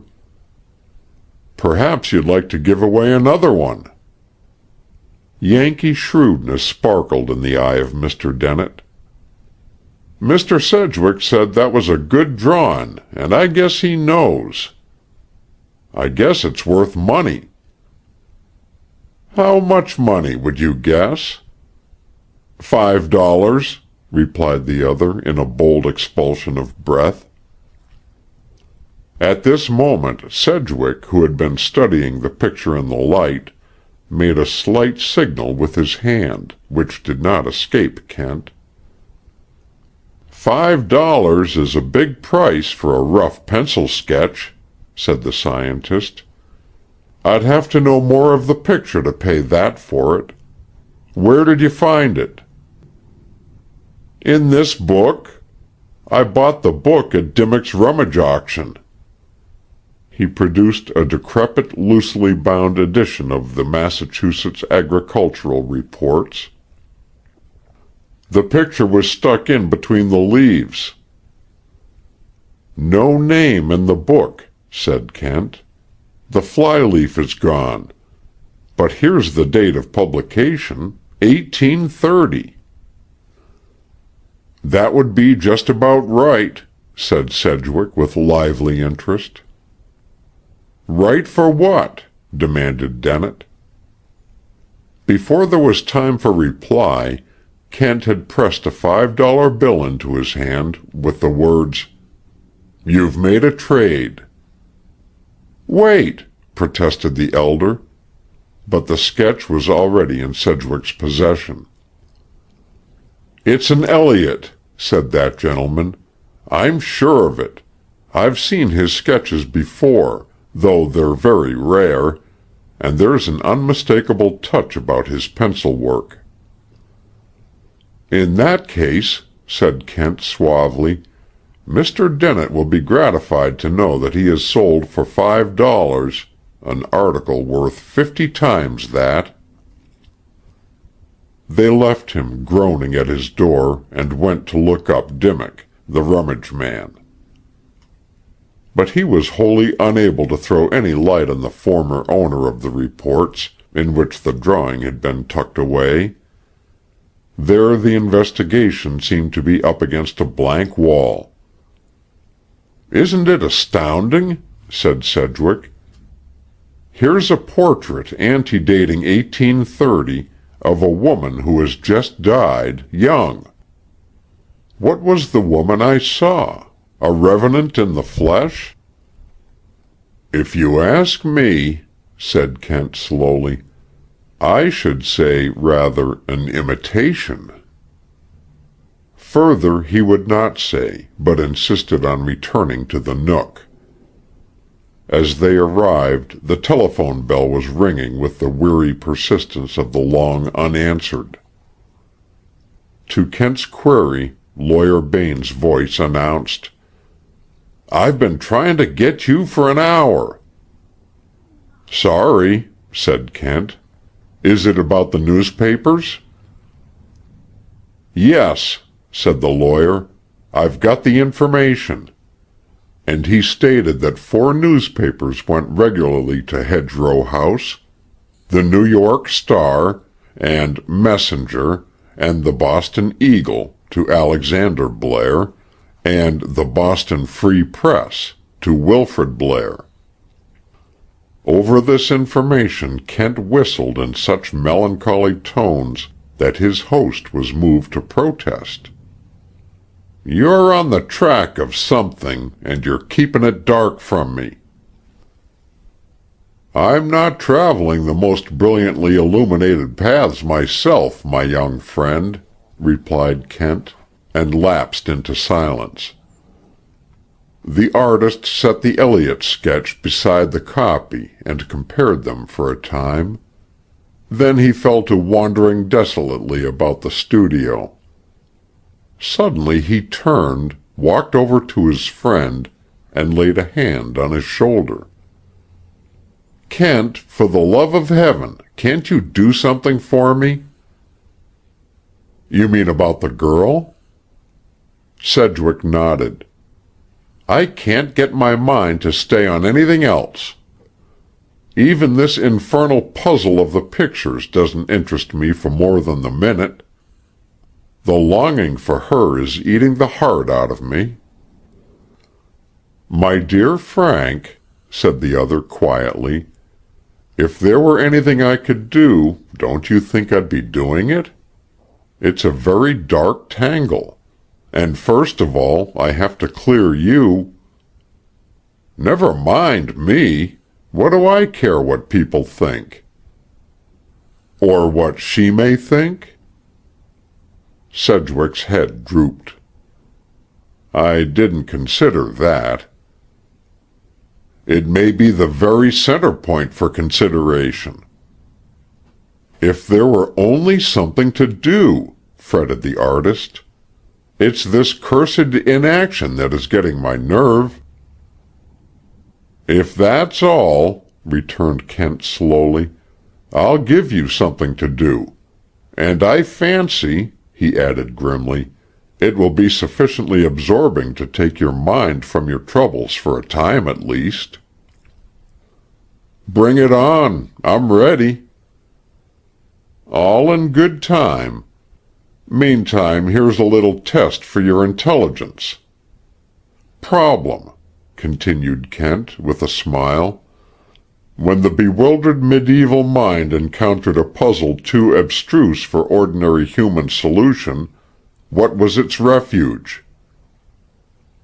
Magic, I suppose, said Sedgwick after some consideration. Good. You get a high mark.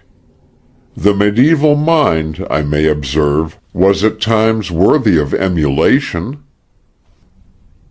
Explain. I am seriously thinking, my dear young friend, said Kent solemnly, of consulting an astrologer. You're crazy, retorted Sedgwick. I wish I were for a few hours, said Kent with entire seriousness. It might help. Well, that's where I'll be if you don't find something for me to do soon. So, come on and materialize this promised activity. If you regard a trip to the Martindale Public Library as activity, I can furnish that much excitement. What are you going to do there? Consult the files of the newspapers and pick out a likely high-class astrologer from the advertisements. That has a mild, nutty flavor, but it doesn't excite any profound emotion in me except concern for your sanity. You've said that before, retorted Kent. However, I'm not sure I shall take you with me anyway. Then that isn't the coming adventure? No, nothing so mild and innocuous. Are you asking me to run some danger? Is it to see her? Said Sedgwick eagerly. Leave her out of it for the present. There is no question of seeing her now. The artist sighed and turned away. But the danger is real enough, and pretty ugly. Life isn't so wholly delightful to me just at present that I wouldn't risk it in a good cause. But this is a bigger risk than life. There's an enterprise forward which, if it fails, means the utter damning of reputation. What do you say? Kent, said Sedgwick after a moment's thought, I'm 32 years old. 10 years ago I'd have said yes at the drop of the question. Perhaps I value my life less and my good name more than I did then. What's the inducement? The probable clearing up of the case we're on. Is that all the information I get? I'd rather not tell you any more at present. It would only get on your nerves and unfit you for the job. Again Sedgwick fell into thought. When I come to tackle it, continued Kent, I may find that one man could do it alone, but— Wait! You're going into it, are you? Oh, certainly. With or without me? Yes. Why couldn't you have said so at first and saved this discussion? Cried his host. Of course, if you're in for it, so am I. But what about your reputation? It's worth a good deal to me, confessed the scientist, and I can't deny I'm staking it all on my theory of this case. If I'm wrong, well, it's about the fini of my career. See here, Chet, broke out his friend. Do you think I'm going to let you take that kind of a chance for me? It isn't for you, declared the other with irritation. It's for myself. Can't you understand that this is my case? You're only an incident in it. I'm betting my career against, well, against the devil of mischance that I'm right. As I told you, I'm naturally timid. I don't plunge except on a practically sure thing. So don't get any foolish notions of obligation to me. Think it over. Meantime, do you care to run over to the library? No? Well, for the rest of the evening I can be found. No, I cannot be found, though I'll be there in room 571. All right, said Sedgwick. You needn't fear any further intrusion. But when is our venture? Tomorrow night, replied Kent, Wilfrid Blair having officially died, as per specifications, today. Chapter 14. The Lone Fisherman. Trout are a tradition rather than a prospect in Sundayman's Creek. Some, indeed, consider them a myth.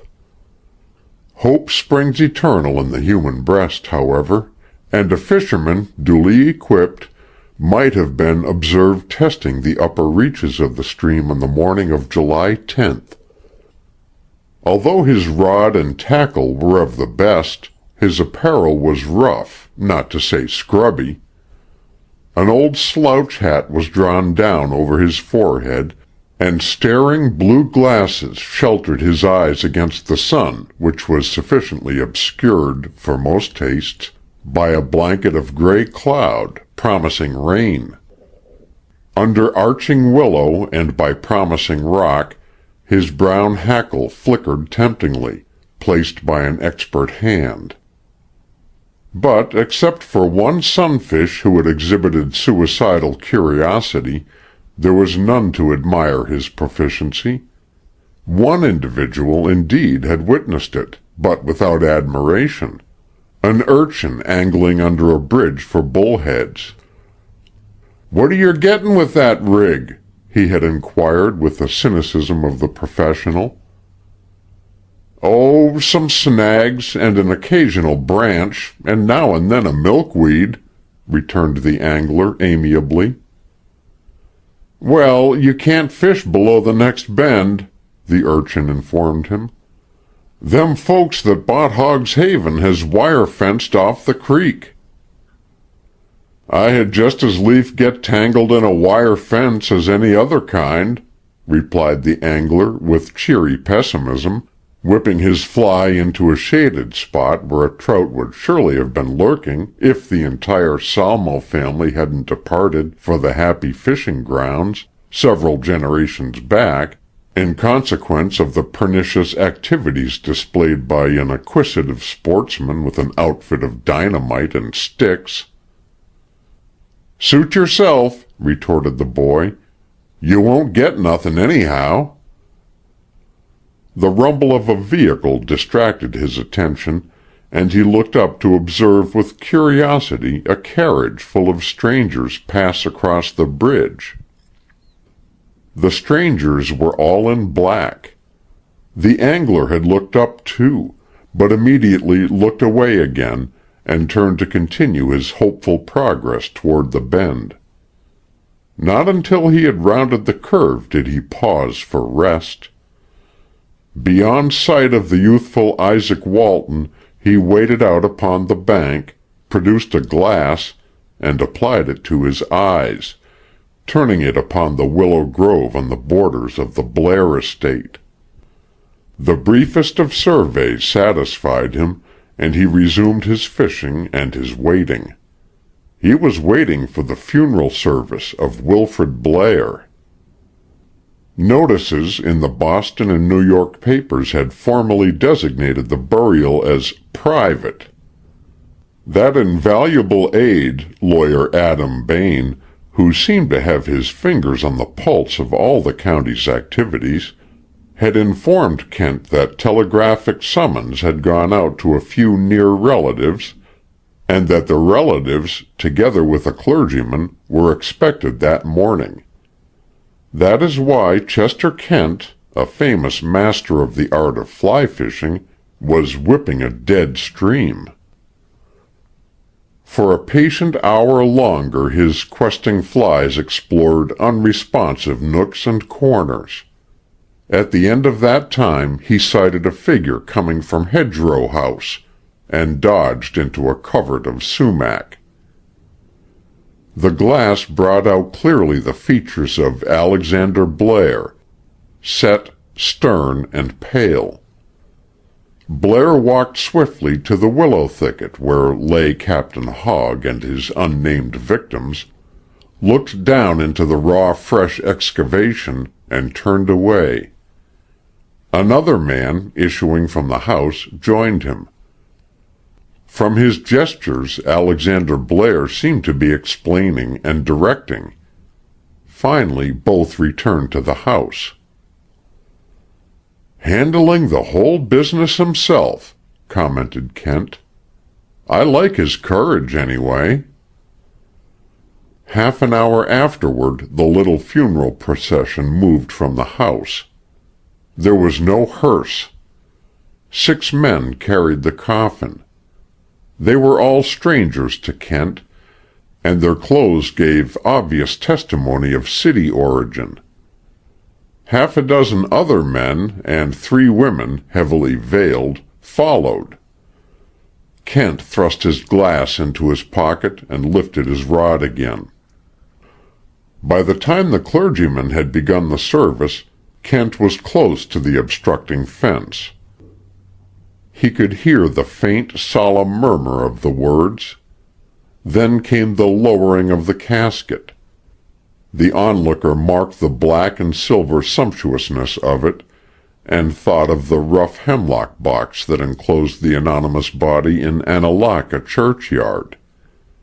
And as his fly met the water, he smiled a little grim, wry smile. It was over soon. The black-clad group drifted away. One member paused to glance with curiosity at the roughly clad angler making his way upstream. For Kent judged it wise to absent himself now, foreseeing the advent of one keener-eyed than the mourners, whose scrutiny he did not desire to tempt. Shortly, Gansett Jim came to the grave. Hastily and carelessly he pitched in the earth, tramped it down, and returned. Carriages rolled to the door of Hedgerow House and rolled away again, carrying the mourners to their train. Not until then did Kent snug up his tackle and take the road.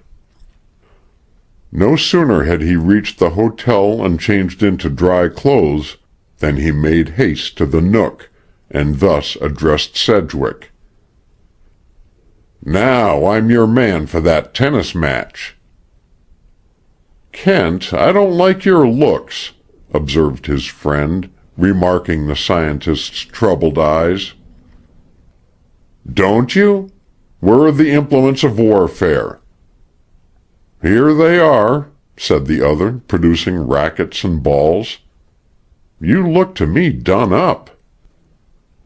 "Well, the great game is always something of a gamble, and being usually played for higher stakes than money is likely to get on one's nerves." "The great game?" repeated Sedgwick inquiringly, giving the words Kent's own emphasis. "Yes, the greatest of all games. You know the Kipling verse, don't you?" Go stalk the red deer or the heather. Ride, follow the fox if you can, but for pleasure and profit together afford me the hunting of man." "So we're man-hunting then tonight?" said the artist quickly. "Far from it," replied Kent with fervency. "Let's drop the subject for the time being, won't you? I've had a morning none too pleasant to look back on, and I've got an evening coming none too pleasant to look forward to. Therefore I shall probably give you the licking of your life on the tennis court." "As to the evening," began Sedgwick, "while I'm—" "Frank," cried Kent, "there's a query trying to dislodge itself from your mind and get put into words. Don't let it." "Why?" "Because at one single question from you I'll either bat you over the head with this racket or burst into sobs. It's a toss-up which." He threw the implement in the air. "Rough or smooth?" he called. Kent played as he worked, with concentration and tenacity, backing up technical skill. Against his dogged attack, Sedgwick's characteristically more brilliant game was unavailing, though the contest was not so uneven but that both were sweating hard as, at the conclusion of the third set, they sought a breathing space on the terraced bank back of the court. "That's certainly a good nerve sedative," said the artist, breathing hard, "and not such rotten tennis for two aged relics of better days like ourselves." "Not so bad by any means," agreed his opponent cheerfully. "If you had stuck to lobbing, I think you'd have had me in the second set. Wonder how our spectator enjoyed it," he added, lowering his voice. "What spectator? There's no one here but ourselves." "Oh, I think there is. Don't be abrupt about it, but just take a look at that lilac copse on the crest of the hill." "Can't see anyone there," said Sedgwick. "No more can I." "Then what makes you think there's anyone?" "The traditional little bird told me." "Meaning specifically?" "Literally what I say. There's the bird on that young willow. You can see for yourself it's trying to impart some information." "I see a grasshopper sparrow in a state of some nervousness, but grasshopper sparrows are always fidgety." "This particular one has reason to be. She has a nest in that lilac patch. A few minutes ago she went toward it with a worm in her beak, hastily dropped the worm, and came out in a great state of mind. Hence I judge there is some intruder near her home." "Any guess who it is?" "Why, it might be Gansett Jim," replied Kent in a louder voice, "though it's rather stupid of him to pick out a bird-inhabited bush as a hiding-place." The lilac bush shook a little, and Gansett Jim came forth. "He went to Carr's Junction," said the half-breed curtly. "You found his trail?" asked Kent. The other nodded. "This morning," he said. "Find anything else?" "No. I kill him if I get him." He turned and vanished over the rise of ground back of the court. "Now what does that mean?" demanded Sedgwick in amazement. "That is Gansett Jim's apology for suspecting you," explained Kent. "He is our ally now, and this is his first information. What a marvelous thing the bulldog strain in a race is. Nobody but an Indian would have kept to an almost hopeless trail as he has done." "The trail of the real murderer?" cried Sedgwick. Kent shook his head. "You're still obsessed with dubious evidence," he remarked. "Let me see your timetable."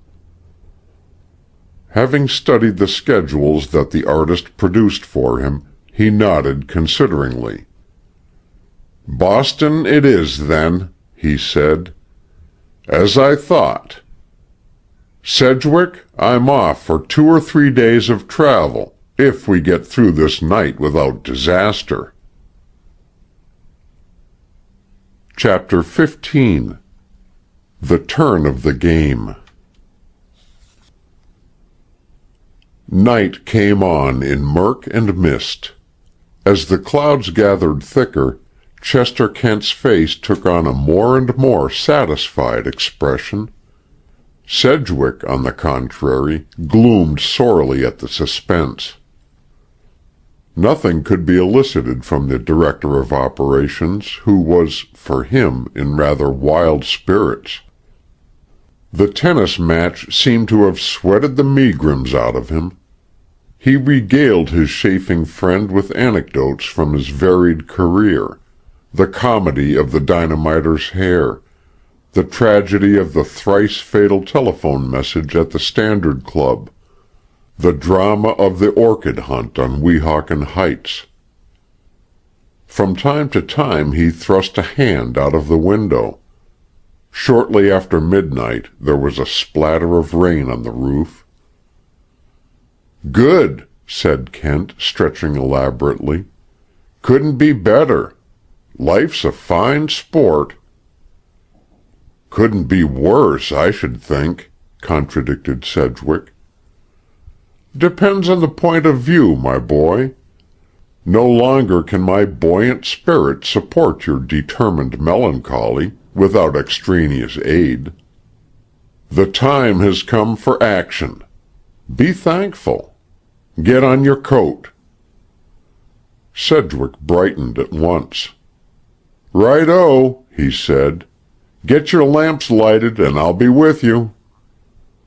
"No lights. Ours is a deep, dark, desperate, devilish dime novel design. Ending most likely in the clutch of some Nighthawk constable for violation of the highway laws." "Possibly.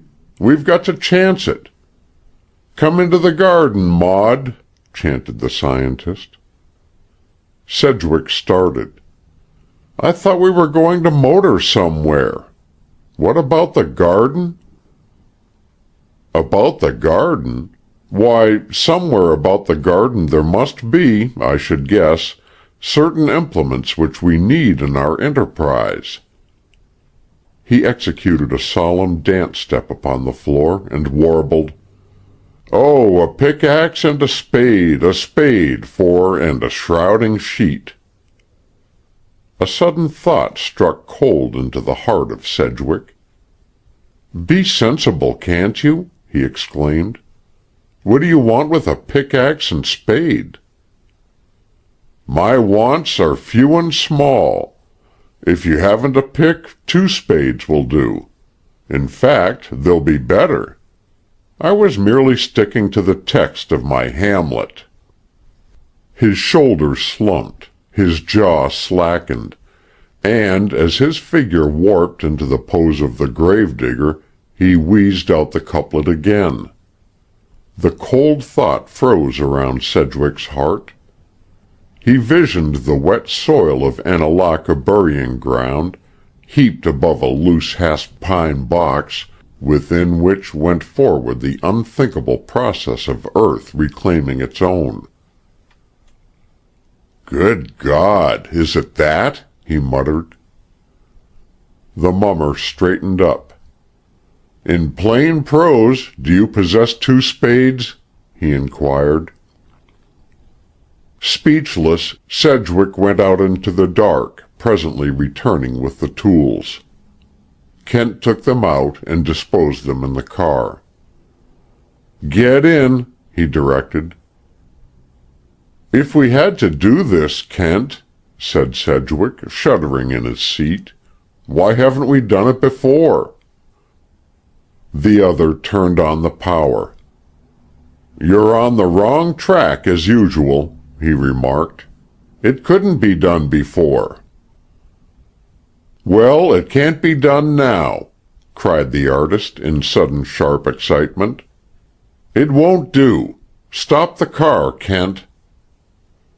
Kent's voice took an ominously deliberate measure. "Listen," said he, "I am going through with this, now, tonight. If you wish to withdraw—" "That's enough," growled the artist. "No man alive can say that to me." The car slowed up. "I beg your pardon, Frank," said Kent. "We're both of us a little on edge tonight. This is no time for misunderstandings. What is on your mind?" "Just this. Annalaka burying ground is watched. Lawyer Bain said as much. Don't you remember? He told us that the house next door is occupied by an old sleepless asthmatic who spends half her nights in her window overlooking the graves." The car shot forward again. "Is that all?" asked Kent. "Isn't it enough?" "Hardly. We're not going within miles of Annalaka." "Then our night's work is not—" Kent could feel his companion's revolt at the unuttered word, and supplied it for him. "Grave robbery?" "It is." "Where?" "In a private burying ground on the Blairs' estate." "Wilfrid Blair's grave? When was the funeral?" "This morning. I was among those present, though I don't think my name will be mentioned in the papers." "Why should you have been there?" "Oh, set it down to vulgar curiosity," said Kent. "Probably you'd say the same if I asked you the motive for this present expedition. I suppose you fully appreciate the chance we are taking?" "Didn't I tell you that it was rather more than a life-and-death risk?" Something cold touched Sedgwick's hand in the darkness. His fingers closed around a flask. "No, no Dutch courage for me. Where is this place?" "On Sundayman's Creek, some 14 miles from the Nook as the motor car flies." 14 miles, repeated Sedgwick musingly, following a train of thought that suddenly glowed, a beacon light of hope. "And these Blairs have some connection with the dead woman of the cove, the woman who wore her jewels?" His fingers gripped and sank into Kent's hard-fibered arm. "Chet, for the love of heaven, tell me! Is she one of these Blairs?" "No nonsense, Sedgwick," returned the other sternly. "You're to act, yes, and think, under orders till the night's job is done." There was silence for nearly half an hour, while the car slipped ghost-like along the wet roadway. Presently it turned aside and stopped. "Footwork now," said Kent. "Take the spades and follow." He himself, leading the way, carried a coil of rope on his shoulders. For what Sedgwick reckoned to be half a mile they wallowed across soaked meadows, until the whisper of rain upon water came to his ears. "Keep close," directed his guide, and preceded him down a steep bank. The stream was soon forded. Emerging on the farther side, they scrambled up the other bank into a thicker darkness, where Sedgwick, colliding with a gnarled tree trunk, stood lost and waiting. A tiny bar of light appeared. It swept across huddled and half-obliterated mounds, marked only by the carpet of myrtle, that faithful plant whose mission it is to garland the graves of the forsaken and the forgotten, shone whitely back from the headstone of the old slave trader, came to a rest upon a fresh garish ridge of earth, all pasty and yellow in the rain, and abruptly died. "Too dangerous to use the lantern," murmured Kent. "Take the near end and dig." Delving, even in the most favorable circumstances, is a fairly stern test of wind and muscle. In the pitch blackness, under such nerve-thrilling conditions, it was an ordeal. Both men, fortunately, were in hard training. The heavy soil flew steadily and fast. Soon they were waist deep. Kent, in a low voice, bade his fellow toiler stop. "Mustn't wear ourselves out at the start," he said. "Take 5 minutes' rest." At the end of 3 minutes, Sedgwick was groping for his spade. "I've got to go on, Chet," he gasped. "The silence and idleness are too much for me." "It's just as well," assented his commander. "The clouds are breaking, worse luck. And someone might possibly be up and about in the house. Go to it." This time there was no respite until, with a thud which ran up his arm to his heart, Kent's iron struck upon wood. Both men stood, frozen into attitudes of attention. No sound came from the house. "Easy now," warned Kent after he judged it safe to continue. "I thought that Jim dug deeper than that. Spade it out gently, and feel for the handles." "I've got one," whispered Sedgwick. "Climb out, then, and pass me down the rope." As Sedgwick gained the earth's level, the moon, sailing from behind a cloud, poured a flood of radiance between the tree trunks. Kent's face, as he raised it from the grave, stretching out his hand for the cord, was ghastly, but his lips smiled encouragement. "All right. 1 minute now, and we're safe." "Safe," repeated the other, "with that opened grave? I shall never feel safe again." From between the earthen walls Kent's voice came, muffled. "Safe as a church," he averred. "From the minute that we have the coffin. Take this end of the rope. Got it? Now this one. It's fast, fore and aft. Here I come."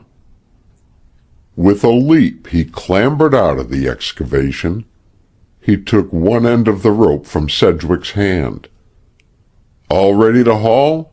he inquired in matter-of-fact tones. "Wait! What are we going to do with this thing?" demanded his co-laborer. "We can never get it to the car." A low chuckle sounded from the shrubbery back of them. The resurrectionist stood, stricken. "An owl," whispered Sedgwick at length. "No," replied Kent in the same tone. Then, in full voice and with vivid urgency, "Haul!" Up came the heavy casket, bumping and grating. Even through the rope Sedgwick felt, with horror, the tumbling of the helpless sodden body within. With a powerful effort Kent swung his end up on the mound. The lantern flashed. By its gleam Sedgwick saw Kent striving to force his spade edge under the coffin lid, to pry it loose. The chuckle sounded again. "That's enough," said a heavy voice with a suggestion of mirthful appreciation. Sheriff Len Schlager stepped from behind a tree. He held a revolver on Kent. Sedgwick made a swift motion, and the muzzle swung accurately on him. "Steady, Frank," warned Kent anxiously. "I'm steady enough," returned the other. "What a fool I was not to bring a gun." "Oh, no," contradicted the scientist. "Of what use is my gun? We're in the light, and he is in the shadow." "So you've got a gun on you, eh?" remarked the sheriff, his chuckle deepening. "I didn't say so." "No, but you gave yourself away. Hands up, please, both of you." 4 hands went up in the air. Kent's face in the light was very downcast, but from the far corner of his mouth came the faintest ghost of a whistled melody, all in a minor key. It died away on the night air, and the musician spoke in rapid French. "Attention, la ruse gagne. Quand lui donnerai le coup de pied, battez-le à terre." "What's that gibberish?" demanded Schlager. "Very well," said Sedgwick quickly, in the tone of one who accepts instructions. "I'll be still enough. Go ahead and do the talking." "Better both keep still," advised the deceived sheriff. "Anything you say can be used against you at the trial, and the penalty for body snatching is 20 years in this state." "Yes, but what constitutes body snatching?" murmured Kent. "You do, I guess," retorted the humorous sheriff. "Steady with those hands. Which pocket, please, Professor?" "Right-hand coat, if you want my money," answered the scientist sullenly. "Nothing like that," laughed the officer. "Your gun will do at present." "I haven't got any gun." "I heard you say it. Remember, mine is pointed at your stomach." "Correct place," approved Kent, quietly shifting his weight to his left foot. "It's the seat of human courage. Well," as Schlager tapped pocket after pocket without result, "you can't say I didn't warn you. Now, Frank." With the word there was a sharp spat as the heel of Kent's heavy boot, flying up in the coup de pied of his own devising, caught the sheriff full on the wrist, breaking the bones, and sending the revolver a spin into the darkness. As instantly Sedgwick struck, swinging full-armed, and Schlager went down, half-stunned. "Pin him, Frank," ordered Kent. But Sedgwick needed no directions, now that resolute action was the order of the moment. His elbow was already pressed into the sheriff's bull neck. Schlager lay still, moaning a little. "Good work, my boy," approved Kent, who had retrieved the revolver. "Who clubbed me?" groaned the fallen man. "I didn't see no third feller.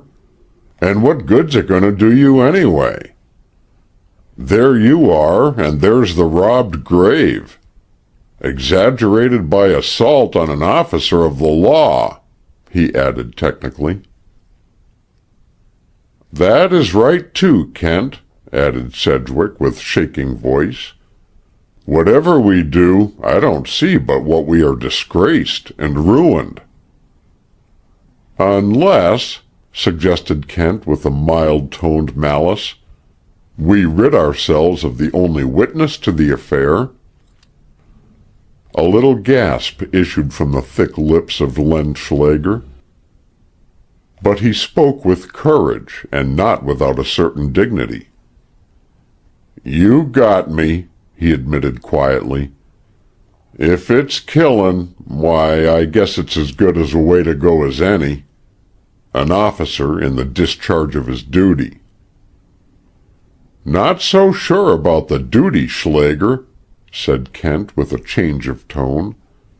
But your life is safe enough in any event. Pity you're such a grafter, for you've got your decent points. Let 'em up, Sedgwick. Relieved of his assailant's weight, Schlager undertook to rise, set his hand on the ground, and collapsed with a groan. Too bad about that wrist, said Kent. I'll take you back in my car to have it looked after as soon as we've finished here.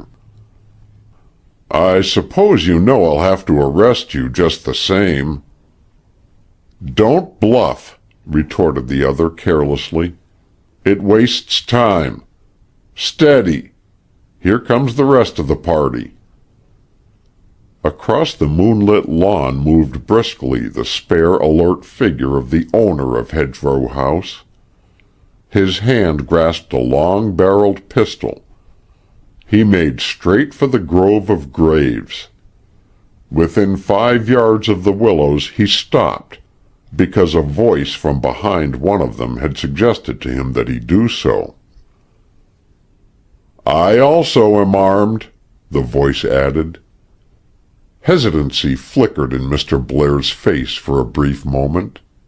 Then, with set jaw, he came on. 2 men of courage to deal with in a single night. That's all out of proportion, commented the voice with a slight laugh. Mr. Blair, I really should dislike shooting you. Who are you? Demanded Mr. Blair. Chester Kent. What are you doing on my property at this hour? Digging. Ah! It was hardly an exclamation. Rather, it was a contained commentary. Mr. Blair had noted the exhumed casket. You might better have taken my offer, he continued after a pause of some seconds. I think, sir, you have dug the grave of your own career. That remains to be seen. Schlager, are you there? Yes, Mr. Blair. They've broken my wrist and got my gun. Mr. Blair took that under consideration. It doesn't strike me that you are much of a manhunter, he observed judicially. Who are they? Francis Sedgwick is the other, at your service, answered the owner of that name. An extraordinary convulsion of rage distorted the set features of the elderly man. You! He cried. Haven't you done enough without this? I would come on now if hell yawned for me. Stricken with amazement at the hatred in the tone, Sedgwick stood staring. But Kent stepped before the advancing man. This won't do, he said firmly. We can't any of us afford killing. I can, contradicted Mr. Blair. You would gain nothing by it. If one of us is killed, the other will finish the task. You know what I am here for, Mr. Blair. I propose to open that coffin and then go. No, said the master of Hedgerow House, and it was 20 years since his no had been overborne. Yes, returned Chester Kent quietly. Mr. Blair's arm rose, steady and slow, with the inevitable motion of machinery. If you shoot, pointed out Kent, you will rouse the house. Is there no one there from whom you wish to conceal that coffin? The arm rose higher until the muzzle of the pistol glared like a baleful, lustreless eye into Kent's face. Instead of making any counter motion with the sheriff's revolver, The scientist turned on his heel, walked to Sedgwick, and handed him the weapon. "I'm going to open the coffin, Frank," he announced. "That pistol of Mr. Blair's is a target arm. It has only one shot."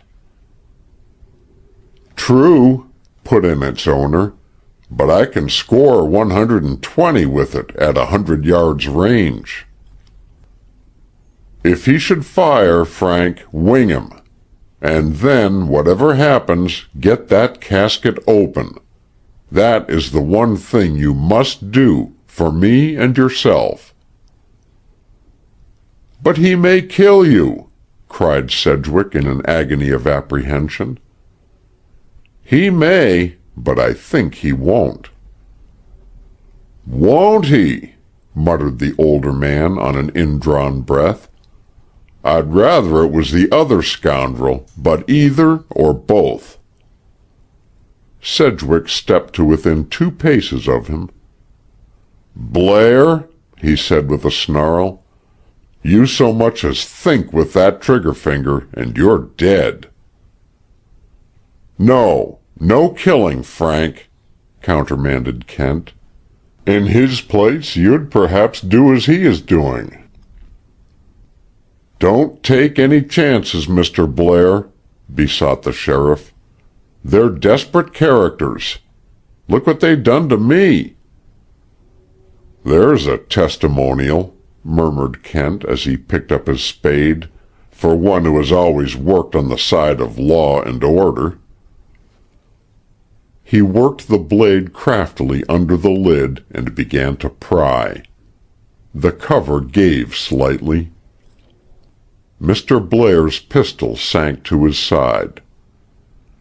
"I should have shot before warning you," he said bitterly.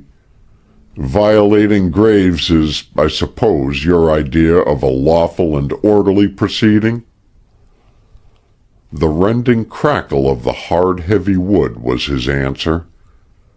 Kent stooped and struggled up, bearing a shapeless, heavy object in his arms. The object seemed to be swathed in sacking. Kent let it fall to the ground, where it lopped and lay. "All right," said he, with a strong exhalation of relief. "I knew it must be. And yet, well, one is never absolutely in certainty. And if I'd been wrong, I think, Frank, we could profitably have used that gun on ourselves. You can drop it now. Come over here." Courageous though Sedgwick was, his nerves were of a highly sensitive order. He shuddered back. "I don't believe I can do it, Chet." "You must, as a witness. Come, brace up." Setting the bullseye lantern down, Kent produced a pocket knife. Sedgwick drew a long breath, and walking over, crouched, steeling his nerves against the revelation that should come when the cord should be cut and the swathings reveal their contents. "If I keel over, don't let me tumble into the grave," he said simply, and choked the last word off from becoming a cry of horror as he beheld his friend drive the knife blade to the hilt in the body, and then whip it across and downward with a long ripping draw under which the harsh cloth sang hideously. "Open your eyes! Look!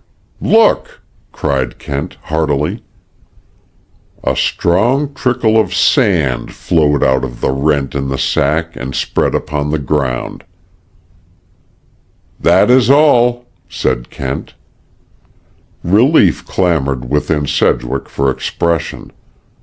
He began to laugh in short, choking spasms. "Quiet!" warned Mr. Blair in a broken tone of appeal. "You've found out the secret. God knows what you'll do with it. But there are innocent people in the house. I see a light stirring there now. I must do what I may to shelter them. A glimmer shone from the ground floor of one of the wings. Thither Mr. Blair ran, calling out as he went. When he returned, his face was like a mask. "Now," said he, "what is this matter? Blackmail?" Kent's face withdrew, as it were, behind his inscrutable half-smile. "Peace, if you will," said he. "A truce, at least. I should like to know just how much you know." "An offer. I will tell you whenever you are ready to tell me all that you know. I think we are mutually in need of each other." "I wish you were at the bottom of that pit," retorted the other, grimly. "You and your scoundrel of a friend with you." "Thank you for myself," said Sedgwick. "If you were 20 years younger, I would break every bone in your body for that." "Steady, Frank," put in Kent. "Judge no man by his speech who has been through what Alexander Blair has been through tonight. Mr. Blair," he added, "you've refused my offer. It is still open, and as an extra I will undertake, for Mr. Sedgwick and myself, that this night's affair shall be kept secret.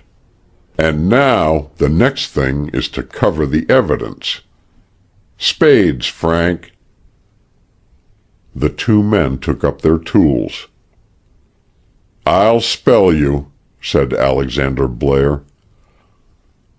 While the sheriff, mourning softly over his fractured wrist, sat watching the house in case of alarm, the scientist, the painter, and the trust magnate, sweating amid the nameless graves, hurriedly reinterred the sack of clean sand which bore the name of Wilfrid Blair.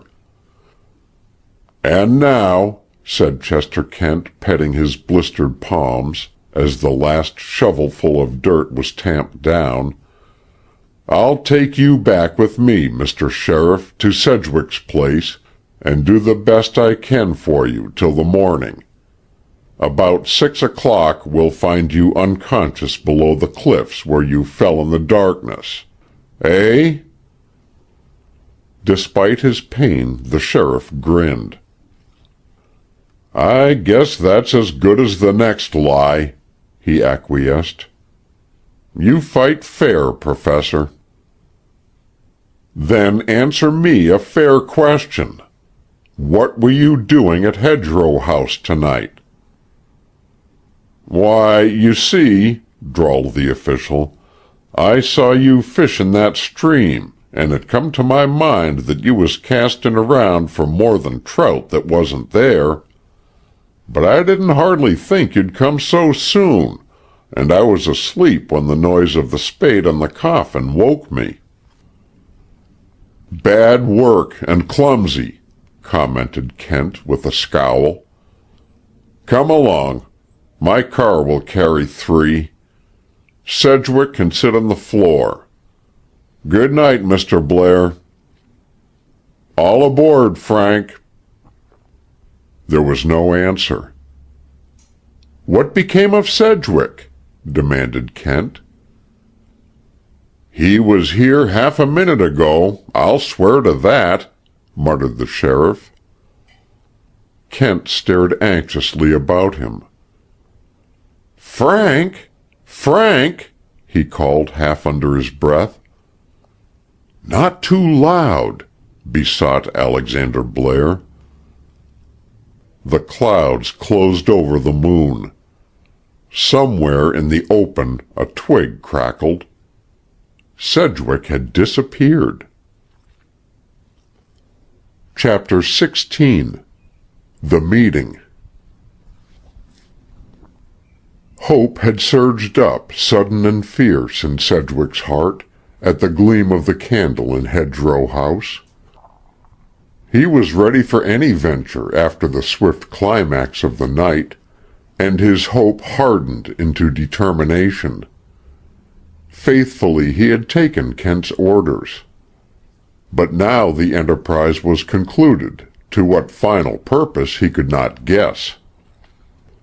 He was his own man again, and perhaps, behind that gleam from the somber house, waited the woman, his own woman. Silently he laid his revolver beside his spade and slipped into the shadows. He heard Kent's impatient query. He saw him as he picked up the relinquished weapon and examined it, and, estimating the temper of his friend, was sure that the scientist would not stop to search for him. In this he was right. Taking the sheriff by the arm, Kent guided him through the creek and into the darkness beyond. Mr. Blair, walking with heavy steps and fallen head, made his way back to the house. Sedgwick heard the door close behind him. A light shone for a time in the second story. It disappeared. With infinite caution, Sedgwick made the detour, gained the rear of the house, and skirting the north wing, stepped forth in the bright moonlight, the prescience of passion throbbing wildly in his breast. She sat at the window, head high to him, bowered in roses. Her face was turned slightly away. Her long, fine hands lay inert on the sill. Her face, purity itself in the pure moonlight, seemed dimmed with weariness and strain, a flower glowing through a mist. With a shock of remembrance that was almost grotesque, Sedgwick realized that he had no name by which to call her. So he called her by the name that is love's own. She did not change her posture, but her lips parted. Her lids drooped and quivered.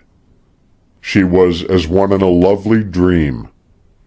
He stepped toward her and spoke again. "You!" she cried, and her voice breaking from a whisper into a thrill of pure music. "You!" There was in the one syllable so much of terror that his heart shivered, so much of welcome that his heart leaped, so much of joy that his heart sang. Bending, he pressed his lips on her hands and felt them tremble beneath his kiss. They were withdrawn and fluttered for the briefest moment at his temples. Then she spoke hurriedly and softly. "You must go! At once! At once!" "When I have just found you?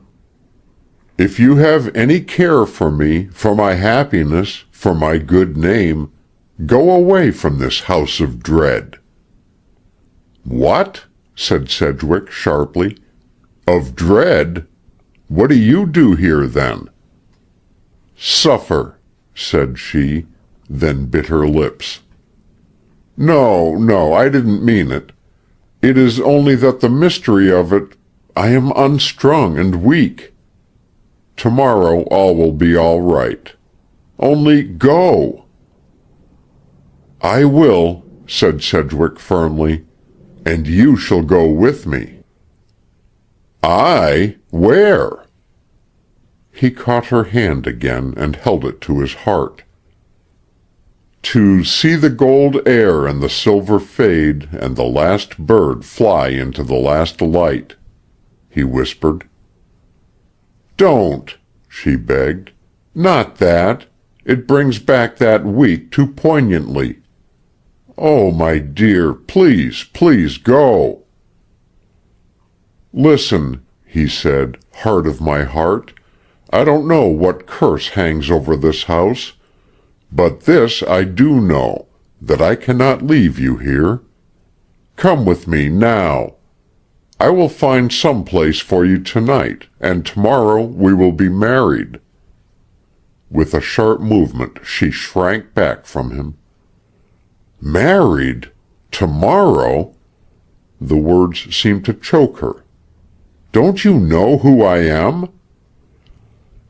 Fear chilled his mounting blood as Kent's analysis of the probabilities came back to him. "If you are married already," he said unsteadily, it would be better for me that Kent had let him shoot." "Who?" she cried. "What has been passing here? You have been in danger?" "What does it matter?" he returned. "What does anything matter but—" "Hark!" she broke in, a spasm of terror contracting her face. Footsteps sounded within. There was the noise of a door opening and closing. Around the turn of the wing, Alexander Blair stepped into view. His pistol was still in his hand. "Still here, sir?" he inquired with an effect of murderous courtesy. "You add spying to your other practices, then?" He took a step forward and saw the girl. "My God! Marjorie!" he cried. Sedgwick turned white at the cry, but faced the older man steadily. "I fear, sir," he said, "that I have made a terrible mistake. The blame is wholly mine. I beg you to believe that I came here wholly without the knowledge of your wife—" "Of whom?" exclaimed Blair, and in the same moment the girl cried out, "Oh, no, no, not that!" "Not?" exclaimed Sedgwick. "Then—" "Marjorie," interrupted Mr. Blair, "do you know this man?" "Yes," she said quietly. "Since when?" "Since 2 weeks." "And he has come here before?" "No." "Then why do I find him here with you tonight, this night of all nights?" "He is not here with me," said she, flushing. "I came from where you saw me," began Sedgwick, "on a reckless impulse. Believe me, sir—" "One moment. Marjorie, I think you had best go to your room." The girl's soft lips straightened into a line of inflexibility. "I wish to speak to Mr. Sedgwick," she said. "Speak, then, and quickly." "No, I wish to speak to him alone. There is an explanation which I owe him." "And there is one which he owes you," retorted Blair. "As he seems to have been too cowardly to give it, I will supply his deficiencies. In order that there may be no misunderstanding, let me present Mr. Francis Sedgwick, the murderer." A low cry, the most desolate, the most stricken sound that Sedgwick had ever heard from human lips, trembled on the air. Before he could gather his senses to retort and deny, she had drawn herself to her feet, and the rose-bowered window framed only emptiness. Sedgwick whirled upon the other man.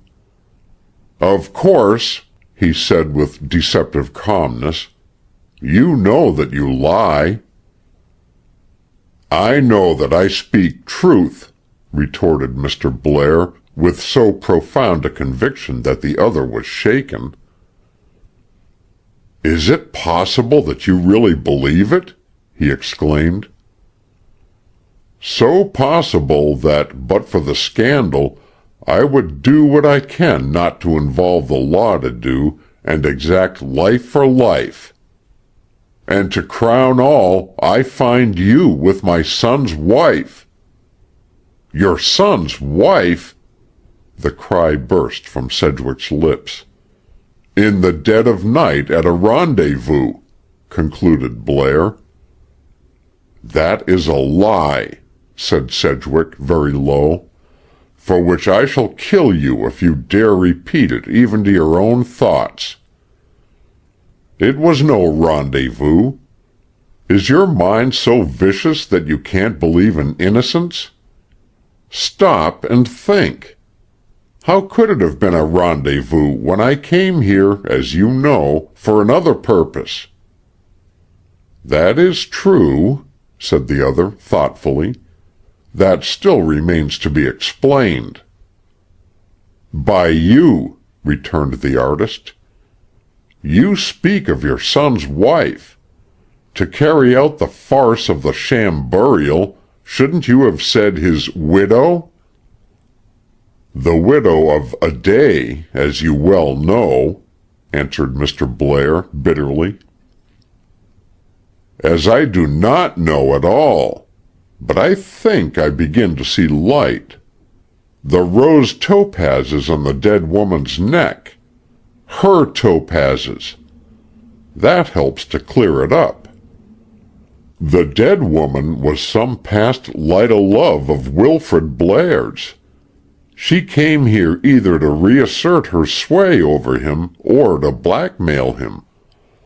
He gave her his wife's jewels. Then he followed her to the cliffs and killed her, perhaps in a drunken frenzy. And you, Mr. Alexander Blair, to save your son, have concealed him somewhere, bribed the sheriff and the medical officer, contrived this false death and burial, and are now turning suspicion on a man you know to be innocent, further to fortify your position. But what damnable lie have you told her?" During this exposition, Alexander Blair's face was a study in changing emotions. At the close his thin lips curled in the suggestion of a sardonic grin. "I leave you to the company of your theory, sir," said he, and the door closed sharply after him. 3 hours later, wet and bedraggled, but with a fire at his heart, the night-farer came to his home and roused Kent from slumber on the studio couch.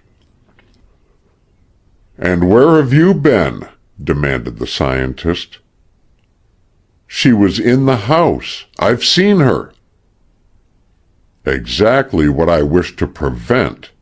I don't think you've done yourself any good." "Any good?" groaned his friend.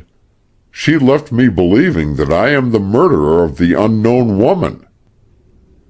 "Indeed. You've done worse even than I had feared. Tell me." In brief outline, Sedgwick told of the moonlight interview. Kent gripped at his earlobe, and for a time sought silently to draw clarification of ideas from it. "Do you know," he said at length, "I wouldn't wonder if Blair really thought you the murderer." "I would," declared Sedgwick savagely. "He knows who murdered that woman. It was his own son, whom he pretended to bury for a blind." And the artist proceeded to outline eagerly his newly developed idea. "That's an interesting theory," said Chester Kent slowly. "A very interesting and ingenious theory. I'll admit to you now that something of the sort occurred to my mind early in the development of the mystery, but I forsook it because of one fact that rather mitigates against its probability." "What is that?" "The fact," replied Kent with a slow smile, "that Wilfrid Blair was dead before his father ever learned of the tragedy of Lonesome Cove. Chapter 17. Chance Sits In. Suitcase at his side, Chester Kent stood on the platform of the Martindale Center station, waiting for the morning train to Boston. Before him paced Sedgwick with a face of storm. "This is something I must do for myself," the artist declared, with that peculiar flatness of obstinacy which goes with an assertion repeatedly made. "Not you nor any other man can do it for me. Not you nor any other man should attempt it at all now, retorted the scientist. That's the view of the pedant, cried Sedgwick.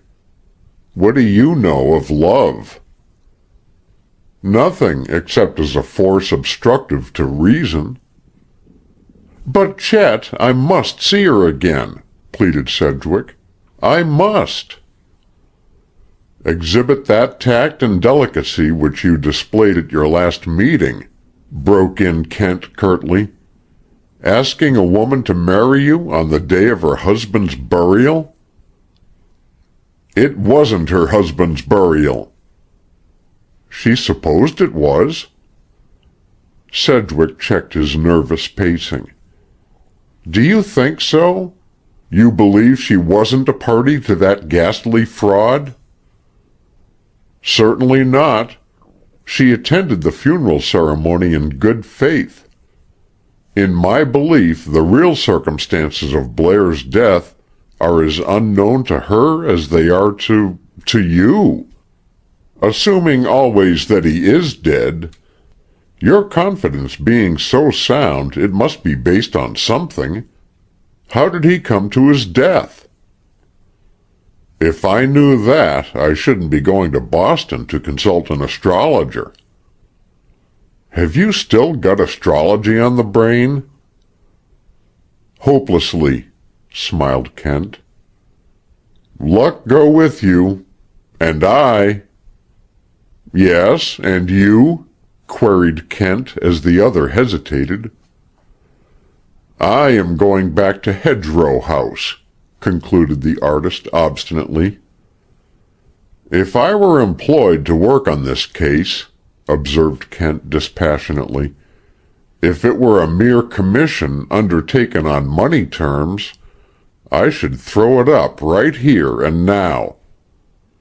He took a long, strong pull at the extension end of his ear and whistled a bar or two of Pagliacci. Do you know room 571 at the Eyrie? He asked abruptly. No. Yes, I do too. That's your Temple of White Silence, isn't it? Correct. Humor me thus far. Walk up to the hotel. Give this card to the clerk. Get the key. Go to that room at once. Lie down on your back with your eyes open and think for 1 hour by the watch.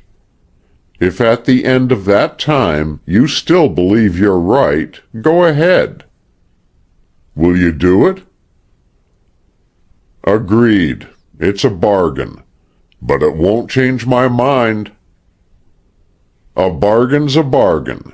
It won't need to, said Kent coolly. By that time, if I have any understanding of Mr. Alexander Blair, he will have put your lady of mystery on the morning train which leaves for Boston by one of the other roads. If not, why, you may take your chance. Tricked, said Sedgwick. Well, I owe you too much to go back on my agreement. But see here, Kent. She's going to Boston. You're going to Boston. You can easily find out where the Blairs live. Go to her for me and find— Heaven forbid, cried Kent piously. Why? Haven't I told you that I am a timid creature, and especially about females? Over 70 I like 'em, and under 7 I love 'em. Between I shun 'em. I'll do anything for you but that, my boy, he concluded as the train came rumbling in. Then I shall have to follow and look her up myself, returned his friend. I'll wire you before I come. Goodbye. By the way, said Kent, leaning out from the car step upon which he had swung himself, don't be disturbed if you miss that drawing which we bought from Elder Dennett at a bargain. Miss it? Why, where is it? In my suitcase. What's it doing there?" "Why, you see, if it's a sketch for a finished portrait by Eliot, as I suspect, some of the art people in Boston might recognize it. Good luck. I hope not to see you soon. Too soon, that is." Chance and a deranged railway schedule conspired against the peace of mind of the shy and shrinking Kent.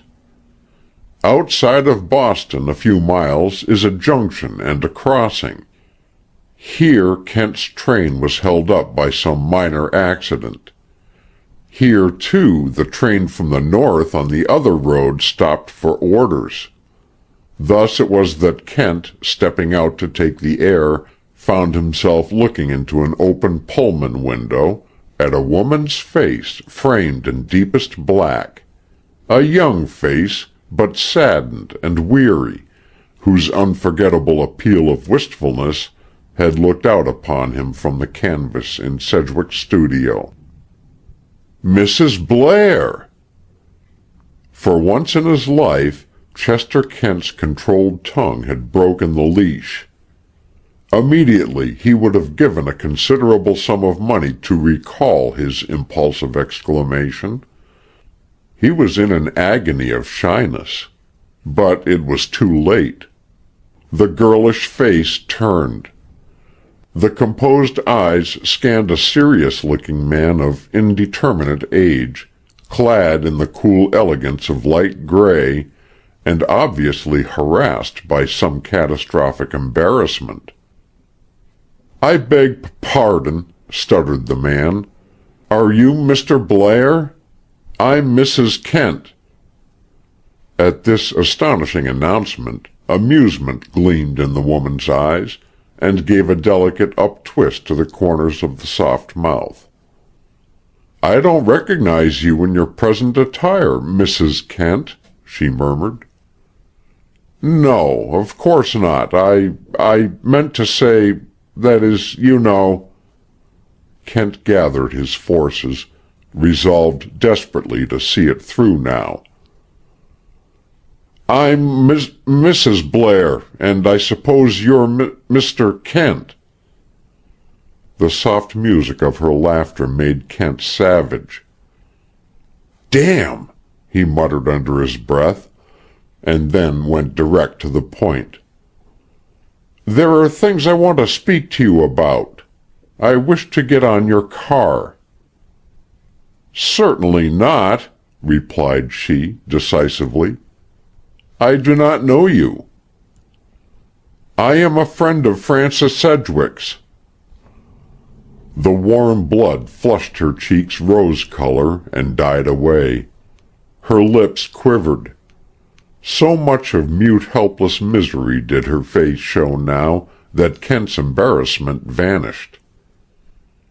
"Try to believe me," he said earnestly, "when I tell you that I wish only to save both of you misunderstanding and suffering. Needless misunderstanding and suffering," he added. "It is too late," she said hopelessly. "Forgive me, but that is foolish. Your mind has been led astray. Sedgwick is absolutely blameless." "Please," she begged in a half-whisper, "I can't listen. I mustn't listen. I have tried to make myself believe that he acted in self-defense. But even so, don't you see, it must stand forever between us?" "Now what cock-and-bull story has Alexander Blair told her?" Kent demanded of his mind. "How much does she know, or how little?" The jar and forward lurch of the car before him brought him out of his reverie. "Can I see you in Boston?" he asked hurriedly. She shook her head. "Not now. I can see no one. And remember, I do not even know you." Kent cast about rapidly in his mind, as he walked along with the car, for someone who might be a common acquaintance. He mentioned the name of a very great psychologist at Harvard. "Do you know him?" he asked. "Yes, he is my mother's half-brother." "And my valued friend," he cried. "May I get him to bring me?" He was almost running now beside the window. "Yes," she assented, "if you insist. But I will hear no word of your friend." "I understand. Agreed," called Kent. "Tomorrow morning, then." And he walked, whistling a melancholious theme, to the platform. Another whistle answered his. It was that of his train, disappearing around the curve a mile down the track. Belated but elated, Kent, after some inquiries, reached his destination by an intricate exchange of trolley lines, and went direct to Cambridge.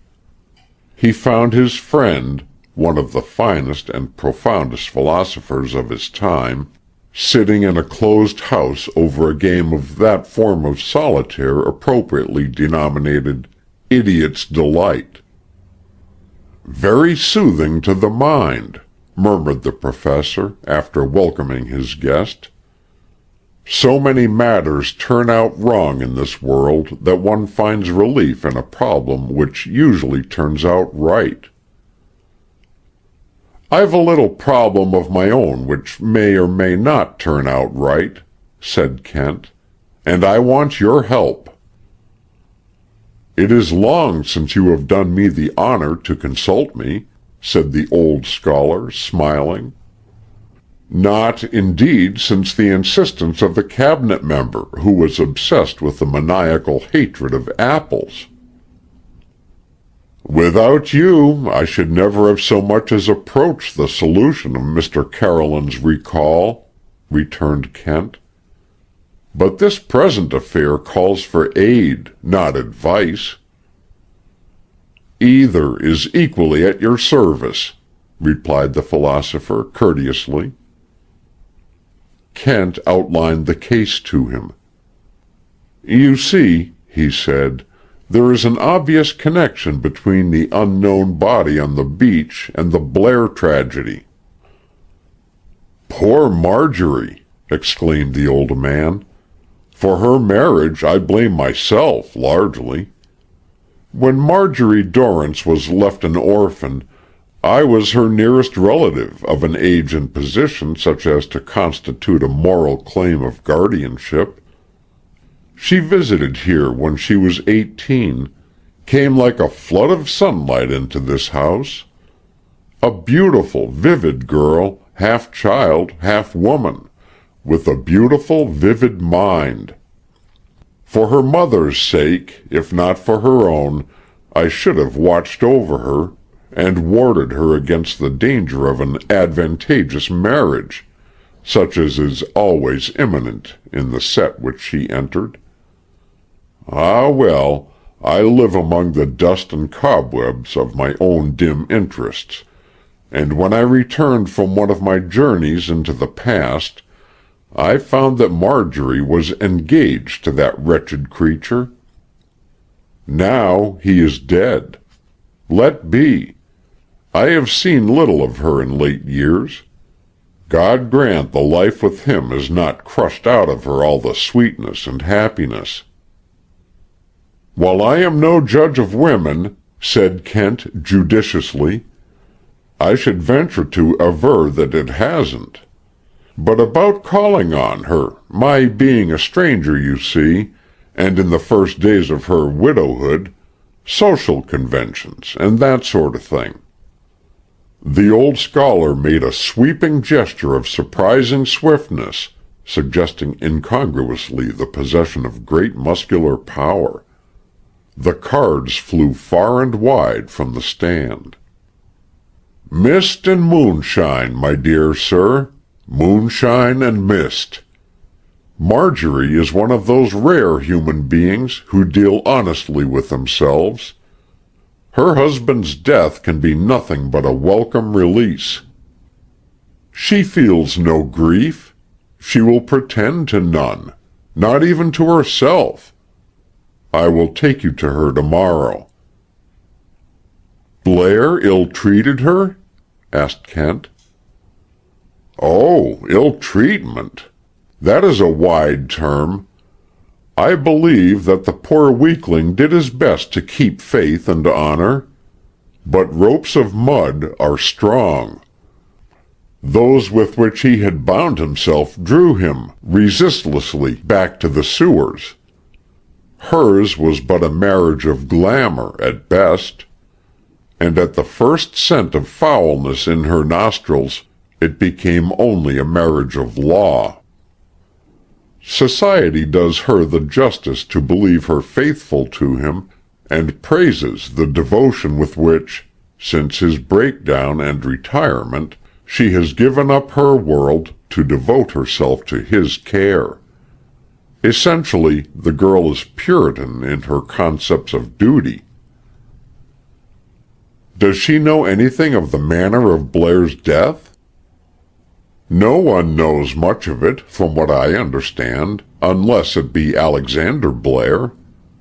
One of the family, who went to Hedgerow House for the funeral, called upon me as a courtesy due to Mrs. Blair's nearest relative. Alexander Blair, he said, was reticent. His dread of publicity is notorious.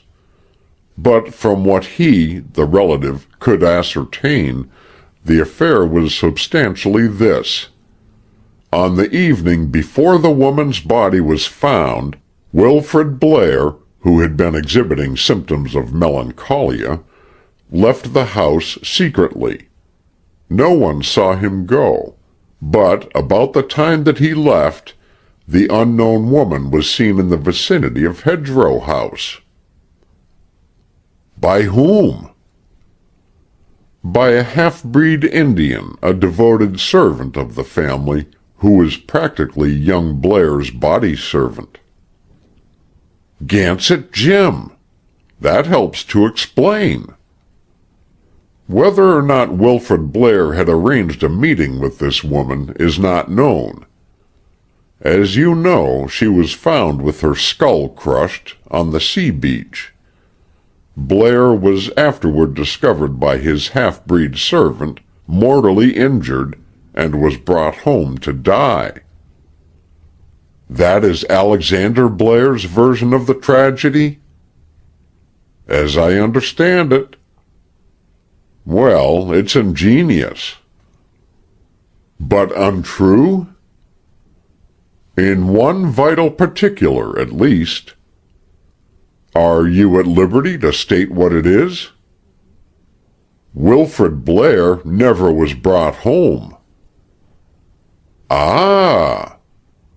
In any case, Alexander Blair is striving to conceal some scandal, the nature of which I have no wish to guess. By the way, I should have added that he suspects a third person, an artist resident not far from his place, of being his son's assailant. Francis Sedgwick. You know the man? It is on his behalf that I am acting, replied Kent. My informant, however, inclines to the belief that Alexander Blair is wrong, that Wilfred Blair killed the woman and then inflicted mortal wounds upon himself.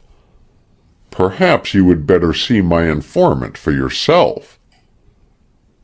Unnecessary, thank you.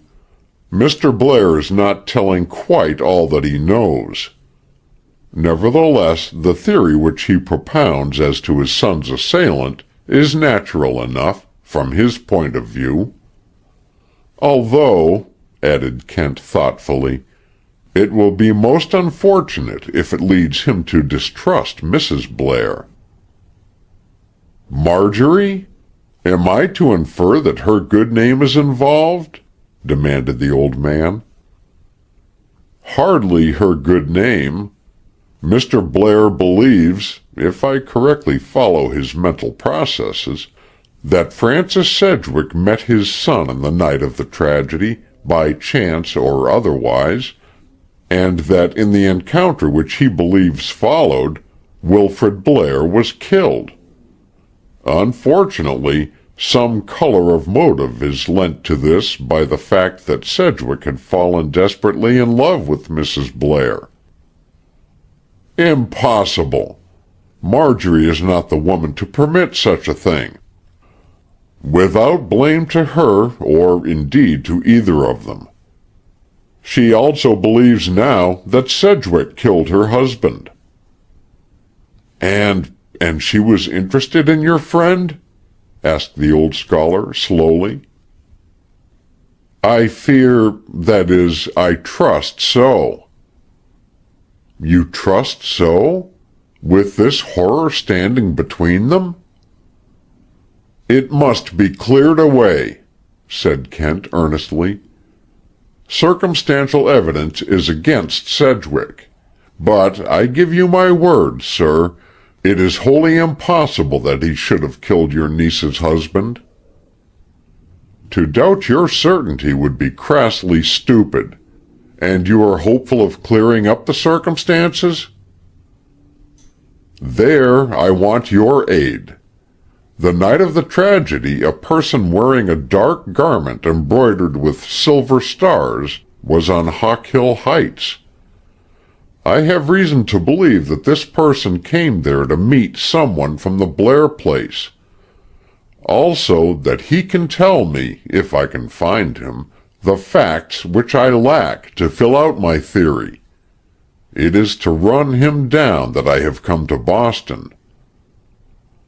A man wearing a dark garment embroidered with silver stars, said the philosopher.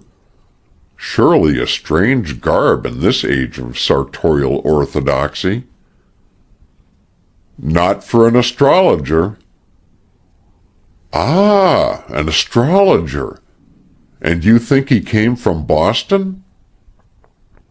I think, said Chester Kent, drawing some newspaper clippings from his pocket, that somewhere among these advertisements, taken from the newspapers which are subscribed for at Hedgerow House, he is to be found. There I ought to be able to help.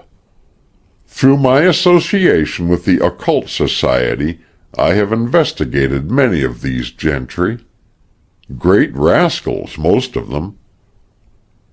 Whom would you consider the most able of the lot? The old man set a finger on one of the clippings. Preston Jacks, said he, is the shrewdest of them all. Sometimes I have thought that he had dim flashes of real clairvoyance. Be that as it may, he has a surprising clientele of which he makes the most, for he is a master hand at cozening women out of their money. More than once he has been in the courts. Probably he is my man. Anyway, I shall visit him first, and if I find that his office was closed on July 5th, it was, and for a day or two thereafter, as I chanced to know, because one of the Occult Society's secret agents was to have visited him, and could not get an appointment. Good! I shall see you, then, tomorrow, sir. Clarity of vision go with you amid your riddles, said his host with a smile, shuffling the cards which Kent had gathered up for him. Here is my all-sufficient riddle. Watch me now, how I meet and vanquish the demon mischance. He turned up a card. Ah, said he with profound satisfaction, the 7 of spades. My luck runs in sevens. Chapter 18. The Master of Stars. 10 o'clock of the following morning found the Harvard professor formally presenting his friend, Chester Kent, to Mrs. Wilfrid Blair, at the house of the cousin with whom she was staying. My dear, said the old gentleman, You may trust Professor Kent's judgment and insight as implicitly as his honor.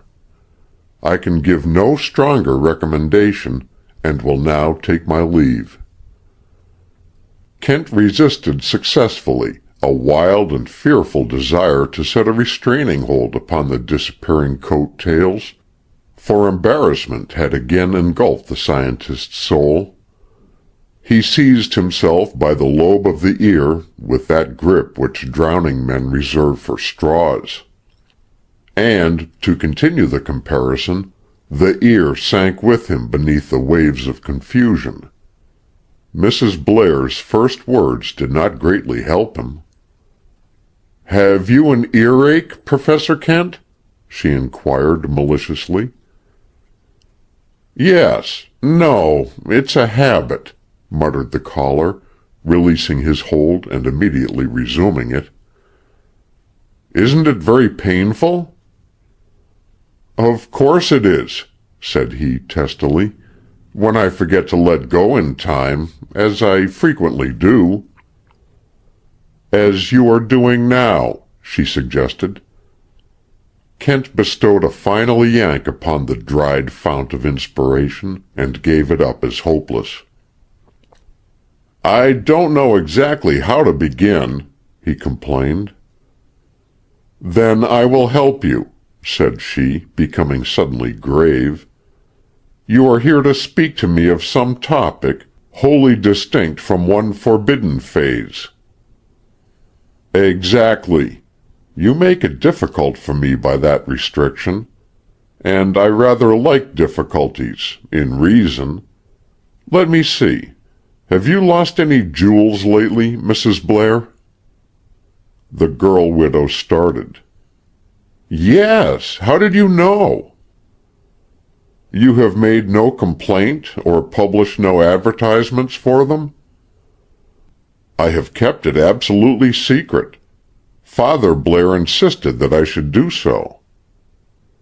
"They were valuable, these jewels?" "The rings were, intrinsically, but what I most valued was the necklace of rose topazes. They were the Grosvenor topazes." "A family relic?" "Not my own family. My husband's mother left them to me. They came down to her from her grandmother, Camilla Grosvenor." "You speak that name as if it should be recognizable by me." "Perhaps it would, if you were a New Englander. She was rather a famous person in her time. C. L. Eliot painted her, one of his finest portraits, I believe. And she was remarkable in other respects." "Would you mind being more specific? It isn't mere curiosity on my part." "Why, my uncle could have told you more. He knows all about the Grosvenors. My own knowledge of Camilla Grosvenor is merely family tradition. She was a woman of great force of character and great personal attraction, I believe, though she was not exactly beautiful. When she was still under 30, she became the leader of a band of mystics and star worshippers. I believe that she became infatuated with one of them, a young German, and that there was an elopement by water. This I remember at least. Her body washed ashore on the coast not very far from Hedgerow House." "At Lonesome Cove?" "Yes. The very name of it chills me. For my husband it had an uncanny fascination. He used to talk to me about the place. He even wanted to build there, but Mr. Alexander Blair wouldn't listen to it." "Would you know the face of Camilla Grosvenor?"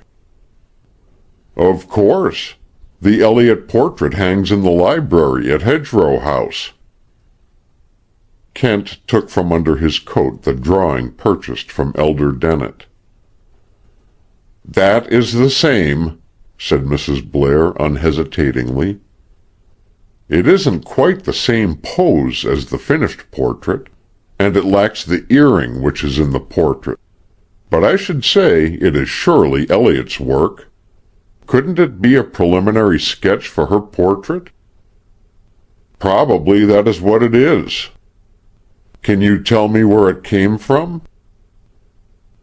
From between the pages of an old book. It must have been carelessly thrown aside. The book has just been sold at an auction in Martindale Center, and the drawing found by a man who didn't appreciate what it was. I bought it from him. That's rather wonderful, isn't it? There are more wonders to come. Tell me how your necklace was lost, please. I don't know. On the afternoon of July 5th, I left Hedgerow House rather hurriedly. My maid, whom I trust implicitly, was to follow with my trunks, including my jewel case. She arrived a day later with part of the jewels missing, and a note from Father Blair saying that there had been a robbery, but that I was to say nothing of it. July 5th, remarked Kent with his lids dropped over the keen gaze of his eyes. It was the following morning that the unknown body was found on the beach near the Nook. Her face showed no comprehension. I have heard nothing of any body, she replied. Did none of the talk come to your ears of a strange woman found at Lonesome Cove? No. Wait, though. After the funeral, one of the cousins began to speak of a mystery, and Mr. Blair shut him off. Your necklace was taken from that body. Her eyes grew wide. Was she the thief? She asked eagerly. The person who took the necklace from the body is the one for whom I am searching. Now, Mrs. Blair, will you tell me, in a word, how your husband met his death? Her gaze did not falter from his, but a look of suffering came into her eyes, and the hands in her lap closed and opened and closed again. Perhaps I can save you by putting it in another form. Your father-in-law gave you to understand, did he not, that Wilfrid Blair met and quarreled with a certain person, and was killed in the encounter which followed? How shall I ever free myself from the consciousness of my own part in it? She shuddered. Don't speak of it again. I can't bear it.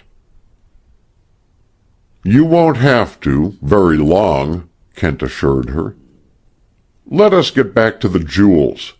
You would be willing to make a considerable sacrifice to recover them? Anything. Perhaps you've heard something of this man? Drawing a newspaper page from his pocket, Kent indicated an advertisement outlined in blue pencil. It was elaborately displayed as follows. Your fate is written in the heavens.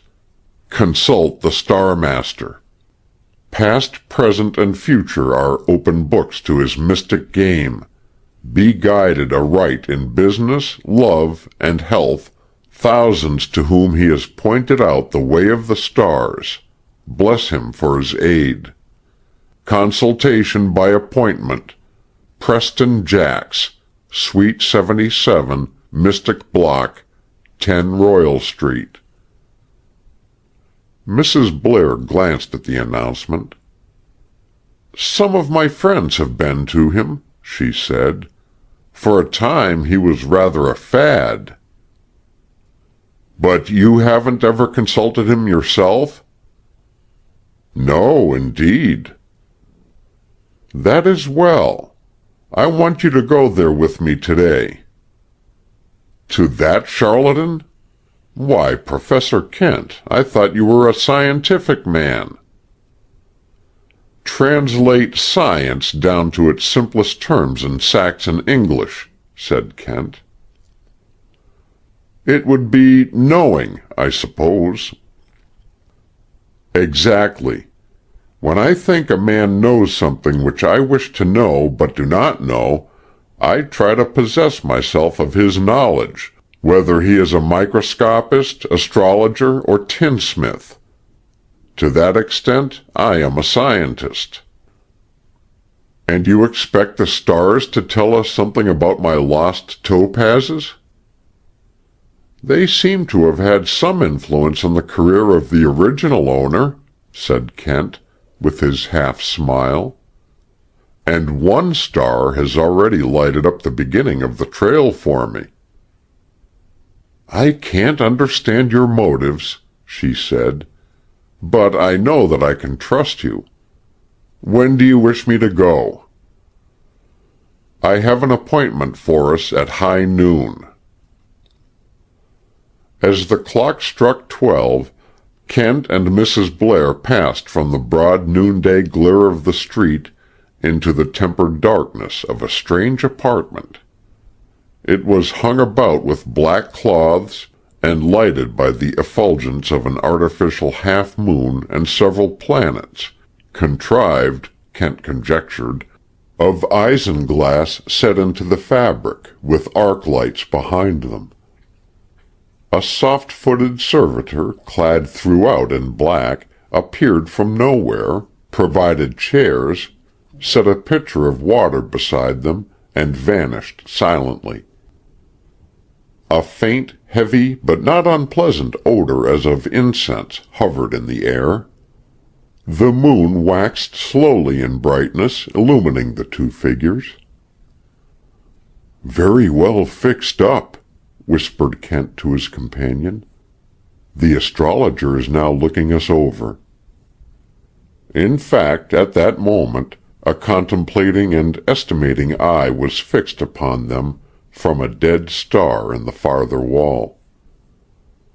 The eye beheld a girl whose delicate but vivid loveliness was undimmed by the grisly trappings of mourning which a Christian civilization has borrowed from barbarism to belie its own Christianity withal, rested a moment and passed, with more of scrutiny, to her companion. Preston Jacks did not, as a rule, receive more than one client at a time.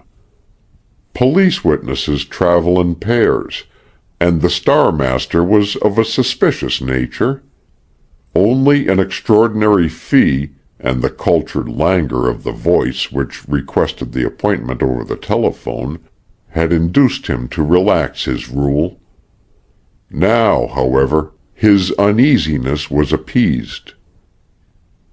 He beheld a gentleman clad in such apparel as never police spy nor investigating agent wore, a rather puzzling swellness, the term is culled from Mr. Jacks's envious thoughts, since it appeared to be individual without being in any particular conspicuous.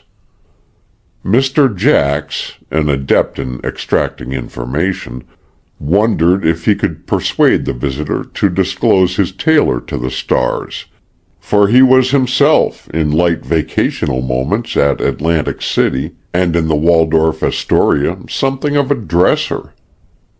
One point, however, the connoisseurship of the Star Master could hardly approve. The monocle displayed in his visitor's left eye, though it was reassuring to his professional judgment. The visitor was obviously light. Quitting his peephole, the Star Master pressed a button. Strains of music, soft and sourceless, filled the air, from a phonograph muffled in rugs. The moon glow paled a little. There was a soft rustle and fluctuation of wall draperies in the apartment. The light waxed. The Star Master stood before his visitors. They beheld a man of undistinguished size and form, eked out by a splendid pomposity of manner. To this his garb contributed. All the signs of the zodiac had lent magnificence to the long, black, loose robe with gaping sleeves which he wore. Mrs. Blair noted with vague interest that it was all hand-embroidered. Pale and hard the face rose from this somber and gorgeous appareling. It was a remarkable face, small, calm, and compacted of muscles.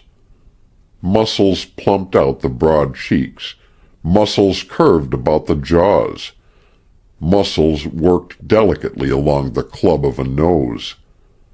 The chin was just one live, twitching muscle. Even the faint screwed lines at the eye corners suggested muscle. And withal, there lurked in the countenance a suggestion of ingenuousness. The man looked like a bland and formidable baby. He looked even more like a puma. With a rhythmical motion of arms and hands he came forward, performed a spreading bow of welcome, and drew back, putting his hands to his brow, as if in concentration of thought. Marjorie Blair felt an unholy desire to laugh. She glanced at Professor Kent, and, to her surprise, found him exhibiting every evidence of discomposure.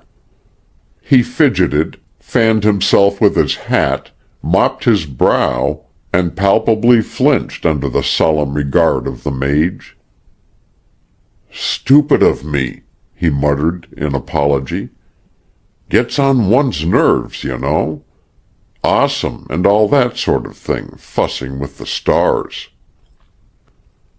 Preston Jacks bestowed a patronizing smile upon his visitor. Protectiveness, benign and assured, radiated from him. "Fear nothing," said he. "The star forces respond to the master will of him who comprehends them. Madam, the date, year, month, and day of your birth, if you please?" "March 15th, 1889, replied Mrs. Blair.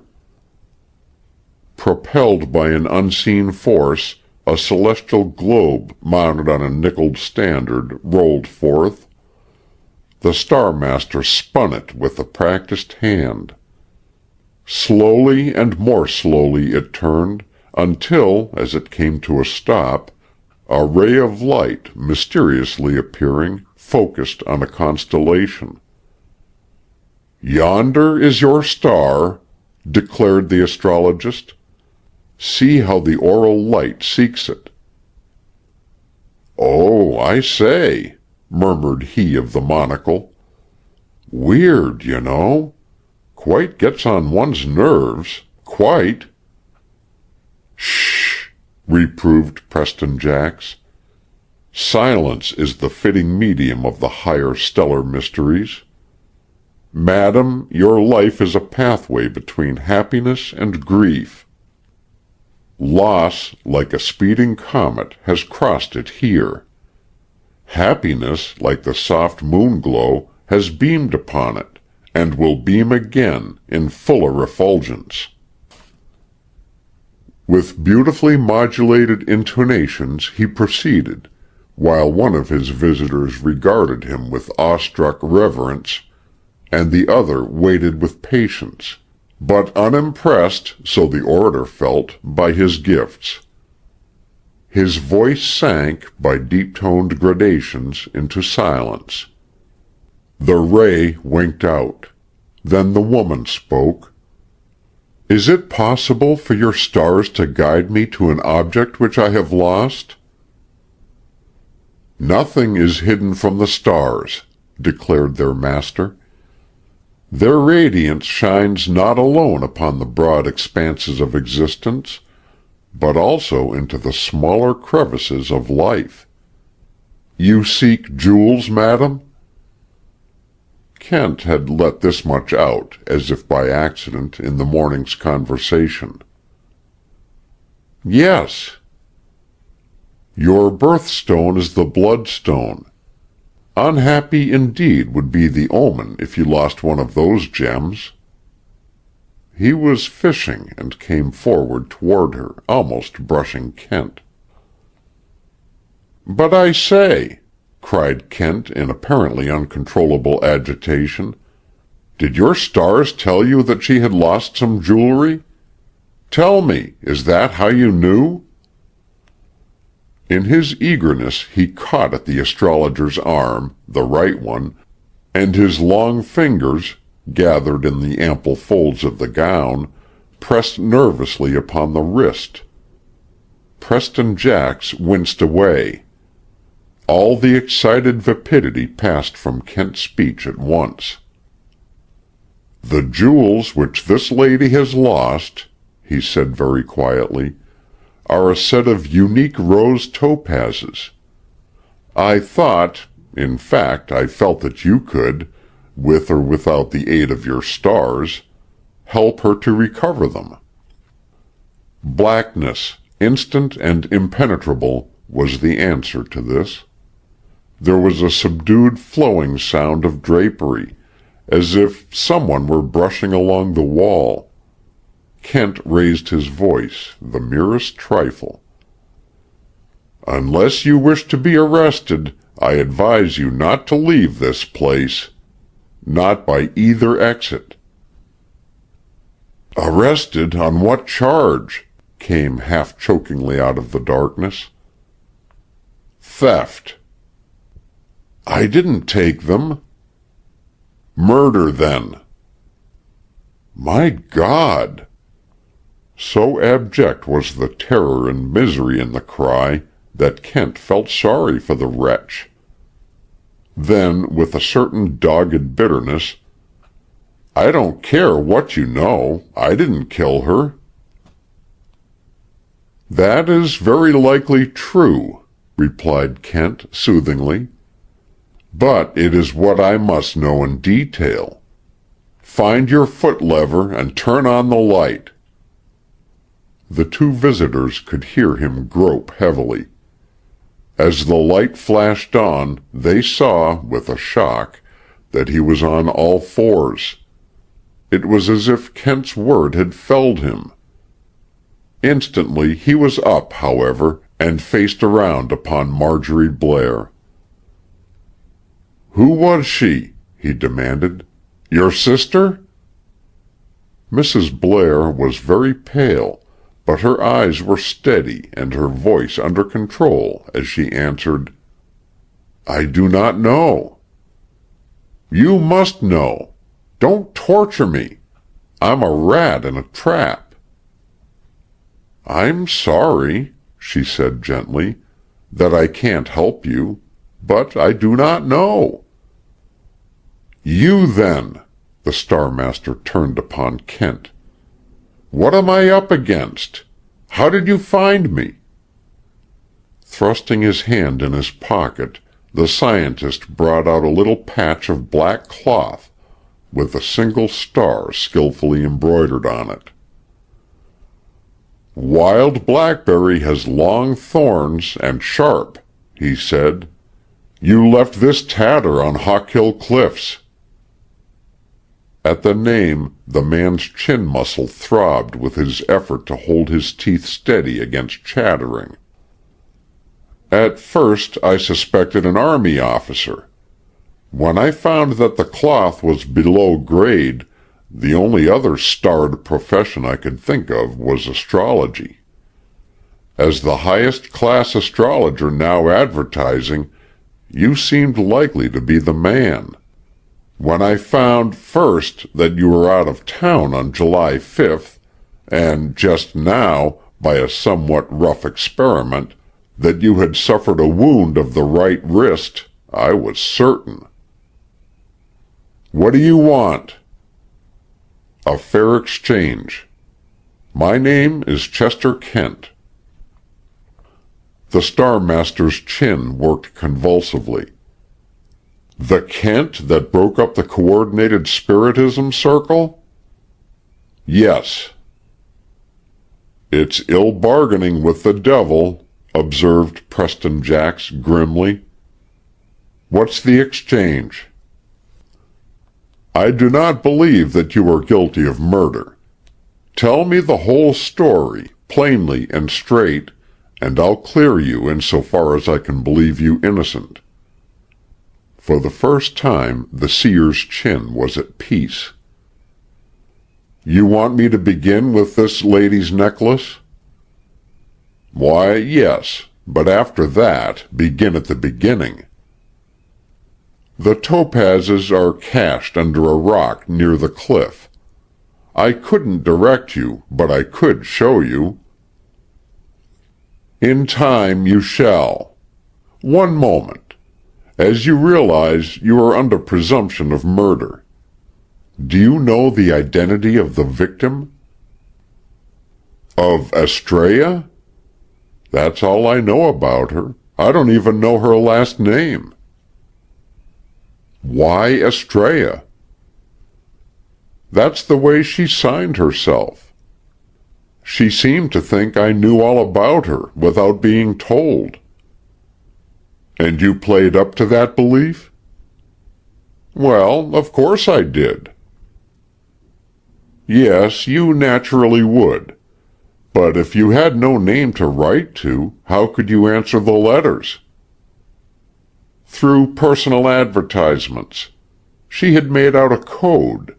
She was a smart one in some ways, I can tell you." "Have you any of the letters here?" "Only the last one." "Bring it to me." Obediently as an intimidated child, the astrologer left the room, presently returning with a plain sheet of paper with handwriting on one side. Kent, who almost never made a mistake, had forgotten, in his absorption in the matter of the document, the presence, even the existence, of Marjorie Blair.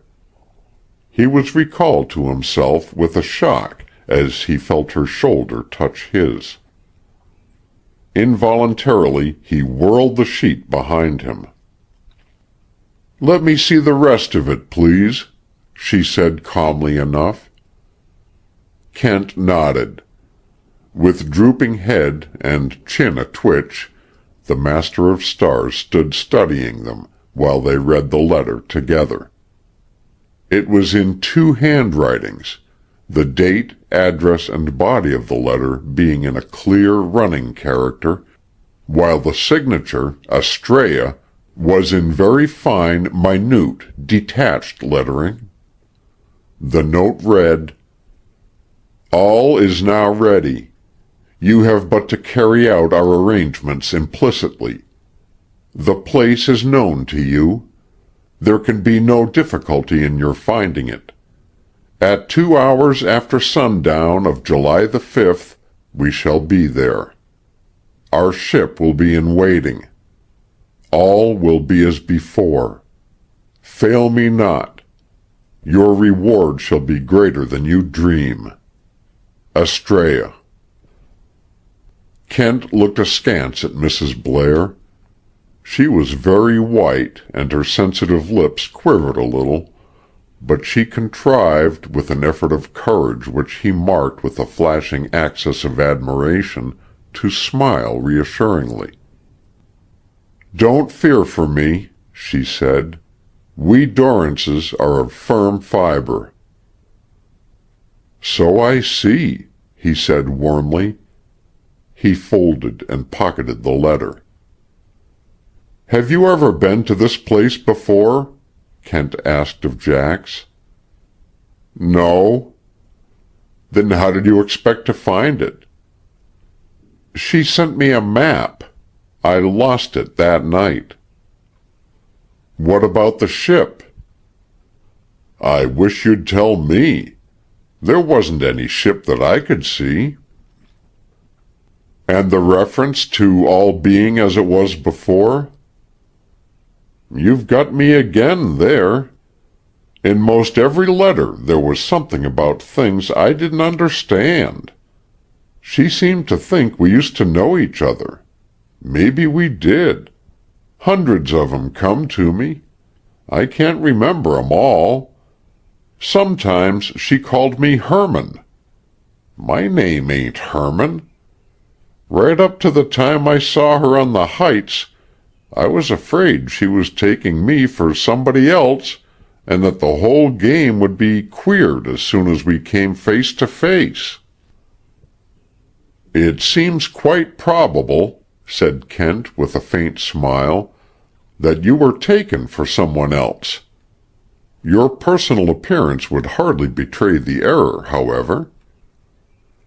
"Well, if I was taken for another man," said the puzzled astrologist, "why didn't she say so when she saw me?" "What did she say when she saw you?"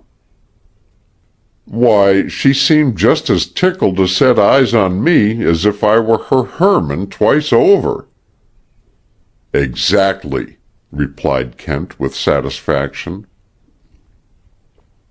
"Well, how do you account for that?" Passing over the query, the other proceeded.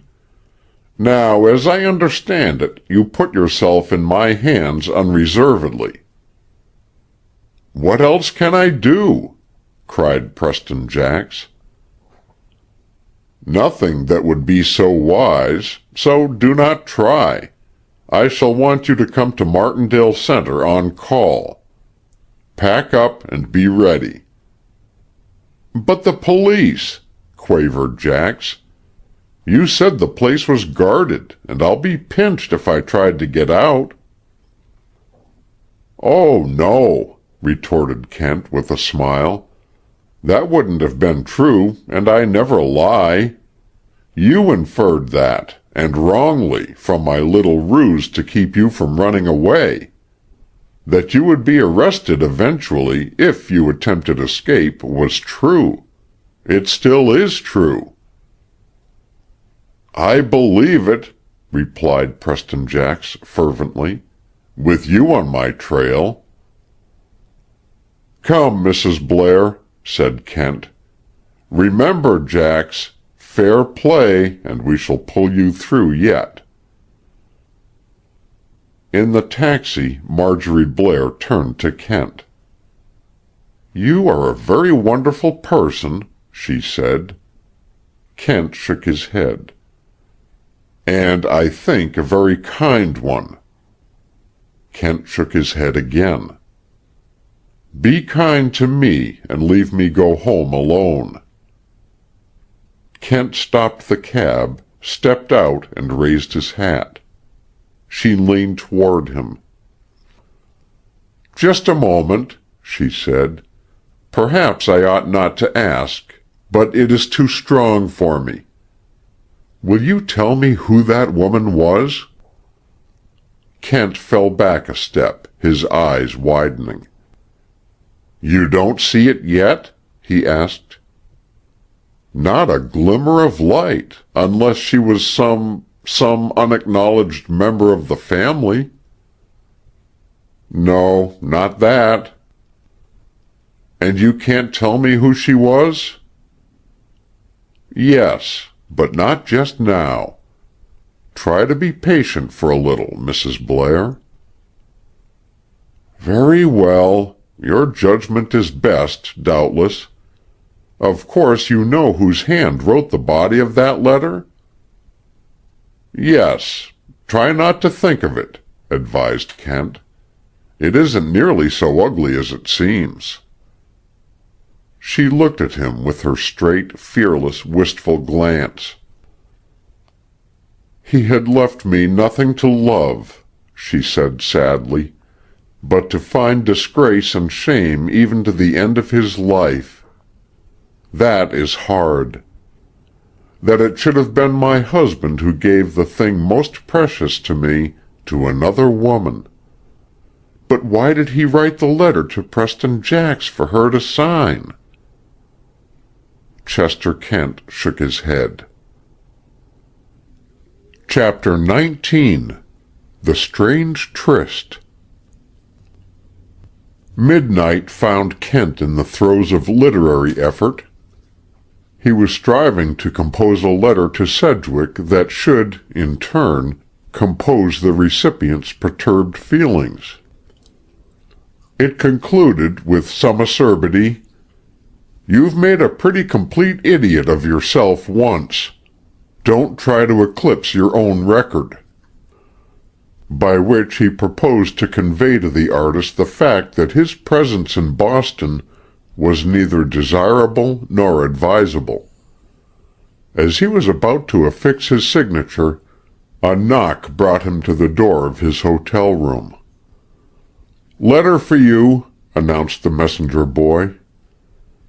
Kent signed the book and received a broad, thin envelope sealed in golden-hued wax with the impress of a star and addressed in typewriting to his own name. "Confound all fools who sign their letters on the outside," said Kent, scowling at the seal. "What has that planetary lunatic got to say that won't keep?"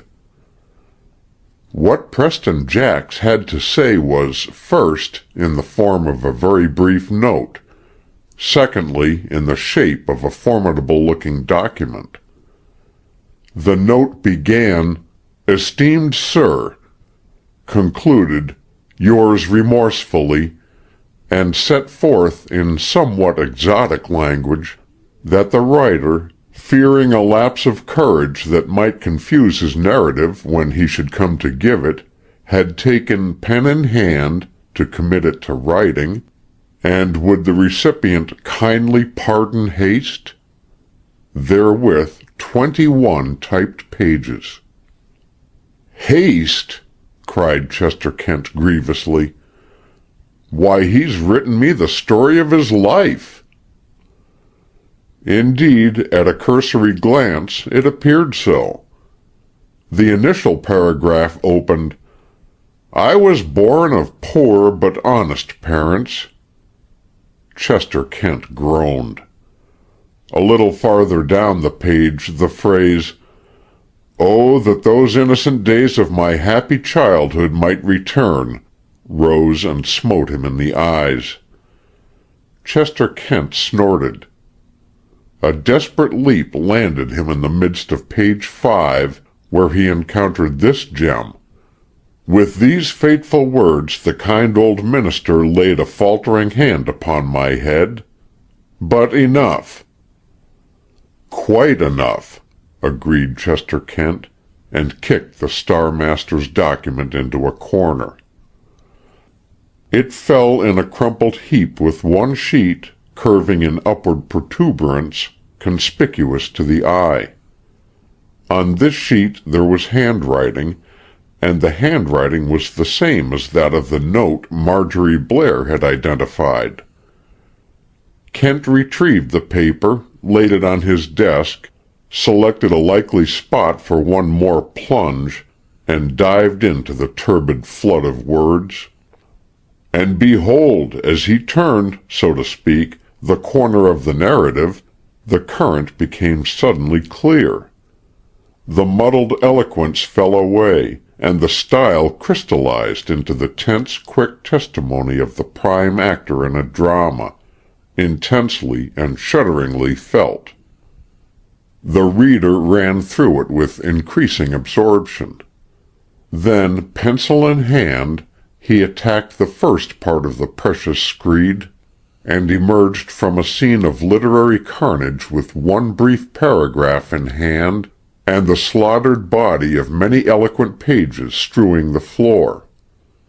That one paragraph stated that Preston Jacks, whose real name was John Preston, had, after a rebellious boyhood, run away to sea, lived 2 years before the mast, picked up a smattering of education, been assistant and capper for a magnetic healer, and had finally formulated a system of astrological prophecy that won him a slow but increasing renown.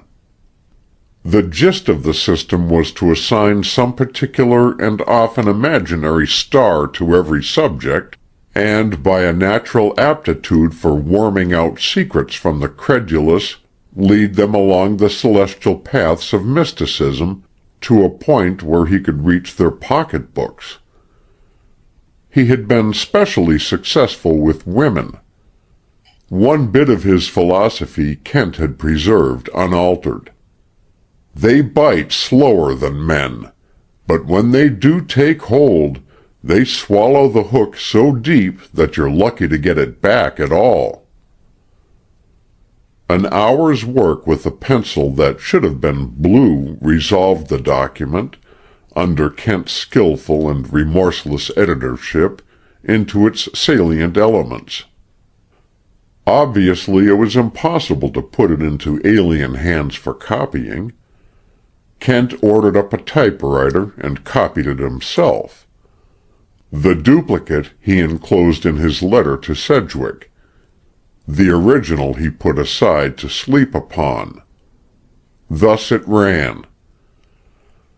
"This Estrella affair looked good from the first," so began Preston Jax's confession, as beheaded and stripped down by its editor. "It looked like one of the best. You could smell money in it with half a nose. She bit first on one of the occult ads, the number 4 of the old series, a double column with display in heavy-faced italics, and let it out strong. That ad always was a good woman-fetcher. Her first letter came in on a Monday, I recollect. It was a big mail. There were a lot of curiosities and a couple of suspiciouses, and this was one of half a dozen in the true believers pile.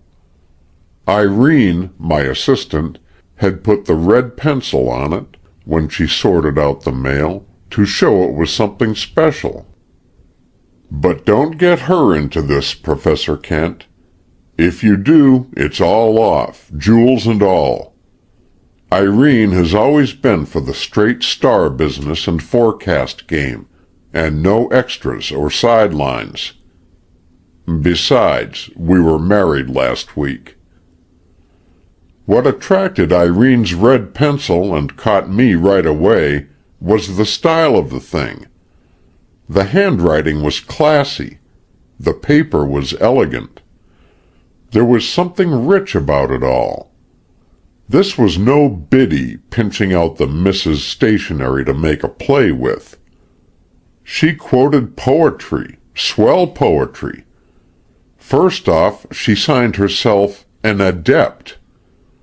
I gave her the personal, number 3, and followed it up with the special friendly, number 5.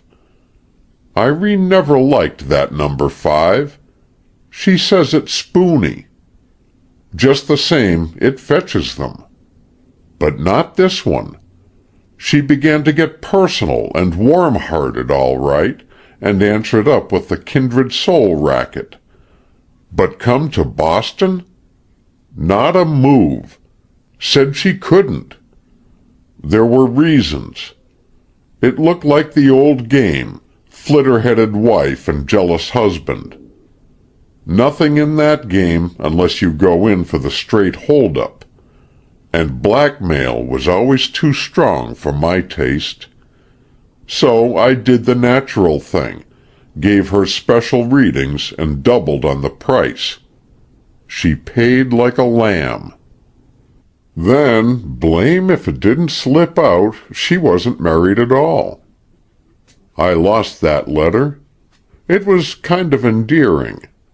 Irene put up a howl. It was getting too personal for her taste. I told her I would cut it out. Then I gave my swell lady another address and wrote her for a picture. Nothing doing. But she began to hint around at a meeting. One day a letter came with $100 bill in it. Loose, too, just like you or me might send a 2-cent stamp. For expenses, she wrote, and I was to come at once. Our souls had returned to recognize and join each other, she said. Here is the only part of the letter I could dig up from the wastebasket. Here the specimen of handwriting that had caught Kent's eye was pasted upon the document. You have pointed out to me that our stars, swinging in mighty circles, are rushing on to a joint climax. Together we may force open the doors to the past, and sway the world as we sought to do in bygone days. And so on, etc., continued the narrative. Well, of course, she was nutty, that is, about the star business. But that don't prove anything. The dippiest star chaser I ever worked was the head of a department in one of the big stores, and the fiercest little business woman in business hours you ever knew. It's the romantic in the sex that sets them skidding when it comes to stars and such like. And Estrella was not a patch of some of them that has been paying me good sane money for years. That was the letter she first called me Herman in and signed Estrella to. She said there was no use pretending to conceal her identity any longer from me. Seemed to think I knew all about it. That jarred me some, and with the change of writing in the signature, it all looked pretty queer. You remember the last letter with the copperplate writing name at the bottom? Well, they all came that way after this. The body of the letter very bold and careless, signature written in an entirely different hand. I took it to Chorio, the character reader, and he said so too. What's more, he advised me to quit the game, said there was trouble back of that handwriting. Those character fellows ain't such fools either. But $100 bills loose in letters mean a big stake. I wrote her I would come, and I signed it Herman, just to play up to her lead. Irene got on and threw a fit. She said her woman's intuition told her there was danger in it. Truth is, she was stuck on me herself, and I was on her. But we did not find it out until after the crash. So I was all for prying Estrella loose from her money, if I had to marry her to do it. She wrote some slush about the one desperate plunge together, and then the glory that was to be ours. That looked like marriage to me.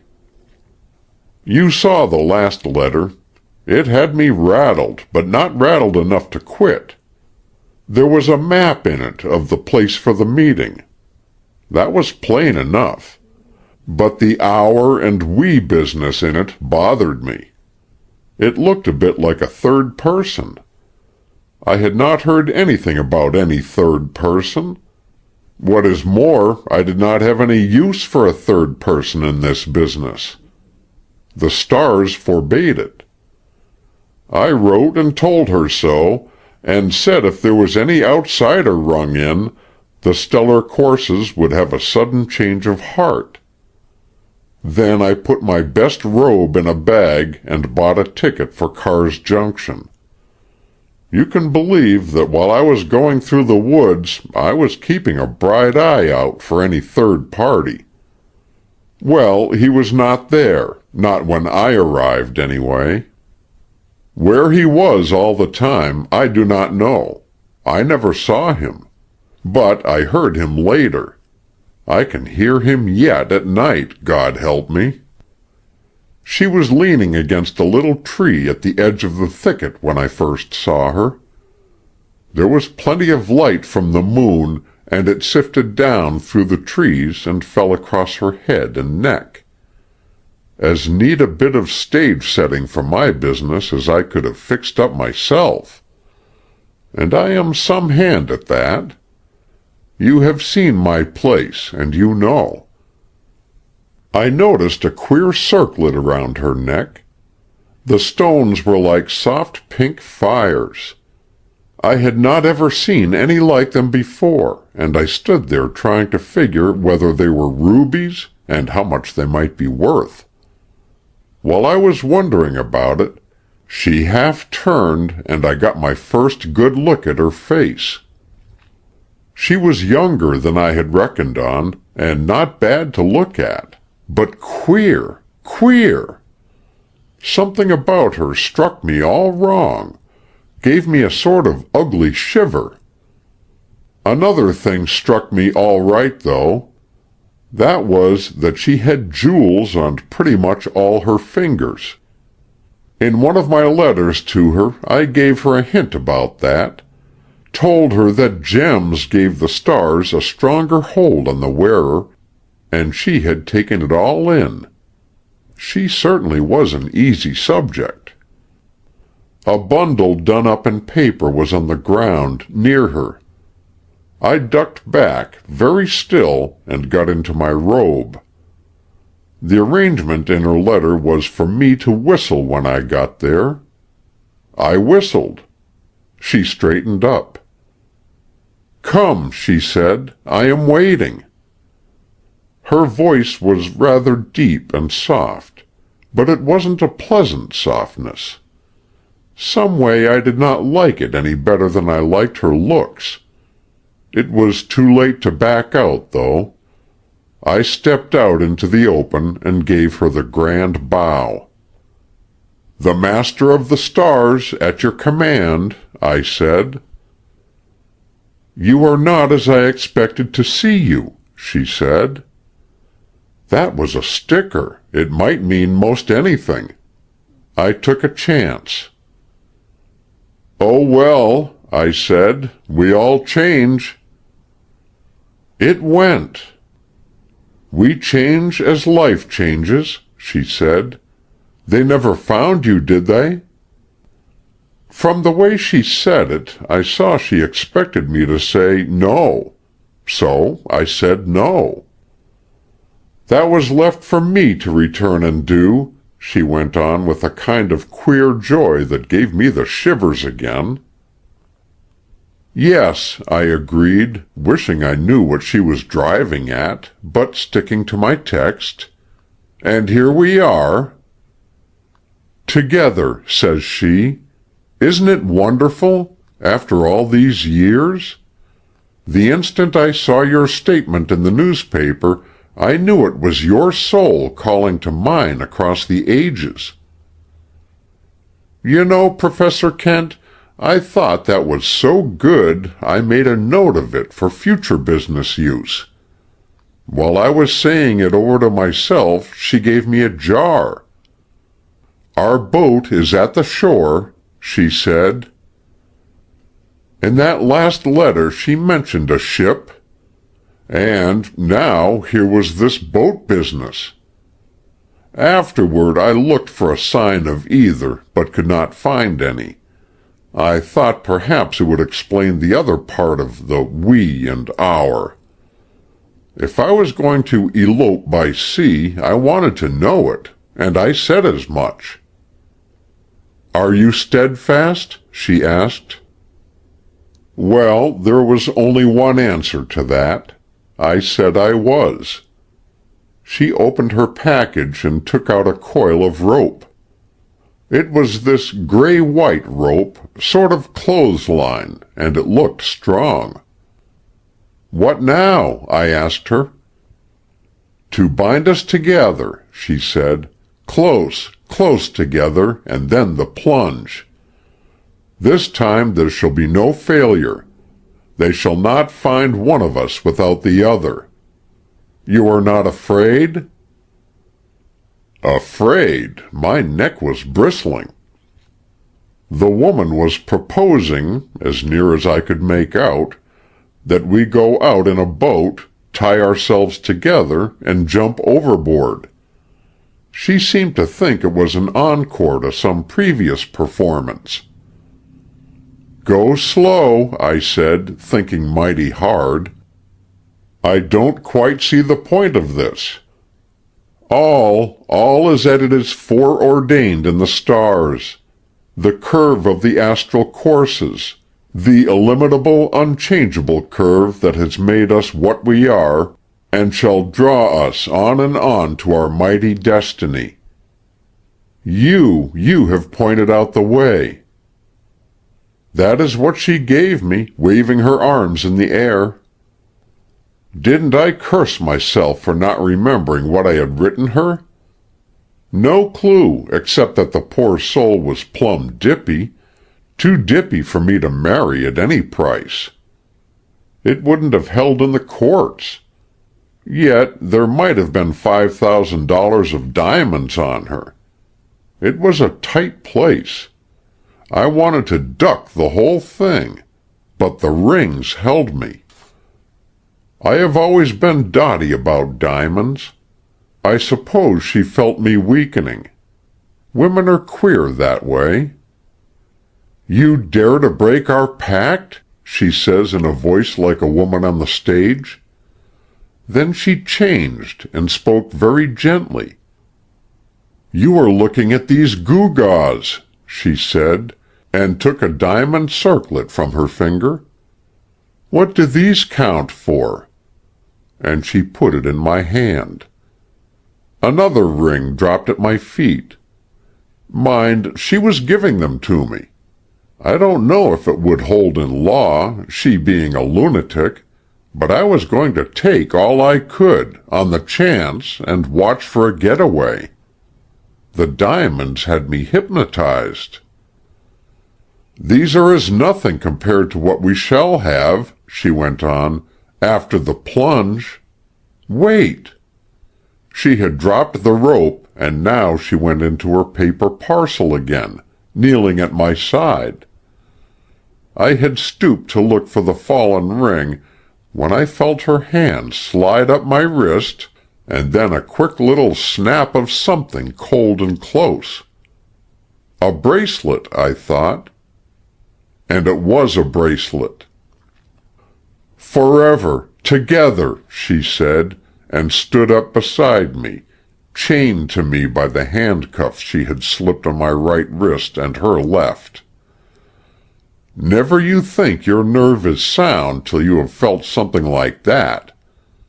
I thought mine was, and I squalled aloud like a child at a ghost.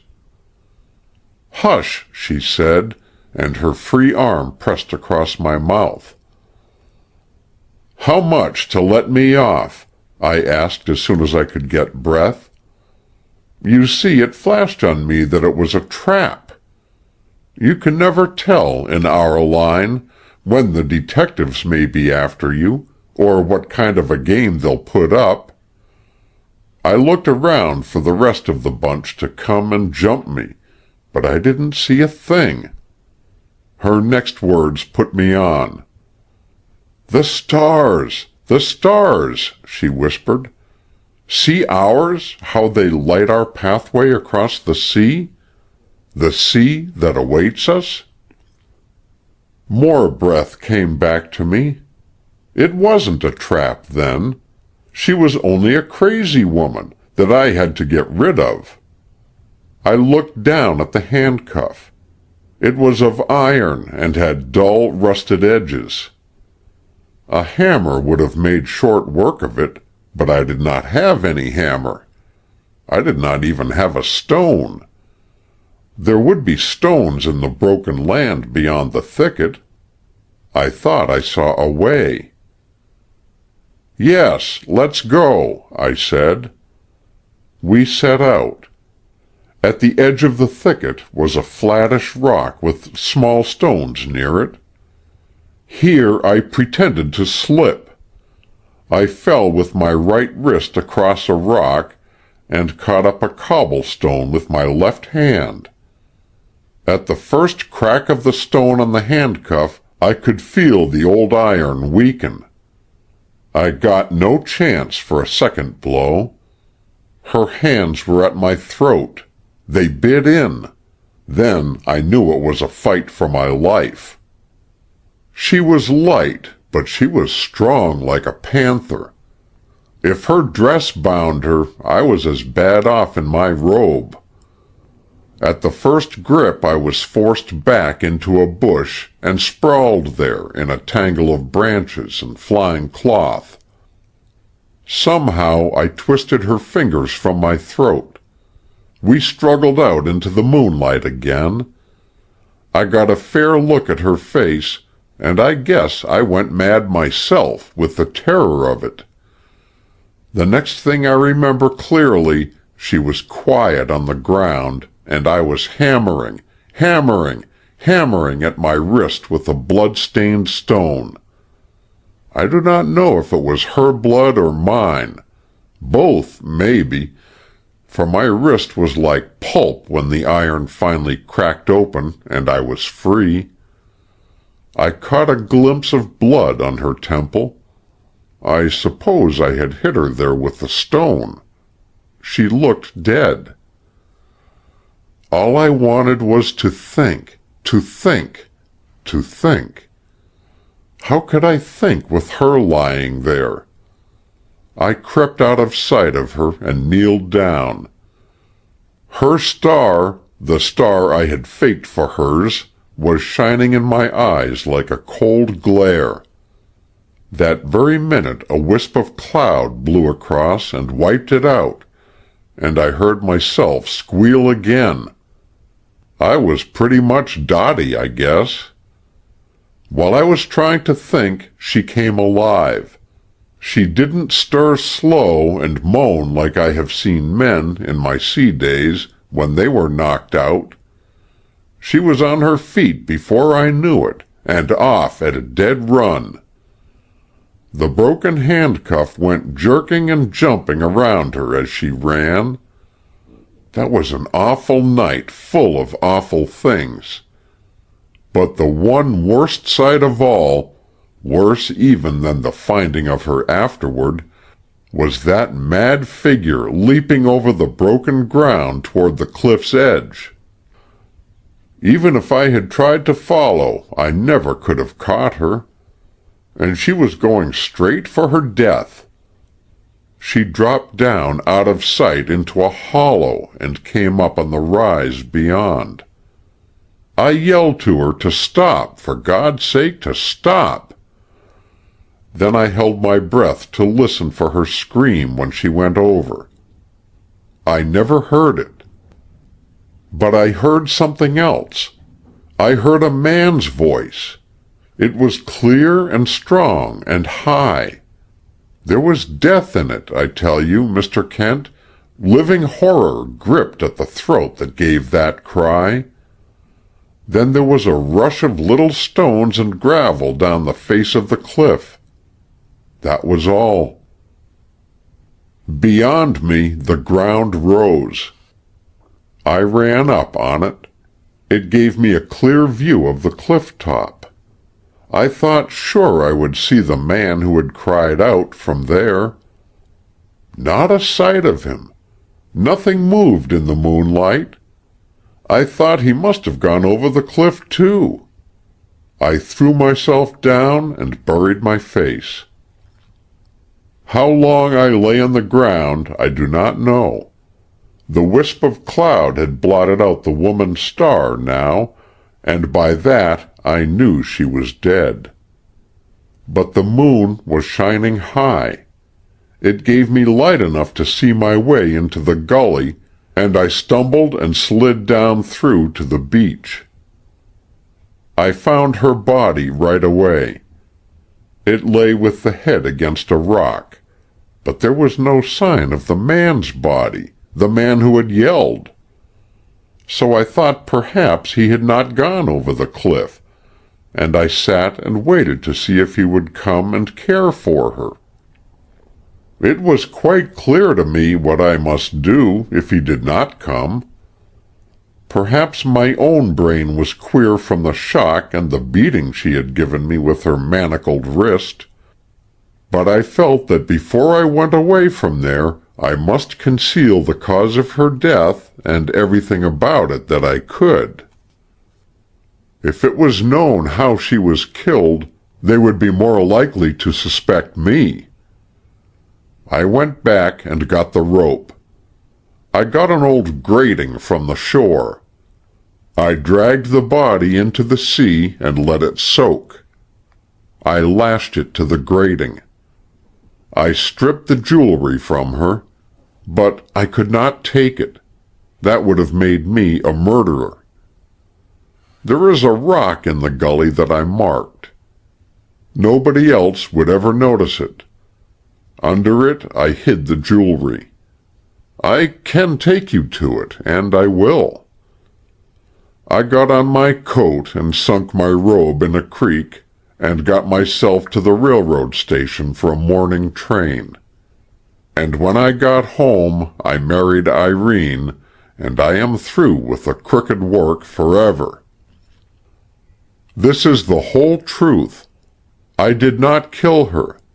I do not know today who or what she is.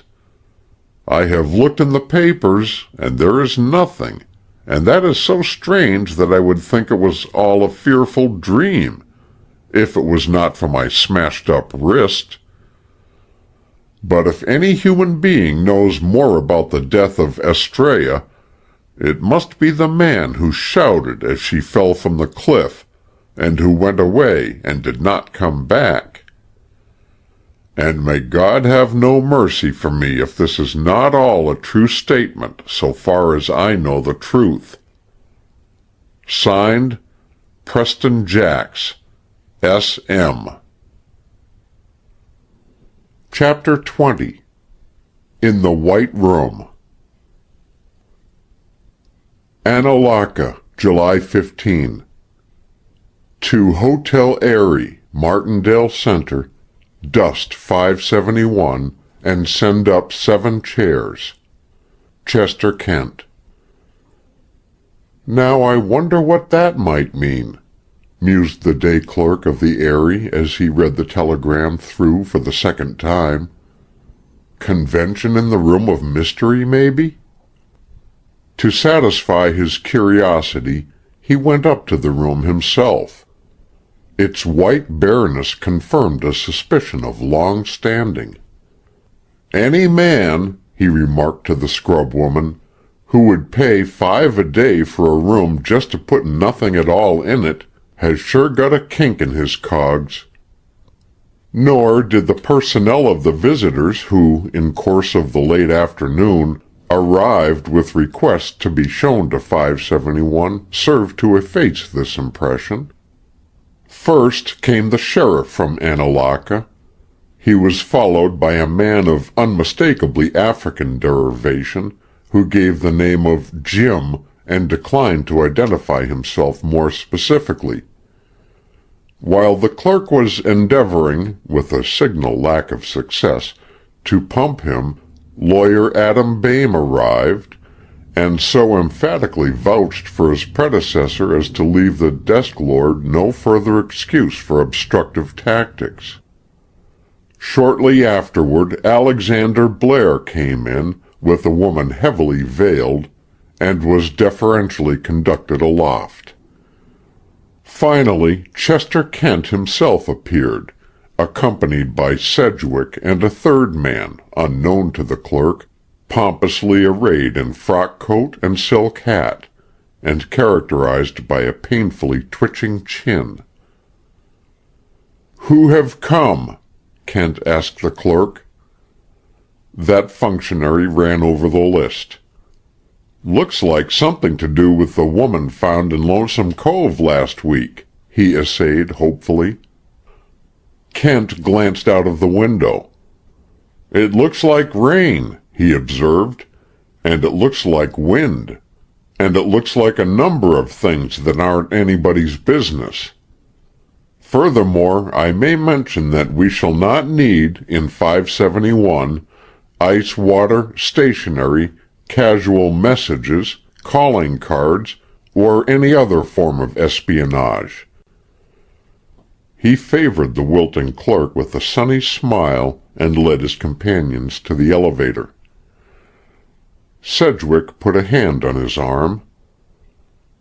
"The woman with Blair?" he asked under his breath. Kent nodded. "I rather hoped that she wouldn't come," he said. "Blair might better have told her, so far as he knows." "Then he doesn't know all?" "No, and perhaps she would be content with nothing else. It is her right, and she is a brave woman, is Marjorie Blair, as Jacks here can testify. We have seen her under fire." "She is that," confirmed the man with the twitching chin. "This, then, is the final clear-up?" asked Sedgwick. Final and complete. Thank God. It will be a weight off my shoulders. Off many shoulders, said Kent. Here we are. Greetings among the little group, so strangely and harshly thrown together by the dice cast of the hand of circumstance, were brief and formal. Only Preston Jacks was named by Kent, with the comment that his story would be forthcoming. The 7 guests seated themselves, the Blairs at one end of the half-circle, Sedgwick and the astrologer at the other. Kent, leaning against the wall, fumbled uncertainly at his ear. "I hardly know where to begin," he said, his eyes roving along the intent line. "Not that the case isn't perfectly clear, but there are certain startling phases which... He glanced toward the Blairs. Marjorie Blair smiled bravely at him. "Don't be alarmed for me, Professor Kent," she said. "What I most want is to have everything cleared up. Everything." "First, your jewels, then." Kent turned to Preston Jacks, who handed him a package.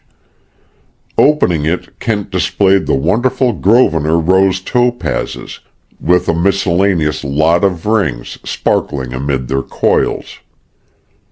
With a cry, Marjorie caught up the necklace. "Are all the remainder of the lost valuables there, Mrs. Blair?" asked Kent. She glanced carelessly at the rings. "I think so. Yes, but this is what matters to me. These are all that Preston Jacks found on the body." Alexander Blair leaned from his seat the better to take Preston Jacks, at the other end of the crescent, under consideration. "It was you who found the body?" he demanded. "Yes," said the astrologer, uneasily. "Were you alone when you found it?" "Yes. No. I don't know. There was a man somewheres near. I heard him, but I never saw him." "Was Mr. Francis Sedgwick with you that night?" pursued Mr. Blair in measured tones. "I never saw Mr. Sedgwick until today." There was a little soft sigh of relief from where Marjorie Blair sat. "That may or may not be true," said Alexander Blair sternly. "It is the word of a man who has robbed a dead body, if, indeed, he did not also kill—" "Steady, Mr. Blair," broke in Chester Kent. "Perhaps, considering who is present, we would better approach this in a somewhat calmer spirit." "I didn't kill or rob anyone." The words seemed to be jerked out from between Preston Jacks's teeth by the spasmodic quiverings of his chin. "How came you by my daughter's jewels, then, if you did not take them from the body?" "Whoever said I didn't take 'em from the body?" retorted the other. "I did take 'em, but it wasn't robbery. And what I want to know is, how did they come to be on the body anyhow? What was that Astrea woman doing with your daughter's rings and necklace? Tell me that." "Wait a moment," put in Kent. "Explain to Mr. Blair, Jacks, what your purpose was in taking the jewels." "To hide 'em. I thought the less there was on the body to identify it, the better chance I'd have of getting away. I was so scared that I guess I was half crazy, anyway. And now I hear she never has been identified. Is that right?" Sheriff Schlager half rose from his chair. "Ain't you told 'em, Professor Kent?" Kent shook his head. "Nor you, Mr. Blair?" "No." "Then I don't see why we can't keep it amongst ourselves," said the sheriff. "Gansett Jim's tight as a clam. Nobody'll ever get anything out of him. And, Lord knows, the less that's known of it, the better I'm suited. I ain't none too proud of my part in it." "There is no reason why it should ever be known outside of this room," said Kent, and, at the words, Alexander Blair exhaled a pent-up breath of relief. "But it is due to one person here that she should know everything. The question is how to make it clear in the best and the kindest way." "If it will make it easier for anyone here to speak," said Marjorie Blair, "I can say that I understand certain phases of my husband's past life thoroughly. There is no need to spare me on that ground. But this pertains to a phase that you do not understand at all." "Yes, I think so," she persisted gently. "This dead woman had some hold over my husband.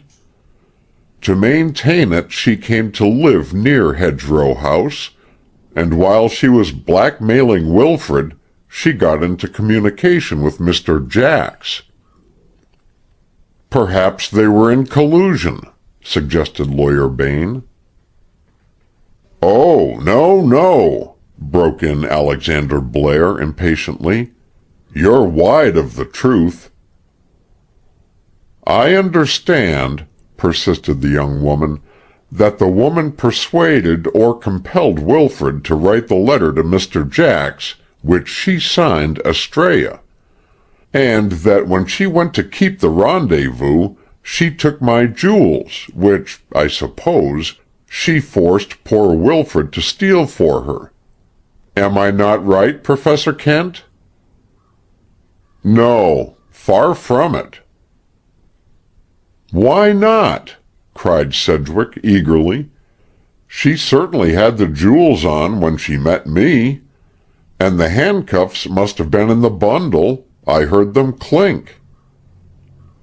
"Exactly, the handcuffs," said Kent dryly. "What use, to your mind, would a woman of that sort have for manacles in those circumstances?" "Yes," put in Adam Bain. "They fit in about as nice as a pink silk hat at a funeral." "I know what use she had for 'em," muttered Preston Jacks, caressing his wrist. "It's simply a case of crazy woman, isn't it, Professor Kent?" "No, not if you mean that your assailant was a crazy woman," said Kent patiently. "Then who, in heaven's name, is or was Estrella?" cried Sedgwick.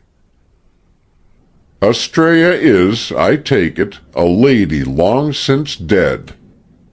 A very strange and interesting lady who adopted that name for her own particular pursuits along our friend Jacks's line of interest." "They call themselves all sorts of things," observed the astrologer philosophically.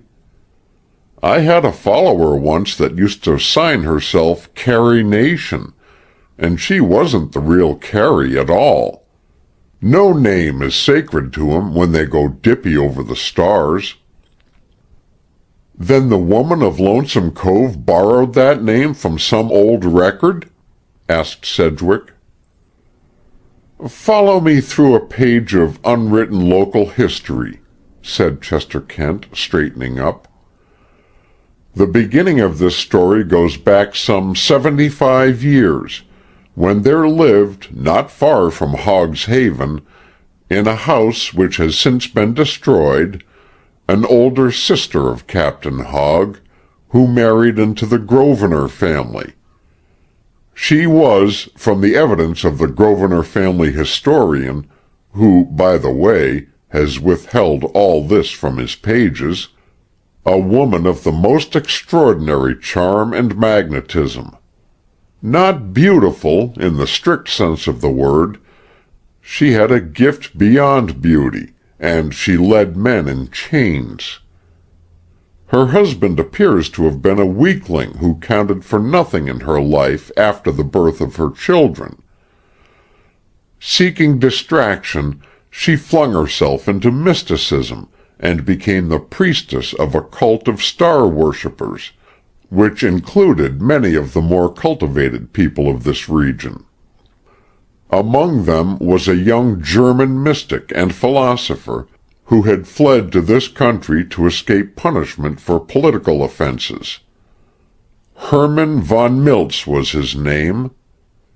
"That's why she called me Herman," broke in Preston in an awed half-whisper. "Don't jump to wild conclusions," said Kent smilingly. "Some of their correspondence is still extant. She signed herself Estrella in handwriting similar to the signature of that note of yours, Jax. There seems to have been no guilt between them, as the law judges guilt. The bond was a mystic one, but it was none the less fatal. It culminated in a tragedy of which the details are lost. Perhaps it was an elopement that they planned, perhaps a double suicide, with the idea that their souls would be united in death. There are hints of that in the old letters in the historian's possession and in the library at Hedgerow House.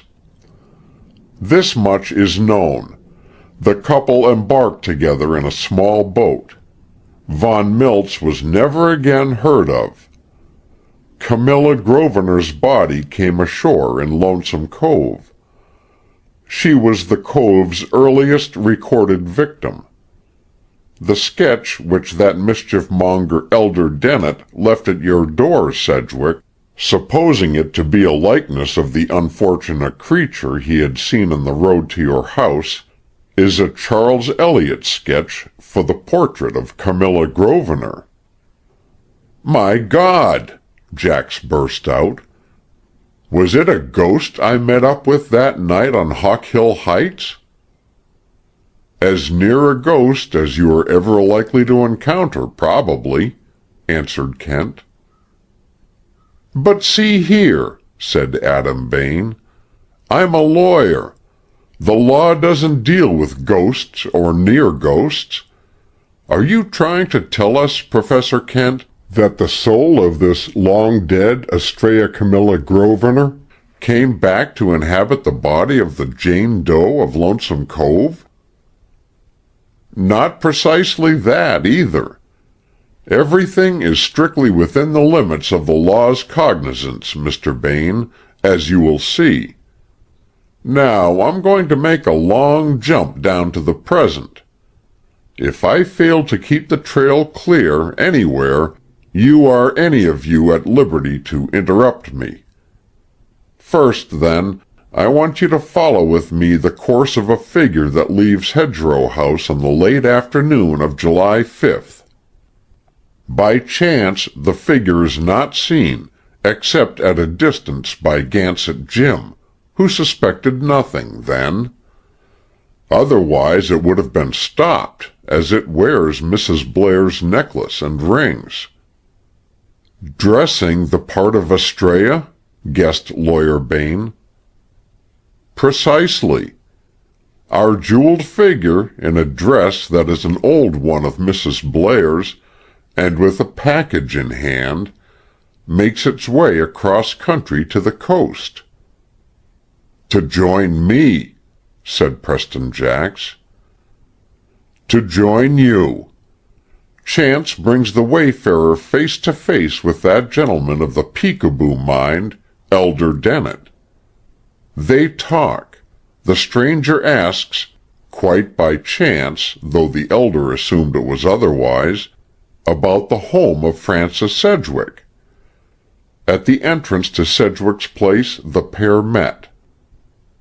There was a curious encounter, ending in Sedgwick's demanding an explanation of the rose topazes, which he knew to be Mrs. Blair's. "How did he know that?" demanded Alexander Blair. "Because I had warned them when I sat to him," said Marjorie Blair quietly. "You sat to Sedgwick? For your picture? Why didn't you tell me of this?" "No explanation was due you. It was a matter of chance, our acquaintance. Mr. Sedgwick did not even know who I was." "Nor who his other visitor was, I suppose," said Blair with a savage sneer. "No," said Sedgwick, "nor do I know to this day." "The stranger," continued Kent, "refused to give Sedgwick any explanation, and when he threatened to follow, stunned him with a rock and escaped. Some distance down the road, the wayfarer encountered Simon P. Groot, the itinerant merchant. Sedgwick afterward met him and made inquiries, but obtained no satisfaction." "Why was Mr. Sedgwick so eager to recover the trail, if he had not murder in his mind?" demanded Blair. "You are proceeding on the theory that Sedgwick, knowing who Mrs. Blair was, and who the strange visitor was, deliberately killed the latter for motives of his own. But Sedgwick can prove that he was back in the house by 9 o'clock, and we have a witness here who was talking with the wearer of the necklace at that hour. Jacks, let us have your statement." Holding the copy of the confession in his hand, in case of confusion of memory, the Star Master told of his rendezvous, of the swift savage attack, of the appalling incident of the manacles, of the wild race across the heights, and of the final tragedy. "I've thought and wondered and figured day and night," he said in conclusion, "and I can't get at what that rope and the handcuffs meant." "The handcuffs must have come from that dreadful collection of Captain Hogg's things in the big hallway at Hedgerow House," said Marjorie Blair. "Yes," assented Kent, "and the dim clue to their purpose goes back again, I fancy, to the strange mysticism of the original Astrea. The disordered mind, with which we have to deal, seems to have been guarding against any such separation as divided, in death, Astrea from her Hermann." "But, Chester," objected Sedgwick, "you speak of a disordered mind, and yet you've told us that it isn't a case of insanity."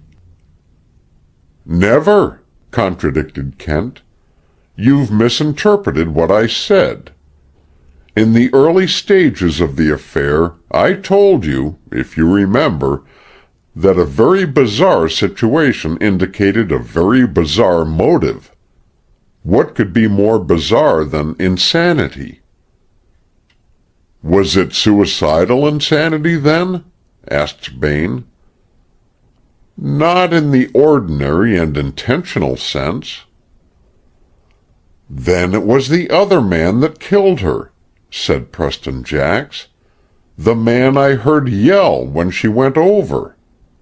"But what became of him?" "Simon P. Groot spoke of hearing that man scream too," confirmed Bain. "Have you got any clue to him, Professor Kent?" "The other man was Francis Sedgwick," declared Alexander Blair doggedly. Chester Kent shook his head. "I've got a witness against that theory from your own side, Mr. Blair," said he. "Gansett Jim at first thought as you do. In that belief he tried to kill Mr. Sedgwick. Now he knows his mistake. Isn't that so, Jim?" "Yeah," grunted the half-breed. "You were out through the countryside that night trying to trace the wanderer." "Yeah." And later, when I showed you the footprints at the scene of the struggle, you saw that they were not Mr. Sedgwick's? Yeah. You examined the cliff for footprints. Do you think anyone pushed or pursued the victim over the brink? No. Whose were the footprints that you found, Jim? Demanded Alexander Blair. The half-breed pointed, in silence, to Preston Jack's. Of course. His and the others. But there were the marks of a third person, weren't there? No. There must have been, insisted Mr. Blair. Are you positive? Yeah. Then did the other man, the man whom Jacks heard cry out, walk without leaving any trace? There was no other man, said Chester Kent. Don't you understand, Mr. Blair? He added with significant emphasis. The source of that cry in the night, heard by Jacks and Simon Groot? A flash of enlightenment swept Blair's face. Ah, he said in a long-drawn breath. Then, I was wrong. I beg Mr. Sedgwick's pardon. Sedgwick bowed. Marjorie Blair's hand went out, and her fingers closed softly on the tense hand of her father-in-law. No third person had any part whatsoever in the drama which Jacks has recounted to us, pursued Kent. In the morning the body was discovered. Sheriff Schlager was sent for. He found in the pocket something that betrayed the connection of the body with Hedgerow House. A bit of writing paper with the heading still legible, said the sheriff. With this he accosted Gansett Jim, who after a night-long search had come out on the cliff. Jim, assuming that the sheriff knew all, told him of the identity of the body. The sheriff saw a chance for money in it. If I do you an injustice, Schlager, you'll correct me.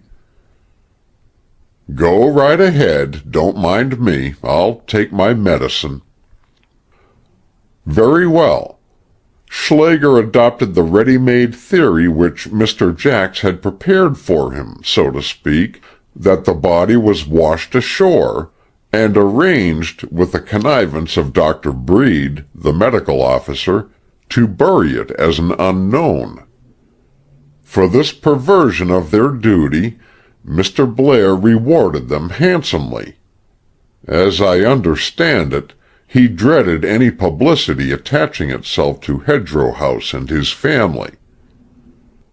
God knows I had suffered enough of that, murmured Blair. Let us hope it is now ended.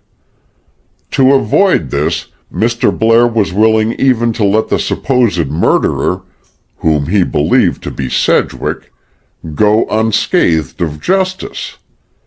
By chance, however, I saw the body on the beach. The most important discovery of all I missed at that time very stupidly, the more so in that I had a clue in the character of the assault upon Sedgwick, but I could not overlook the fact that the corpse had not been washed ashore. Moreover, the matter of the manacles stimulated my interest.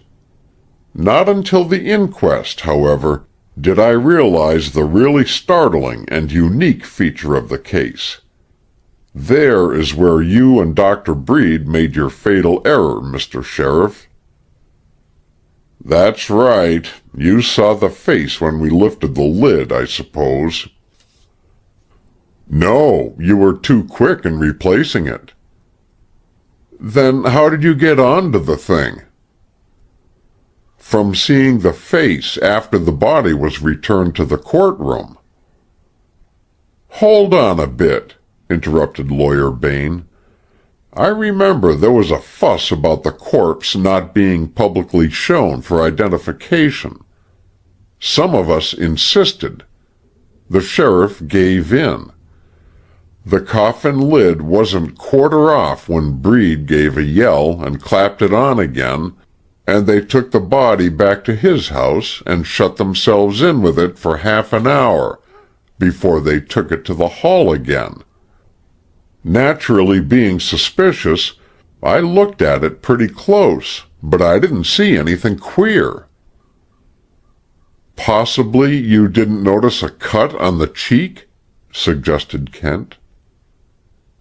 "Yes. Dennett spoke of it, and the sheriff shut him up. But what of it? It might have been done in any one of a dozen ways." "But it wasn't there when the body lay on the beach." "In the rolling and tossing of the journey, there might easily be minor scarifications," said Sedgwick. "True. But, Frank, what did you suppose that sudden shift on the part of the officers of the law meant?" "Perhaps that the body was not in fit condition to be viewed." "In that case, what could they have done to make it more fit?" "Nothing, I suppose. I didn't consider that." "I rather opined," said Lawyer Bain, "that someone had changed bodies on him." "That's what made you so cussed curious, was it, Adam?" barked the sheriff. "There was no exchange of bodies," said Kent. "But there was a change in the body itself." "What kind of a change?" asked Sedgwick. "Has it ever occurred to you to think that after death the hair grows fast?" "I've heard it said," said Lawyer Bain, "that it grows faster than in life." "And that it grows not only on the head, but on the face as well?" "The face? A woman's face?" exclaimed Sedgwick. "No, a man's." "What man?" "The man in the coffin." "Have you lost your mind, Chet? The body in the coffin was that of the woman who met me at the entrance to the Nook." "No. It was the body of the man who, dressed in woman's clothing, met you at the Nook, and knocked you down with a stone flung overhand, as not one woman in 1,000 could have thrown it. That, in itself, ought to have suggested the secret to me long before I discovered it." "But how did you discover it?"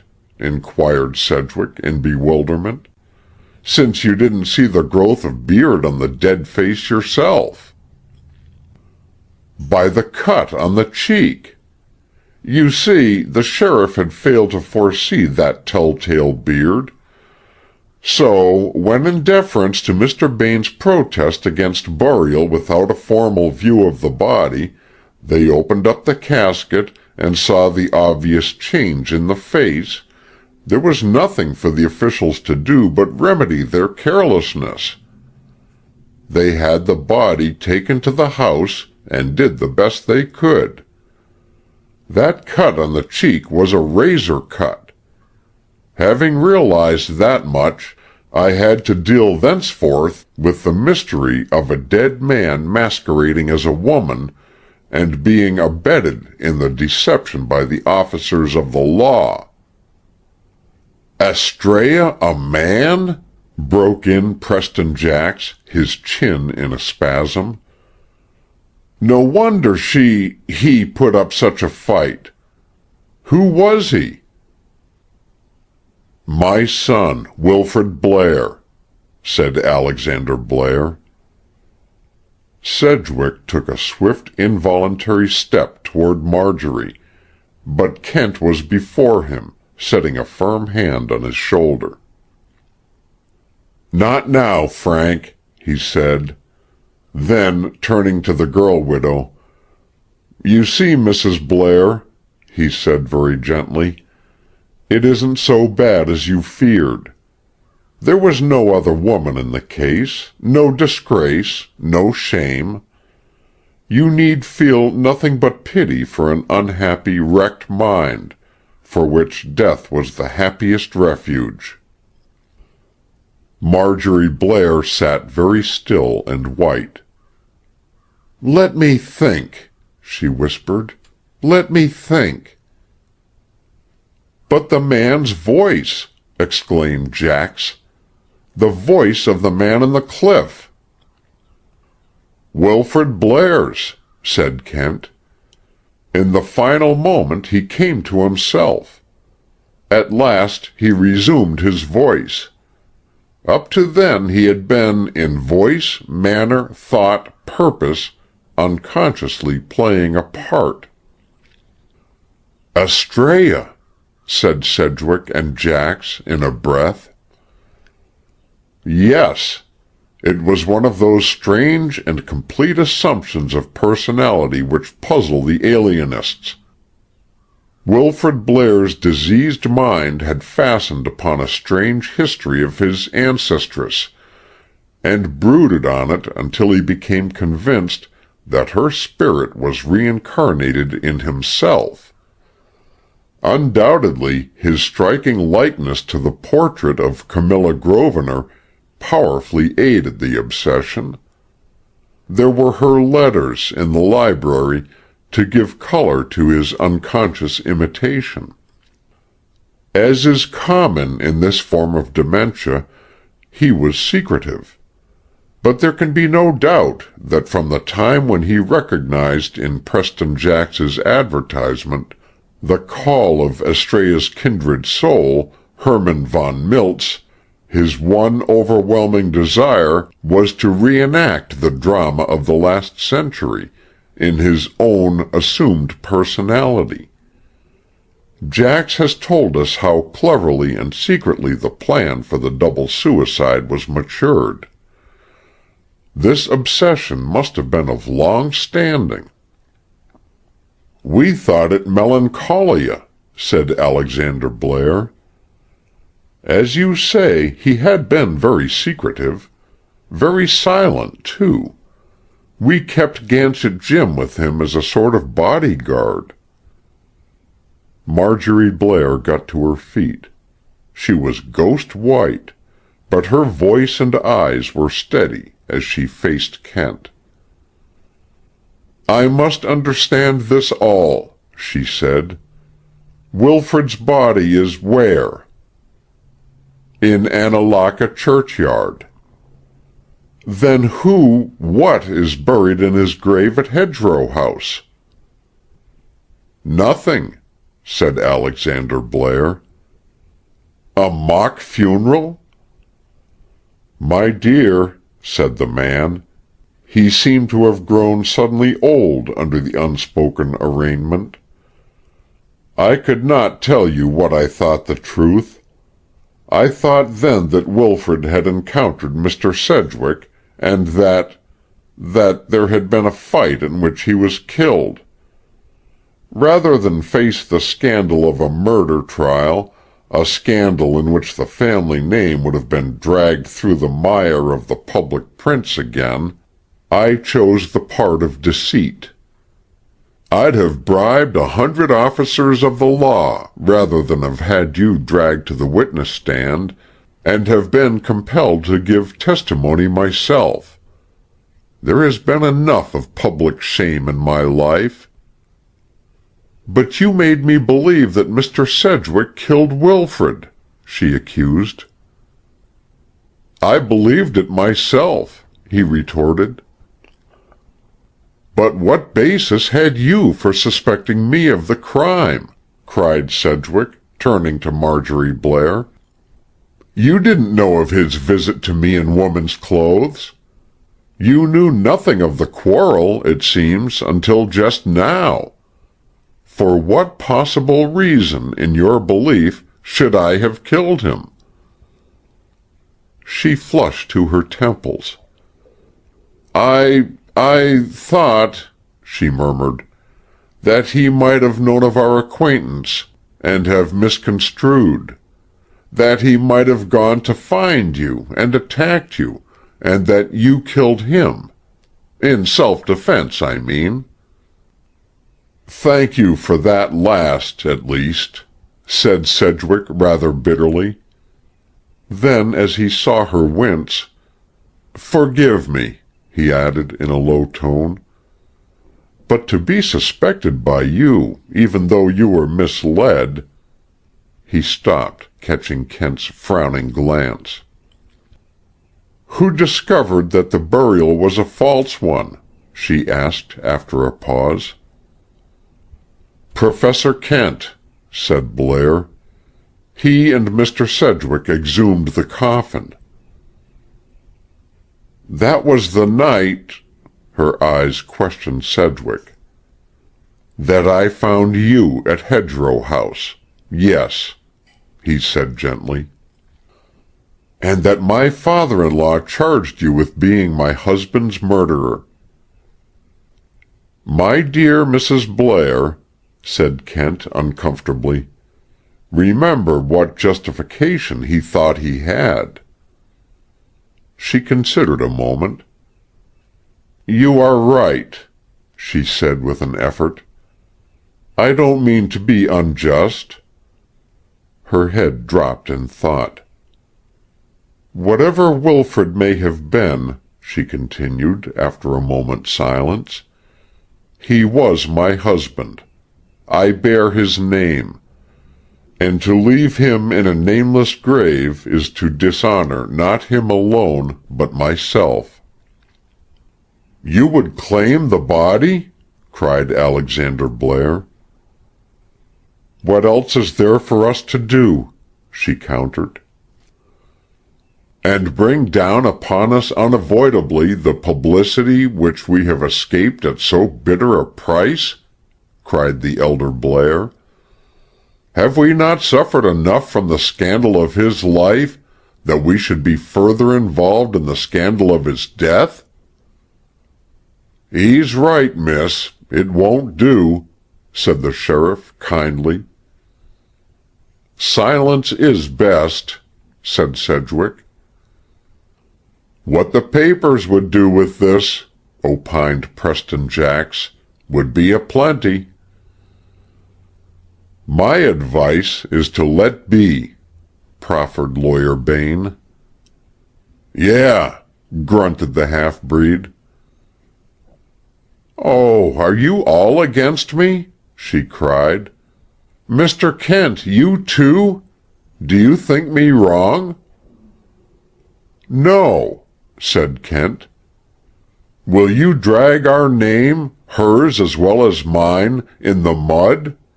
Cried the head of the House of Blair. No, said Kent again. But how then? Tell me what you intend— No, said Kent, and with such absolute flat finality that the others looked at him in blank silence. The silence was broken by a tremendous sigh.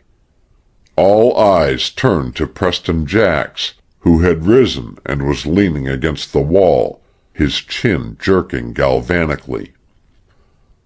Well, said Kent. What about me? Asked the Star Master miserably. Kent's fingers twitched at his earlobe. Well, what about you? He repeated. What are you going to do with me? You? Oh, you go back to Irene, said Kent with his half-smile. That's your sentence, if Mrs. Blair approves. The astrologer drew a quick breath. The light of a great relief softened his hard little eyes. A startled look widened them as Marjorie Blair, her own trouble forgotten for the moment, rose and went over to him, the reflection of another's happiness shining in her face and making it doubly lovely. A ring glinted in her outstretched hand. "Take this," she said softly, "for your Irene. May you be very, very happy together." For the space of 5 seconds, Preston Jax's chin was motionless. Then a minor cataclysm convulsed it. Speech emerged from that facial quake, in a half-stutter, half-blubber, wholly absurd and laughter-provoking and heart-moving. What'll I say? What'll I do to thank you, ma'am? I'll just tell you this. It's me for the straight and narrow from now on. And if ever you or Professor Kent or any of you want an A1 special charted extra celestial star reading for self or friends, you come. He made a rush for the hallway, and the door banged a period to his emotion. "I think," said Chester Kent gravely, "that lesson will last." As Marjorie Blair stood smiling, soft-eyed, at the door whence the overcome Star-Master had disappeared, Sedgwick started to pass. With quick and unexpected tact, Alexander Blair drew the sheriff and the lawyer aside, giving to the young people their moment. She looked up at Sedgwick with lifted eyebrows. "Are you not going to speak to me?"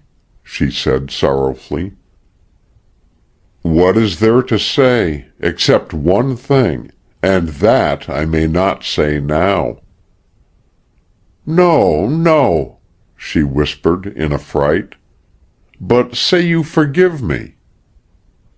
"You? For what?" "For having believed, even for an instant, what Father Blair said, that you were the murderer." Sedgwick smiled bravely. "That is all past." "And you'll think of me at least kindly?" "I'll think of you with every beat of my heart," he said passionately. Across her face passed the look of fairy wistfulness that was all her own. "No," she said, "it would be better for both of us that you should forget for the time." He leaned over her. "What shall assuage the unforgotten pain and teach the unforgetful to forget?" he quoted very low. "And yet," she persisted, "it would be easier, now that I am going away." "Going away? For long?" She nodded with compressed lips. Sedgwick turned very white. "Oh, don't look like that," she faltered. "I can't bear it. Can't you see that after what has happened I must go? I must have time to forget. There is so much to forget. Surely you can be patient and trust?" Again he smiled at her, with a courage shining through his pain that brought the quick tears to her eyes. "Yes, I can wait and trust and love." Again he leaned to her. "And think how she, far from me, with like eyes sees through the untuneful bough the wingless skies." He drew her gaze to his own, held it for the space of a heartbeat, and was gone. Chapter 21. Rewards. Summer had waned from the coast, and with it had passed the keenness of local interest in the strangest victim of Lonesome Cove. Even the indefatigable tongue of Elder Dennett had almost ceased to clack on the topic by the fall of the first snow.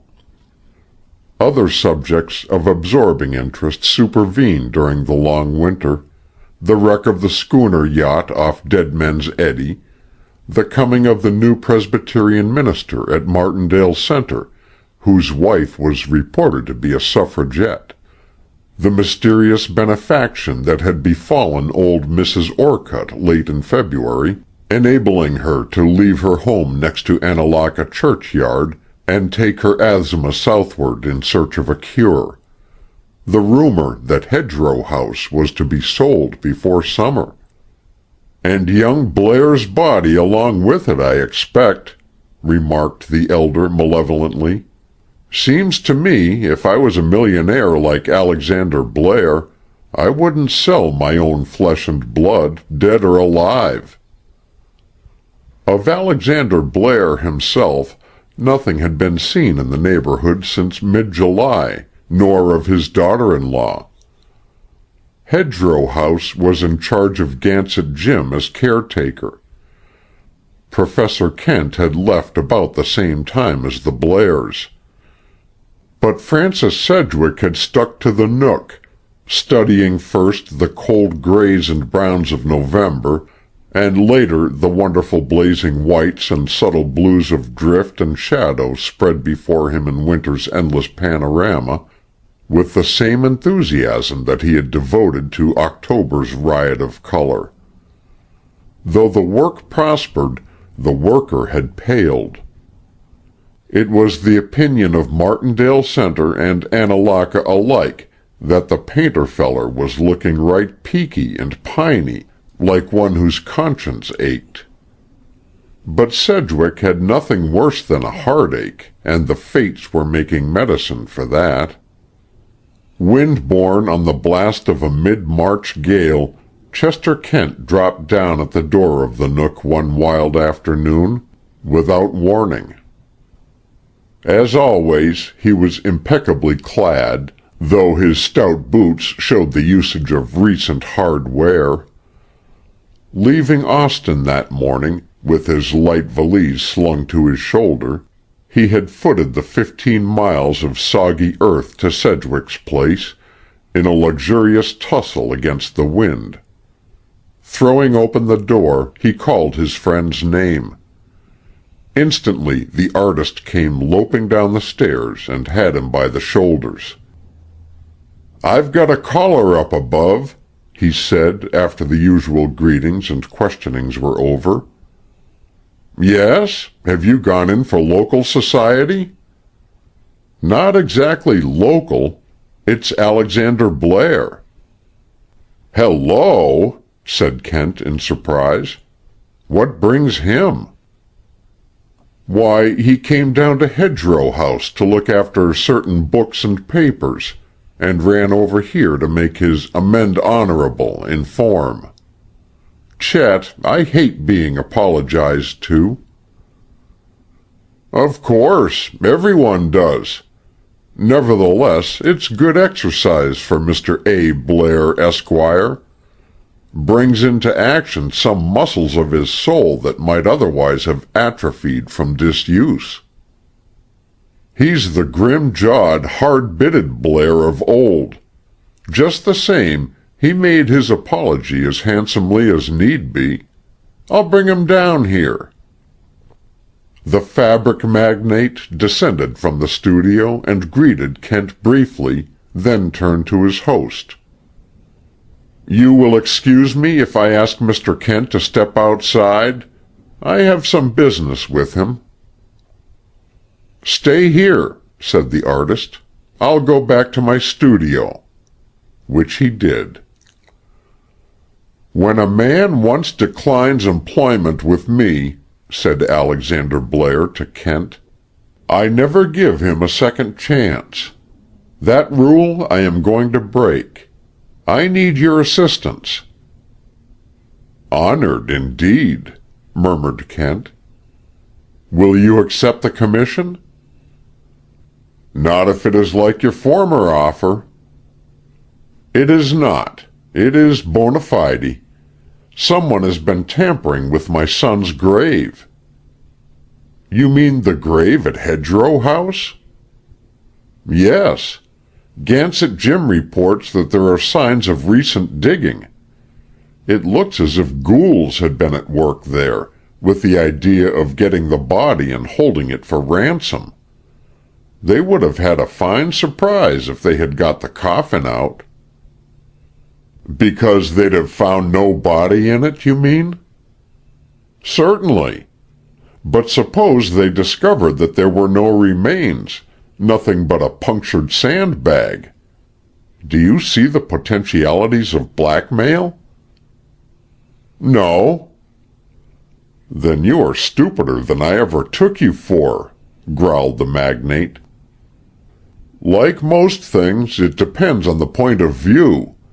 I don't think that you are in any danger of blackmail. But if I understand the matter, you want your mind relieved of anxiety on the point. Very well, I'll take the case. That is settled then, said the older man briskly. Now, this being a strictly business deal, we will discuss terms. Oh, there is no room for discussion as to my terms, said Kent easily. I make them, and you accept them, that's all. Alexander Blair's eyebrows drew down in a heavy scowl. Do you know of an old lady named Orcutt in Annalaka? Pursued the scientist. No. She owns the house just next to Annalaka churchyard, where your son was buried as Jane Doe. She is a very worthy old lady, but she suffers severely from asthma. In fact, it keeps her awake most of the night. So some interested persons have subscribed money and sent her south to a sanatorium. I'd like to get you interested in her case. You wish me to subscribe? Oh, more than that. I think it would be a good idea if you were to assume the entire expense of the proceedings. You mean reimburse the subscribers? Exactly. For a few seconds the millionaire studied Kent's candid face. Very well, he agreed. How much? Sheriff Schlager can tell you. He is keeping the accounts. You see, it was necessary to get her out of the way. Her windows overlook the churchyard. So you took occasion to indicate before. Repetition of a really relevant point is excusable. She left 2 weeks ago, very much mystified, but pathetically thankful, poor old girl. She has no monopoly on being mystified, observed Mr. Blair with pursed lips. Probably she never will understand. That's where you have the advantage of her, for I think you'll see quite clearly the reason for her trip and the propriety of your footing the bills. Go on.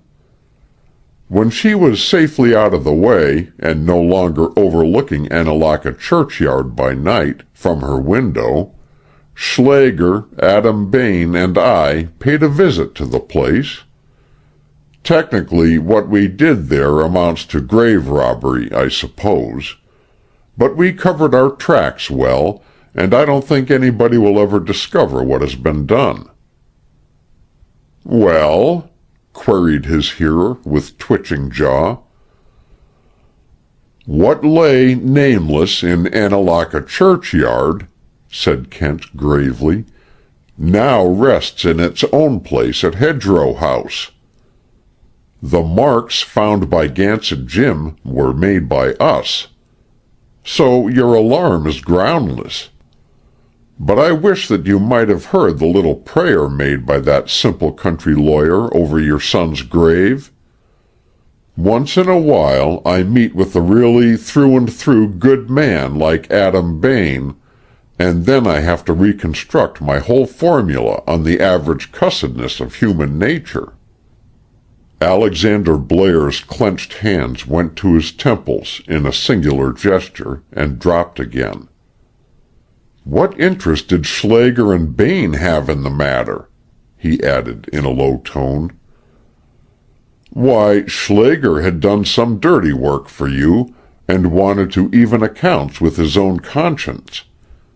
As for Bain, we needed a third man we could trust. I asked him and got him. It was no small risk for him.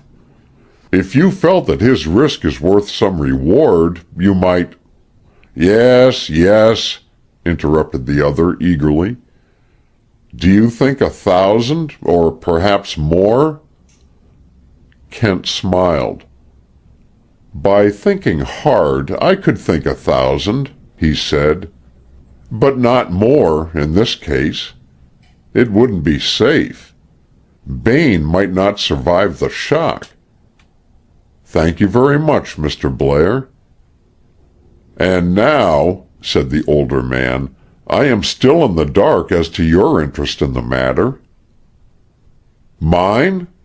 Why, for one thing, I dislike to leave any affair unfinished.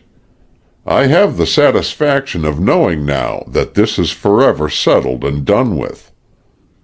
Besides, there was a promise, practically a promise, as near a promise as I often permit myself to go in a world of accidents, errors, and uncertainties, made to Mrs. Blair. Is she back from Europe?" "She is at Hedgerow House." Blair communed with himself for a time, then said abruptly, "By the way, do you think your friend Mr. Sedgwick would come over to a pick-up dinner before we leave?" Kent's face lighted up. "Ask him," said he heartily, "and see." "I will as soon as I get home. Good day." Blair hesitated. He seemed to have difficulty in going and embarrassment in staying. He coughed and cleared his throat, looked over Kent's head and down at his feet, and finally got himself into words. "Kent," he blurted, "I realize now why you won't take my money. I can always buy brains, but I can't buy the bigger, better thing. It isn't in the market. Thank you." He caught the scientist's hand in a swift, hard grip and strode off down the road. Chester Kent went back into the house with a glow at his heart. He shouted upstairs to Sedgwick, "Go on with your work, Frank. I want to loaf and invite my soul for an hour. Where's your reading matter?" "Shelf in the corner," answered the artist. "You'll find a few things in your line. Darwin's Origin of Species, LeConte's—" "The devil take Darwin!" cried Kent impiously. "I want Bab Ballads, or Through the Looking-Glass, or something like that, really fit for an aspiring intellect. Never mind, I'll forage for myself." 3 minutes later he was stretched luxuriously on the divan, with the window shade pulled down and the big electric chandelier glowing, immersed in the joyous nonsense of rhyme and reason. The wind alternately shouted profane protests at the window because it couldn't get in, and then fell silent, waiting for an answer. In one of these lulls Kent heard footsteps outside. He dropped his book. The footsteps approached the window. Then the gale rose again, and the loose end of a garment flapped softly against the glass. He half rose, listening. There was silence outside. "Have I fallen into another mystery?" groaned Kent. "Is there no rest for the weary?" The footsteps mounted the side porch. Kent awaited a knock. None came. "Odd," he observed to his pillow. "Few people find the outside of a door so fascinating that they stand for 2 minutes in a wet gale admiring it." Tiptoeing to the door, he threw it open. There was a startled cry from without, and an equally startled grunt from within. Chester Kent and Marjorie Blair stood face to face. I beg your pardon," gibbered Kent, whelmed instantly in a morass of embarrassment. I didn't mean to frighten you." Feminine-wise, she built up her self-possession on the ruins of his. "I wonder," she said with a smile, "whether I'm the worse frightened one of us." "You see," he said lamely, "it was so sudden, your coming that way. I didn't expect you." "And for that reason you intend to bar me from the house? It's quite disgustingly wet out here." With a muttered apology, Kent stepped aside, and she entered.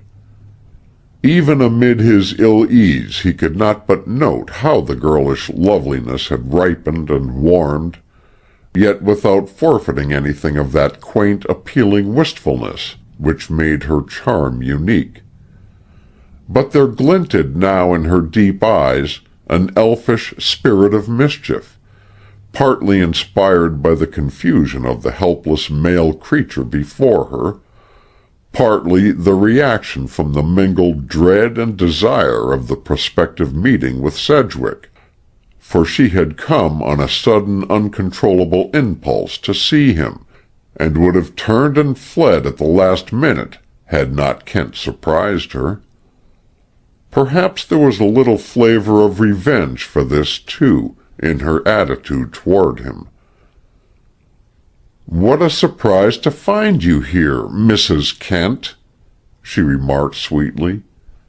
"Or are you calling yourself Mr. Blair nowadays? And how is your poor ear?" Chester Kent immediately seized that unoffending member and clung to it with much the lost and anguished expression of the pale martyr in the once popular Rock of Ages chromo. His tormentor considered him with malicious eyes. "Did any woman ever say boo to him suddenly, I wonder?" she mused aloud. Like a saving grace, there came into Kent's mind a fragment of The Hunting of the Snark, in which he had just been reveling. Said he gravely, "He would answer to hi, or to any loud cry such as fry me or fritter my wig." She caught up the stanza, "To what you may call 'em, or what's his name, but especially thingamajig." "So you know Lewis Carroll. How really human of you." "It is better to be humane than human," murmured Kent, relinquishing his oral grip as he began to touch bottom. "Is that a plea? Very well. I shall be very gentle and soothing. But oh," she burst out irrepressibly, "may the kindly fates give me to be among those present when you fall in love." Kent favored her with an elaborate bow. "Your presence would be the one essential." "Really," she approved, "you're progressing. I begin to feel repaid for my visit already." This time Kent looked her in the eye. "You're not very demanding in the matter of returns for your trouble," he remarked. "To come through all this wind and rain and then be content merely to contemplate the outside of a door, that argues a humble spirit. To be sure, however, it's a very good door, one of the most interesting features of our local architecture, and may lead to all sorts of things." It was her turn to grow red. "You haven't asked me about Sedgwick," he continued. "Is he well?" she inquired formally, but with quickened breath. "He is more than that. He is cured, and a man. A man, he added meaningly, for any woman to be proud of. There was a step on the floor above. Marjorie Blair's hand went to her heart. "I didn't know he was here," she panted affrightedly. "I came just to look at the place. Then I saw the light, and I wanted so to come in, but I didn't dare. I can't see him now. I must go. Don't tell—" Chester Kent raised his voice. "Frank," he called, "come down here, quick." Not twice in his life had Sedgwick heard that tone in his friend's voice. The bungalow shook to his long tread across the floor. The studio door opened and flew shut behind him. He took the stairs at a leap, and on the landing stopped dead. "Marjorie!" he whispered. She shrank back a little from the light in his eyes. "What do you do here?" he said very low. Still she did not speak, but stood tremulous, her face half panic, half passion. Unobtrusively Kent slid along the wall like a shadow and vanished into the night. "Where have you been?" Sedgwick asked the woman of his love.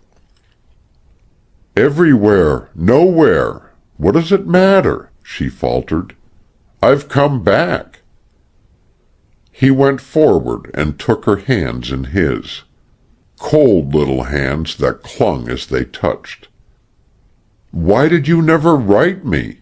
he asked gently. "I don't know. I couldn't. Don't ask me to explain.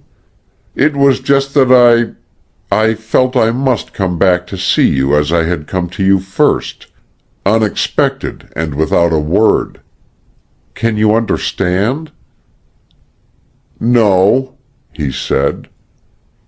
"No, I suppose not. A man couldn't." "Good God!" he burst out. "Do you realize what it is to live in such a hell of uncertainty and longing as I've lived in since you left? To wait and hope and lose hope, and hope and wait again for a word that never comes? To eat your heart out with waiting?" A slow, wonderful smile trembled on her lips. "My dear," she said, "I have waited for you all my life." Suddenly her arms were around him, her cheek was pressed to his own. The breath of her whisper was at his ear. "Oh, forgive me. I will make it up to you, my dear, my dearest." Out in the wind and the rain, Chester Kent drew in the deep breath of satisfied and rounded achievement. He had beheld, against the wide window-shade, two shadows, which, standing motionless for a moment, a few feet apart, had drawn slowly together as by some irresistible magnetism, and suddenly merged into one. The unintentional eavesdropper nodded in grave gratulation to the house, then turned away. "Finished," he said. "C'est conclu. Fini. Telo. Das End." And any or all other words of whatever language meaning a sound conclusion. Half an hour later he entered, with due preliminary stamping of mud from clogged feet. Instantly Marjorie went over to him. "Why, you're wet as a rag!" she cried with a sweetly unconscious assumption of proprietary interest. "You must go and change at once," she added, patting his shoulder. Kent reached for his ear, changed his mind midway, and scratched his nose. "All right," he said meekly. Over his rather stern-set face there came a singularly winning smile. "You too," he said. "That's as it should be. That's worth everything." "No other congratulations will ever sound so good as that, Chet," said Sedgwick in a low voice, "or so unselfish. You've had all the heat and toil of the great game, and I have all the happiness." "Not quite all, I fancy," returned Kent, smiling at Marjorie. She took his wet hand between her own. "But it doesn't seem quite fair," she protested. "Frank and I have found each other, but you who have fought our battle for us so splendidly, what reward do you have?" Chester Kent shook his head. "My dear," he said gently, "the great game isn't played for prizes." The End.